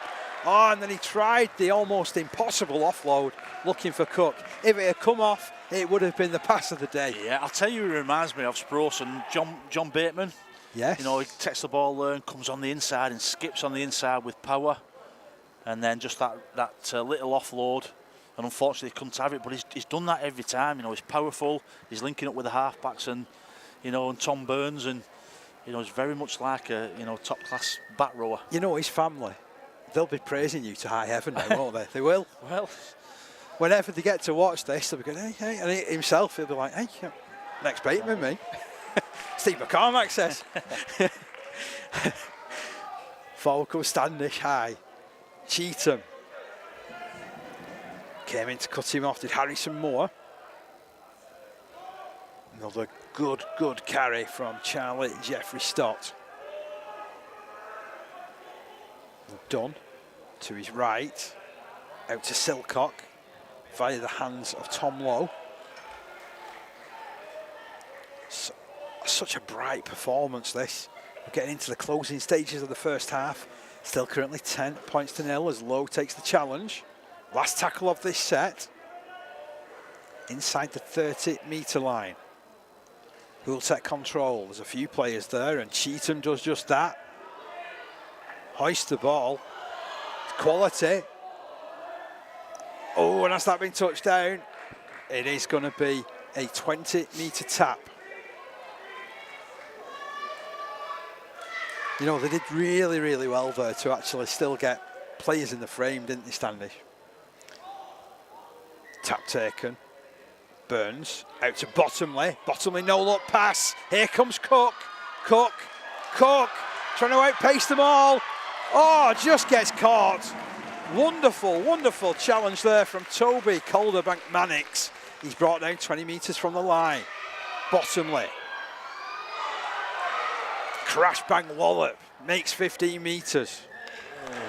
And that is all that we've got time for, which is a real shame for Ryburn Valley. They were on the front foot, weren't they? Yeah, you fancied them to score, didn't you then? It was brilliant end to the half of Ryburn Valley, and they probably deserve something from that. However, the scrambling defence from the Standish team has just kept this Ryburn team to nil in this first half. This has been such an enjoyable game. I know we're only talking about a 10-0 scoreline, and the first try came after 3 minutes through Sonny Astley. The second try coming after 23 minutes from Ellis Caulfield. It's just 10 points to 0. But there's so much to like about this game.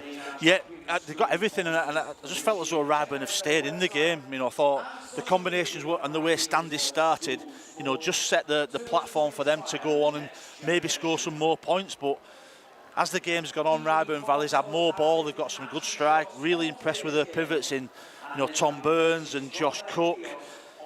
But the defensive effort from Standish and the scramble defence and that last second of the first half, they deserve the 10 points to 0 scoreline. And what about from a Standish point of view? Who's impressed you so far there? I think there's been a few. I think Alfie Silcock has all the pressure that he's been put under. has been excellent. I think, both centres in Caulfield and Astley, they've scored and been some real strike. And then you've got your little dynamo in Reece Cheetham, and the Matthew Horton, the 13, has got everything to his game, whether that be a running game, passing game, or he's done some kicks as well. So the whole pitch has got some real quality from both sides. So half time here, it's Ryburn Valley 0, Standish Community High 10. Not only today, but in the lead up, their help was very valuable.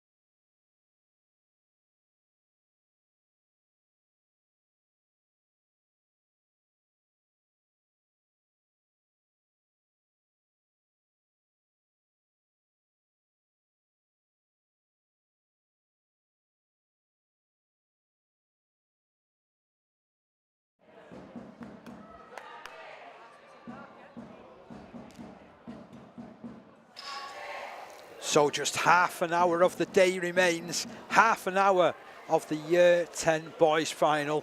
What a game this is turning into between Standish Community High School and Ryburn Valley High School. The stakes are high, the quality's higher, and it's just 10 points to 0 in favour of Standish, who have gone for a short restart, which has been gathered in by Ryburn Valley High. Can they launch their way forward? Ingham will pass off the deck. Burns keeps it moving. Good follow-up as well from Sprosum. Doing that inside run. Ball put out to Cook. Cook puts it further away to Bottomley. Bottomley's looking dangerous. Bottomley is dragged in touch. That's a magnificent challenge heading his way from Matthew Holton. Yeah, it's been a good battle, hasn't it? Bottomley and Holton there. I think Bottomley's been a real thorn in this Standish High School side on this left-hand side, but I think Matthew Holton's decided upon himself to say, right, he's not going to get past me, and drags him into touch. Real good defensive play, but fantastic attacking play as well from Ryburn. Great start to the second half. It was a great first half. Just 10 points to 0. I like the combination, Dave, that we've got, with Josh Cook and Bottomley as well. It's looking real good. Standish have coughed the ball up. It's out with Bottomley. He looks like a real dynamo, doesn't he? Gets himself involved. Very physical man. And then infield it goes. Tackle comes in on Logan Marshall. 30 metres out from the line. Ingham opens it out to Cook. Cook goes to Burns. Burns drops it back over his shoulder. Sproson's there. Sproson 25 metres away from the line. They've started as they've ended the first half here. Cook slipping the ball out to Burns. Burns skipping back to the middle, then feeding it on to Alfie Thomas. Thomas just 5 metres out from the line. It's a case of manning the barricades now for Standish. Marshall throws himself forward now. And he's just held up. Good defence. They're getting there, aren't they? They are getting there. They're getting better as this game goes on. And the gap is only 10 points.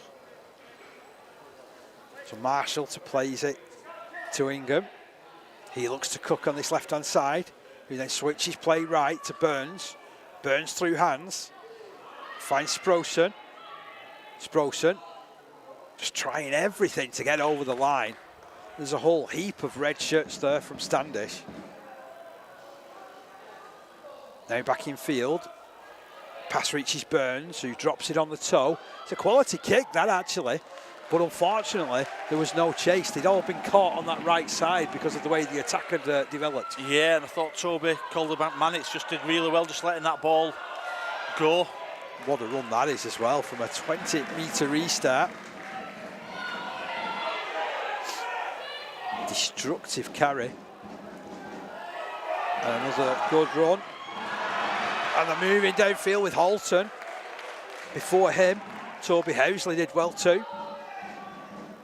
This is a really good set building up for Standish. There's the fullback Silcock. Just 12 metres from that line. Plays it to Dunn. Quality pass, as we come to expect. Halton now in possession from Lowe's ball. Oh, he's just been told that was tackle. So it's going to be a play the ball 10 metres from the line. Dunn. Pops it out to Cheetham. Cheetham keeps it moving. Lovely hands. Out to Caulfield. Caulfield stepping, finding his way through. Second try of the game for Ellis Caulfield. And that was clinical. Yeah, it was real good from Standish there. Now, it was Reece Cheetham what had the insight and the know-how just to set his line up. And it was a great pass to Charlie Jeffrey-Stott. And then the same as the first half, Ellis Caulfield just holding his ground. Doesn't he take some stopping as well? You know, some great footwork, some good scramble defence from Ryburn Valley School, but that was brilliant play. Caulfield, you know, superb with his footwork, his power, and gets his second try of the game. 14 points to 0 now in favour of Standish Community High School. It was important because they were starting to really come at them with Ryburn Valley. And it started, didn't it? I think it was Charlie Jeffrey-Stott just let the ball go from a kick, and then he made 30 metres on the tap from the 20, and those little things just get your team on the front foot and get you on the roll, and then before you know it, you're in the opposition's 20, and then with the quality that Standish have got, went pass, and then Caulfield went over for a well-deserved try. And it's usually only those small things that then, again, the better things happen off the back of them, don't they? Definitely, yeah, just those extra efforts. Halton. And a brilliant kick. Converts. 16 points to 0 now in favour of Standish Community High.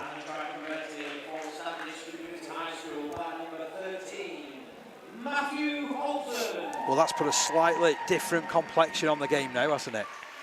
I suppose there'll still not be any real panic amongst the Ryburn Valley side, will there? No, definitely not. And they've showed that they've got loads of character, haven't they, where they've played and defended and attacked, and they've had some great opportunities, you know, with Bottomley and the linking up. Burns sends it long. Oh, and then they got it back. Yeah, it bounced off Halton. Real opportunity for Ryburn to hit right back. Tobias Stansfield with that run. Ingham will open play up to Cook, who finds Burns, who in turn finds Sproson, who runs an outline and then tries to cut back. He's holding the ball one-handed there. Plays it to Ingham. He sets off down the right. Burns arrowing back towards the ruck. That's good from Burns. You like to see your pivots run. And here's Cook.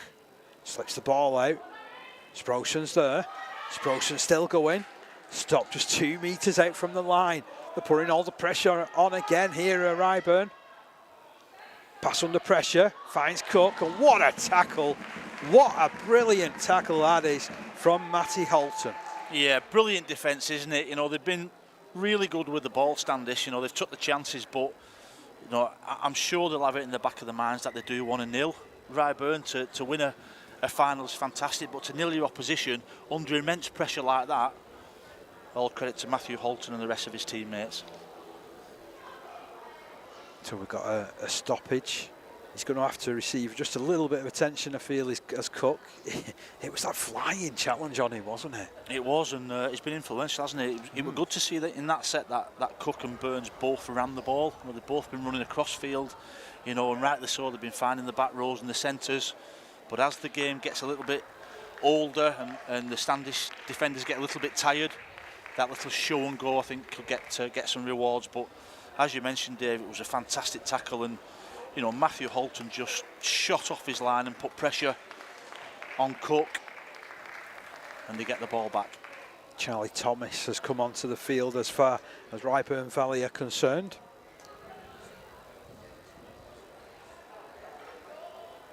Cook's still down on his haunches, but he is sitting up. I think he's just getting his breath back as he limps away.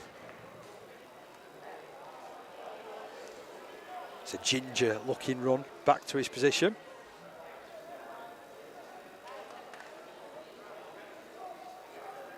Oh, a step-over play. You don't see many of those, do you? The mousetrap we used to call that, Dave. The mousetrap? Yeah. Has it still got that name? It has today, yes, it has. We might see the wall in a few times as well. The wall move. The wall. Parramatta wall. move. I've seen that one. Oliver Fairclough with that last carry. That's a really good run upfield from Charlie Durham. Off to the left. Holton. Oh, they just slipped the tackle. It's like he's got spiders on him. Nobody can stop him. Gets over the halfway line. Plays it just 10 metres in from touch. Cheetham takes over. Cheetham's running now. Cheetham's found a gap. A duck, a dart, and pace. And taking on Burns. Burns up to the task. They're inside the 10-metre line. It was a really quick play the ball, and it's won a penalty. Yeah, he did well, didn't he, Tom Burns, to stop, you know, Reece Cheetham. It was an explosive pace. He did it a couple of times in that first half, but, you know, he just took the ball under his arm there and just fired straight through that Ryburn defensive line. But Tom Burns was true to the challenge. I think they got a penalty here. There was a few of the lads cramping up, and no wonder with the effort they've put in tonight. But that was a fantastic run, that from Reece Cheetham. I think the speed of the play the ball as well is what's won this penalty. So there was just a slight effort of trying to delay it, and you can't blame anybody for trying to delay the play the ball in that position. No, definitely not. Definitely not. And you want to buy your defence as much time as possible, but there's a few players crucially that are struggling in this Ryburn lineup now. So Josh Cook still isn't moving freely, and obviously there's a bit of work being done currently on Brady Bottomley. He had a big game, hasn't he, Brady? He has. On this left-hand side. Looks a very lively back row forward. Could be a really important set, couldn't it, for Standish? You feel as though if they can get over this line, it might be too much for Ryburn Valley School to get back. You know, and if you look at the shape there now, they've got, you know, players inside and outside. They look like they've got a couple of runners, and then it's interesting to see Matt Horton at 13. He looks like he might go out the back of the back row, creating some space. So they've got some real good shape here.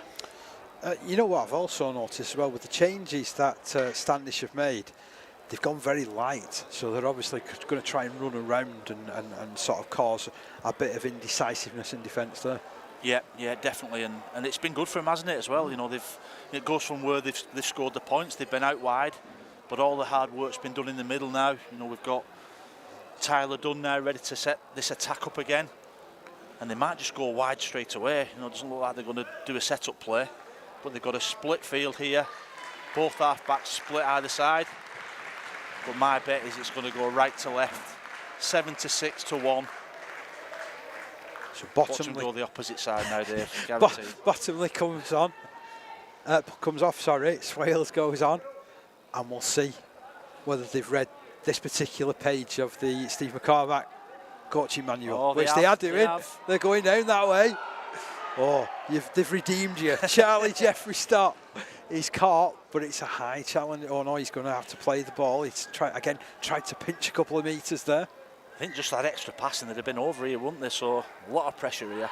Oh, they could be over now. Blasting through the front door, Charlie Jeffrey Stott. There was no stopping him. And not only does he have a natty head guard, he's got natty footwork. Yeah, that was good, wasn't it? That was direct, wasn't it? There was no stopping him. Some real tired middles in Ryburn Valley High School side there, but they were just nice and patient. We mentioned about the shape they had, but sometimes you get exactly the same amount of points if you direct or you score amazing tries, and that was brilliant there from Jeffrey Stott. He's gone right through the middle as well, hasn't he? So this one directly in front of the post. Currently 20 points to 0 in favour of Standish.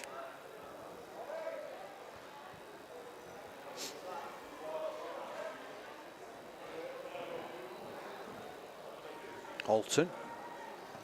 Goal number 3 for him. 22 points to 0 now in favour of Standish Community High School. And the to try for Standish Community High School, number 13, Matthew Holton. It is Ryburn Valley High School 0, Standish Community High School 22.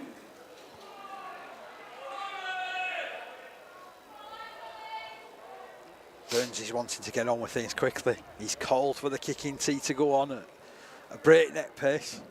Will they go short here? They'll try and get the ball back again. 16.5 minutes or so remaining. Oh, they have gone short. And Jeffrey Stott has spilled it under a bit of pressure. Good work that from Ryburn Valley. Yeah, real good that. Real good kick from the restart as well. And they've got a good opportunity. We'd like to see them, get over that try line as well. But it's going to take something special, as this Standish defence has been absolutely brilliant all game. So good play, but they've got to come up with some good plays to beat this defence. Let's see if they're going to do it on this set. Burns just chatting to a couple of his teammates.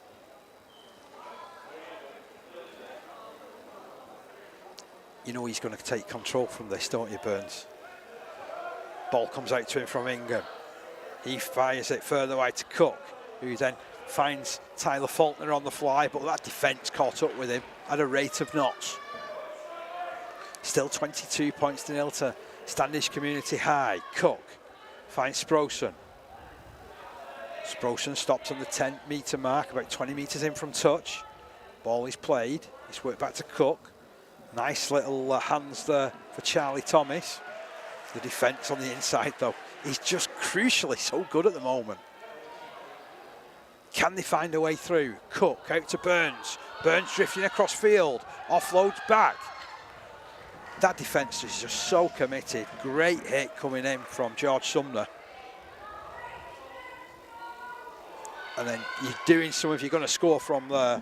George Swales really did puff the cheeks, said give it me, but there was no way through that wall.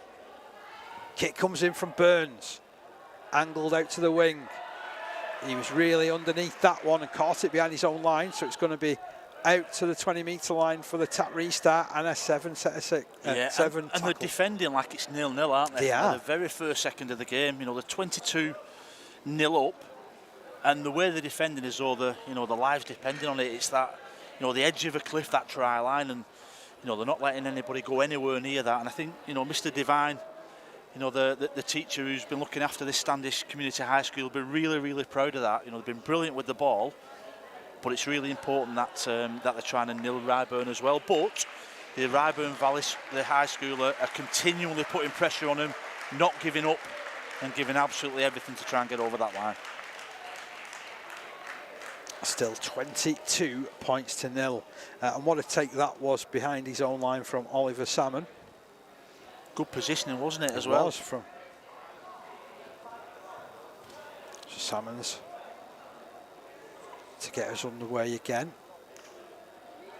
When he gets the nod from our match official, he was just checking on Swales because he's been receiving treatment in the background, and unfortunately he's being led from the field.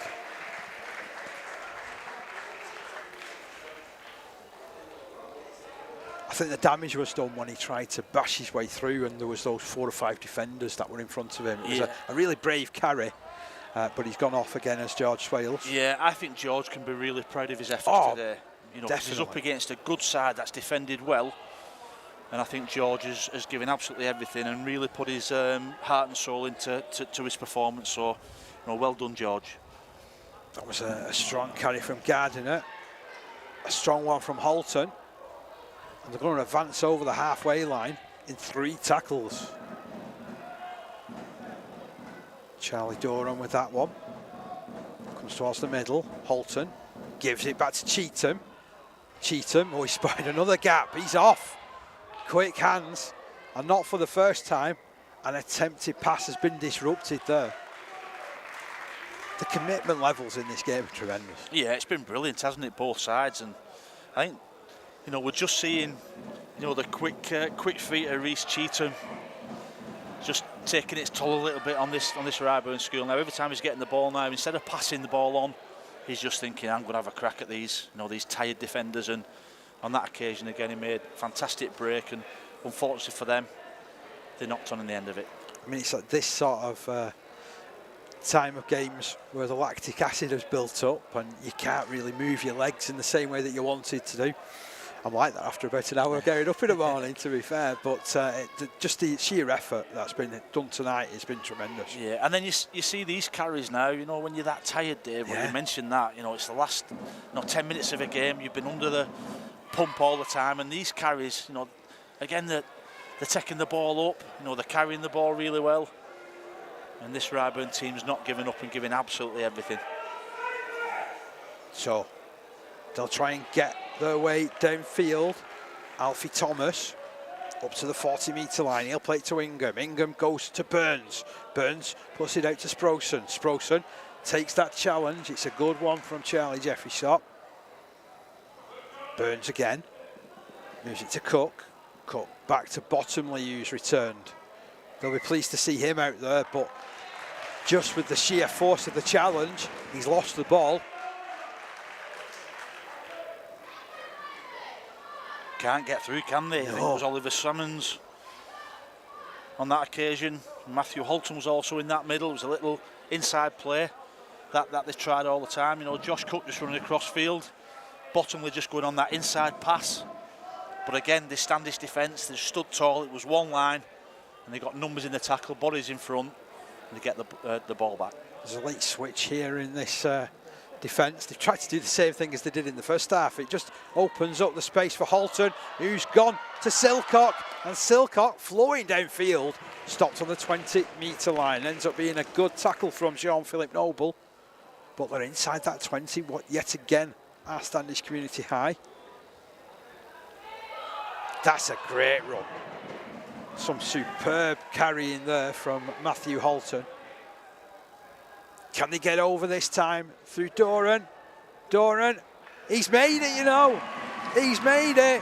Standish have their 5th try, and they now lead by 26 points to nil. Yeah, brilliant play from Doran. That wasn't it from dummy half. It was Matt Horton, that powerful run. Started from that little set play from the scrum. They stacked the right-hand side and only left 2 attackers on the left-hand side. You know, so it was a 2-on-2, and when you've got pace, when you've got players like Matthew Horton in there, he'll go around there. And then, I think it was saying it's Fairclough that's gone over the saying in the tannoy. It was Doran. Whoever it was, it was a fantastic try. It was a great run. It was a lovely run, that, to be honest. 26 points to nil. One thing we can confirm, it's Matthew Holton who will attempt the conversion. Maybe you can tell me this with your local knowledge, Steve. But is there a shop in Standish that sells, really colourful rugby hats? Because I'm looking on this team. It has some brilliant, There's some good colours there, isn't brilliant colours. Yeah, and when you wear, a colourful one like that, you've got to play well, haven't you? That was always what my dad used to say. If you have colourful boots or colourful skull cap, you have to play well. And he certainly has. They have, haven't they? Yeah, that kick goes wide. But the scoreline remains 26-0 in favour of Standish Community High School. It is Rugby High School 0, Standish Community High School 26.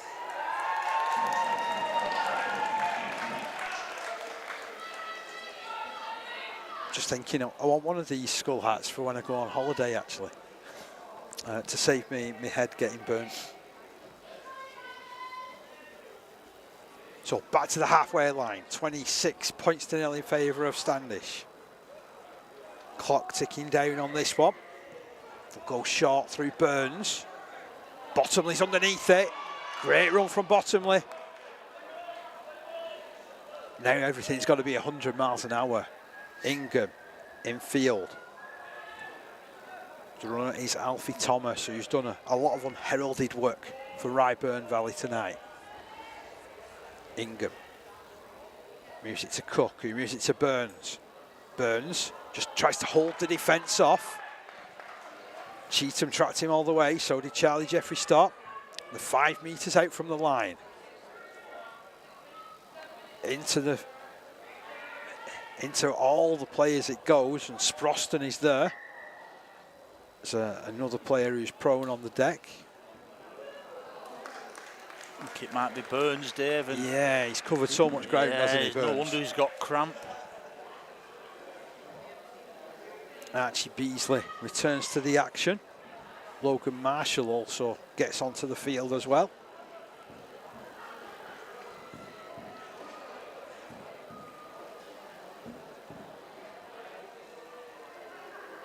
It's been a great day of entertainment here at Wakefield, the inspiresport champion schools.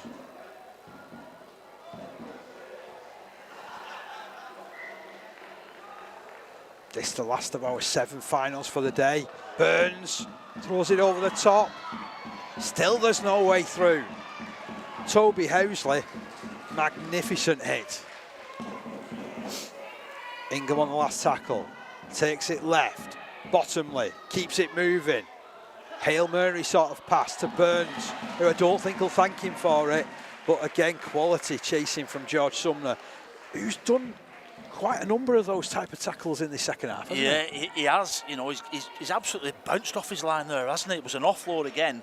One thing they've done really well, Standish, is all across the field, even when the ball's gone away from them, they've kept moving and they've stayed up, and it's just been, one red and white Standish wall, and it's just been impossible at times for Ryburn to get through them. Cheetham moving the ball confidently. They did well to ride that challenge then. A nice tackle that from Harrison Moore. That was a tired looking pass. Good yards off the back of it though. 5 minutes or so remaining of the game. Inside ball from Astley. Down the ground comes Silcock. Silcock taking on all comers. Has he got the pace to finish? You better believe it, he has. He's underneath the post. A flowing movement. Alfie Silcock sealing this game. Fantastic work. Yeah, they've been brilliant, haven't they, Standish today? You want to see the best of your team in the final, and we certainly have done with this, this Wigan team, Standish Community High School, and that man Alfie Silcock, right from the word go. He's been put under a lot of pressure by the halfbacks of Ryburn Valley with some real good kicks, and his positioning's been great. He's defended really well, and he's probably finished today off with one of the best tries of the day. Holton with this conversion attempt directly in front of the post, 30-0. I didn't think we'd be talking about this scoreline at half-time. No, I didn't. Be honest. It's blew away, hasn't it? I think just the way they've defended. I think it's just this Ryburn Valley, have done absolutely everything, but the way they've defended, it's just tired them out. I think it's just frustrated them, and know, when they've got the ball, they've just been absolute class. So Halton adds goal number 4. It goes between the posts, and it's 32 points to 0 now in favour of Standish Community High. Been outstanding today. As Halton. Silcock's been outstanding. Well, in fact, you can go through the entire team and just go, yeah, A+, yeah, A+, yeah, A+. Definitely. I think it's levels now, Dave, isn't it? I don't think it's A, B's and C's. I think it's levels 1, I'm just 2, showing 3, my age 4. there. Level 3, 4, 5, 6. But, you know, they'll all be, is it level 9, which are A+s. So I think they've been excellent. And, you know, we're looking at a player of the match. You know, as a team, Standish have been excellent. Ryburn Valley's had some outstanding players, but, you know, Matthew Halton for us has been excellent. Brilliant play from him. Mid-range restart, and he's popped up to take that one as well as Halton. He's been everywhere. It's been a real complete performance from him. Standish come forward again. Ryburn Valley, though, to their immense credit, tackling till the end. Cookie's last man off the challenge. And he's done well considering he's been limping around for the last 15 minutes, hasn't he? Cook. Doran from dummy half. Linking play perfectly. Under pressure for that pass from Cheetham. Hit Gardner perfectly. He goes beyond the halfway line. Into the closing stages of this game. Cheetham takes over again. Oh, that pass even went behind Halton. Doesn't even juggle with it. Just reaches behind him, takes it in, plays the ball, and it's off down the right-hand side with Astley. He puts a measure kick in over the top. It bounces up in favour of Burns, who's also been very good. Yeah, he has. He's probably been, you know, one of the best players on the field, even in a team that's lost 32-0. I think he's been really impressive. You know, that was a great example of Standish. You know, just doing things off the cuff as well. You know, trying things. You saw mousetrap first half, or what we call mousetrap. You see little inside plays. You see little decoy strike plays, and it's really good to see that teams are being encouraged to do that. And this defence has just been top class. Burns slips the ball to his right-hand side, picking up Logan Marshall. Tackle just behind his own 40-metre line. They're going to have to kick forward on the last. Burns. Oh, that's a wobbling kick. There's no chance that player was going to be able to take that kick on the full. It's Caulfield. Cuts down the left. He fancies a late run, does Caulfield. 2 tries to his name today. And that's Charlie Jeffrey Stott, who also has given a really impressive performance tonight. Silcock, quick on his feet, light on his feet. Steps to the right, then to the left. Into the Ryburn Valley half. They look like they're enjoying these closing stages now. The Standish, they know that the game is won. It was a tired pass, wasn't it, that? And no wonder the effort they've put in, certainly defensively. You know, you've got the 2 best teams in the country here, you know, in Champ Schools finals, and, you know, to keep one of the schools to 0 in the Champion Schools final. It says a very a lot, good doesn't team it? as well. It does, yeah. It says a lot. What a performance this has been. What an enjoyable game. What an enjoyable day. Have a kick here. Have a kick and let's see if we can have a try. Well, he goes out to Burns. He puts it through hands. Cook, ambitious pass wide. Running opportunity for George Hughes. 30 metres away from the line. Cook will turn it infield, looking for Bottomley. This defence is almost unbeatable, isn't it? Very organised, ultra committed. And Cook tries to unlock it again, links with Burns. Burns over the top. Oh, it was such a good pass that, or it was looking like it was going to be a good pass. There was many motion and just drifted a little bit forward. And into touch as well. So turnover on the 20-metre line. directly in the middle of the field. I think we'll have a bit of a safety set here, Dave. I think after this set of 6, I think it might be finished. So it's a straightforward carry. All eyes on our match official.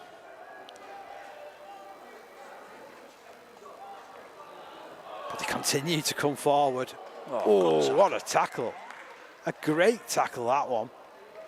Forced the error from Oliver Salmons, who's done particularly well, and there's a little bit of a flashpoint right at the end of this game. It's not been that sort of game at all, to be honest. No, it's just, yeah, a little bit of frustration there, isn't it? I think it was Alfie Thomas that put a great shot in there for Ryburn.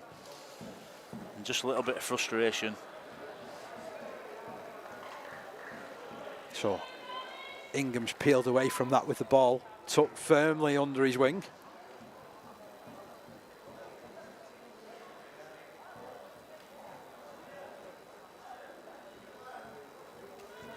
Now match official will just have a really quick word. Liam Breeny.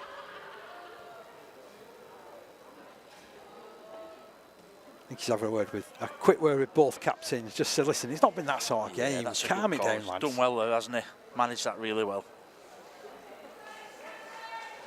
So it's going to be a scrum 30 metres from the line. 32 points to 0 in favour of Standish Community High. Burns running on the right-hand side.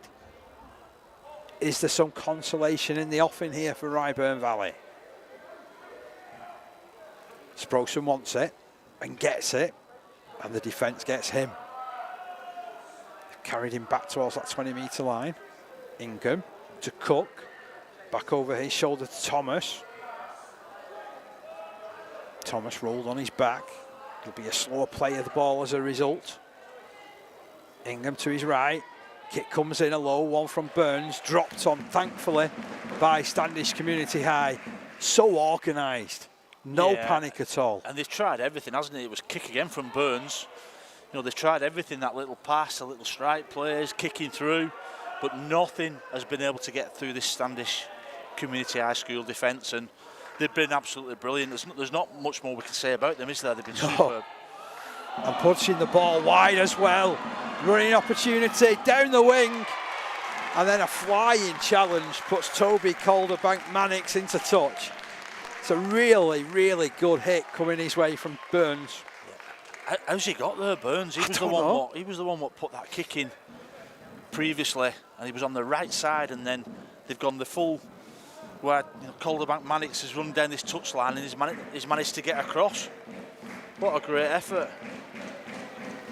Again, just sums up the commitment levels that we've seen in this game. We've seen throughout the day, haven't we? We've seen some real quality rugby league.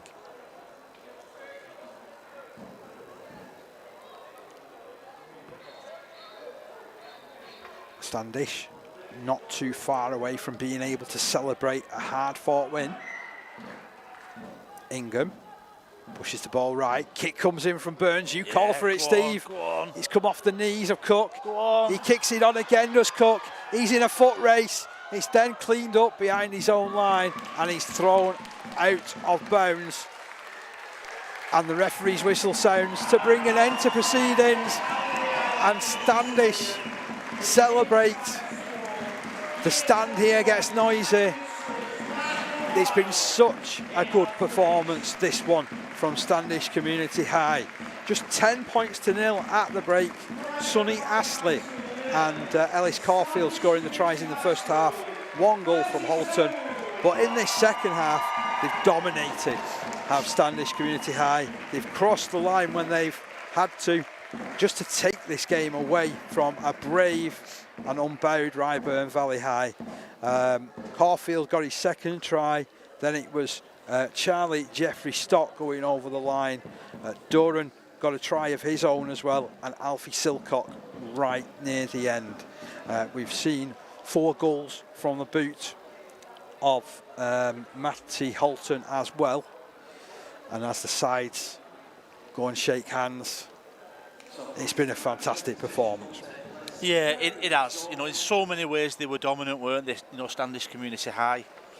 You know, Ryburn Valley, you know, just tried. They put absolutely everything, and we've said it on every game. They've left every ounce of effort on that pitch. You know, you don't want to come off that pitch and think I could have done more, and they've not done that. It's just they've come up against an absolutely first-class team in Standish, and a well-deserved, you know, victory, and you know, to get this champion schools win and to be the best school in England is a fantastic achievement for the Wigan school. Certainly is a fantastic achievement. They've played some fantastic rugby league as well.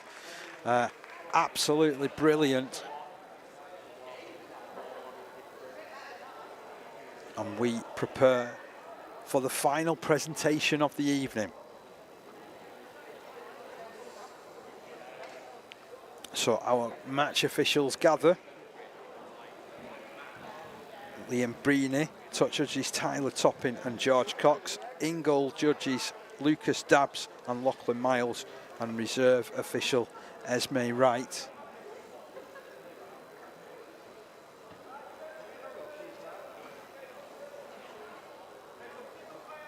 It's been a great performance, a great occasion.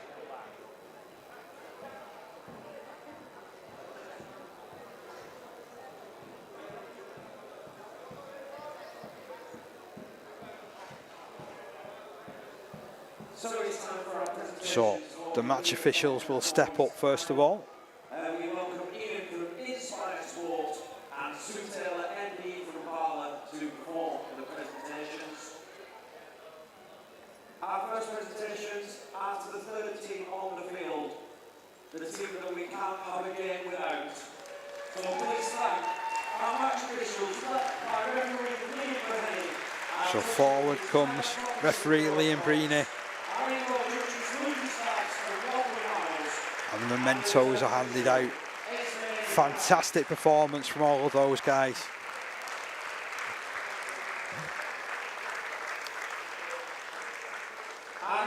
Now it's time for the player of the match. This player was absolutely outstanding. To Standish Community High Schools, number 13, Matthew Holton. Standish Community High's influential number 13, Matthew Holton, comes forward, collects his player of the match. What a performance from him. Yeah, he was brilliant, wasn't he? He had everything. You know, goal kicking, defensive, try scoring, led his team fantastically well, and well-deserved award for him. And Ryburn Valley will come forward to collect the runners-up medals, led by Tom Burns, who really did run his blood to water, didn't Yeah, I he? thought he was brilliant. That was absolutely superb. Proud day for him, isn't it, this school as well, and everybody watching at home, and all the parents and caregivers and teachers, you know, and colleagues and everything in the stand can be really, really proud of this team. They've given absolutely everything. There wasn't any more that anyone else could do. Bottomley had a great game as well. They all played their part. They just couldn't find a way through what was an impregnable defence. I think they could have been playing till midnight, couldn't they? And they still won to score, and that's no disrespect to Ryburn. It's just a real compliment for this team that's going to be picking up this Champion Schools trophy now. And now the winners, Standish Community High, go and collect their winners' medals. Doran, the first one there. Astley follows him. Scored the very first try of the game, did Astley.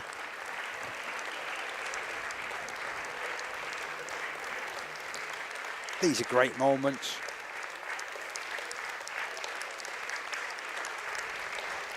Caulfield takes his medal as well. Following in the great tradition of Wigan schools, Dave, you know, you look at Oval St Peters, who, you know, have won this competition many, many times. Went to Wembley as well and had a great win. And Standish is certainly coming up there as one of the best schools in Wigan. So Charlie Jeffrey Stott lifts the trophy, lifts the memento. They have done it. Your inspiresport Champion Schools winners for Year 10 boys competition this year. Standish Community High School winning by 32 points to 0. A really thoroughbred performance. Absolutely brilliant, and it's really fitting that this kind of performance finishes the day off, because it's been an absolute pleasure and an honour to watch all these games. You know, the effort that's put in, the backroom staff, the match officials, everybody concerned with today. It's been sensational, and you know, we've finished off with what a, you know, looking at that picture now, Standish High School coming up with an amazing performance to finish what has been a fantastic day. Steve, as always, an absolute pleasure to work with you. You too, Dave. Thank you very much. Thanks for the invite. We've really loved this day today at Wakefield. And let's, for a final time, have a run through at all the results from today's fixtures. So it all started off St Bede's and St Joseph's getting the better of Rainford High School in the Year 7 girls final by 40 points to 22. Malay Lambert lost out to Archbishop Centermoo in the Year 8 girls final. That was a top encounter, that was. And then the Year 8 boys final, Outwood Academy Haydock had a fantastic second half to outlast Bedford High School. For the Year 9 girls final, Malay Lambert defeated St Peter's 36-14, and then it got really tough with the next two games. So Castleford Academy boys defeating Sirius Academy in the Year 9 competition. In the Year 10 girls competition, Castleford Academy getting the better of Malay Lambert. And then what we have just witnessed, the Year 10 boys final, Ryburn Valley 0, Standish Community High School 32. On behalf of everybody here at Wakefield, we thank you for your company, and we sign off hoping that you have enjoyed it, and we'll have something again very soon. Take care and enjoy the rest of your weekend.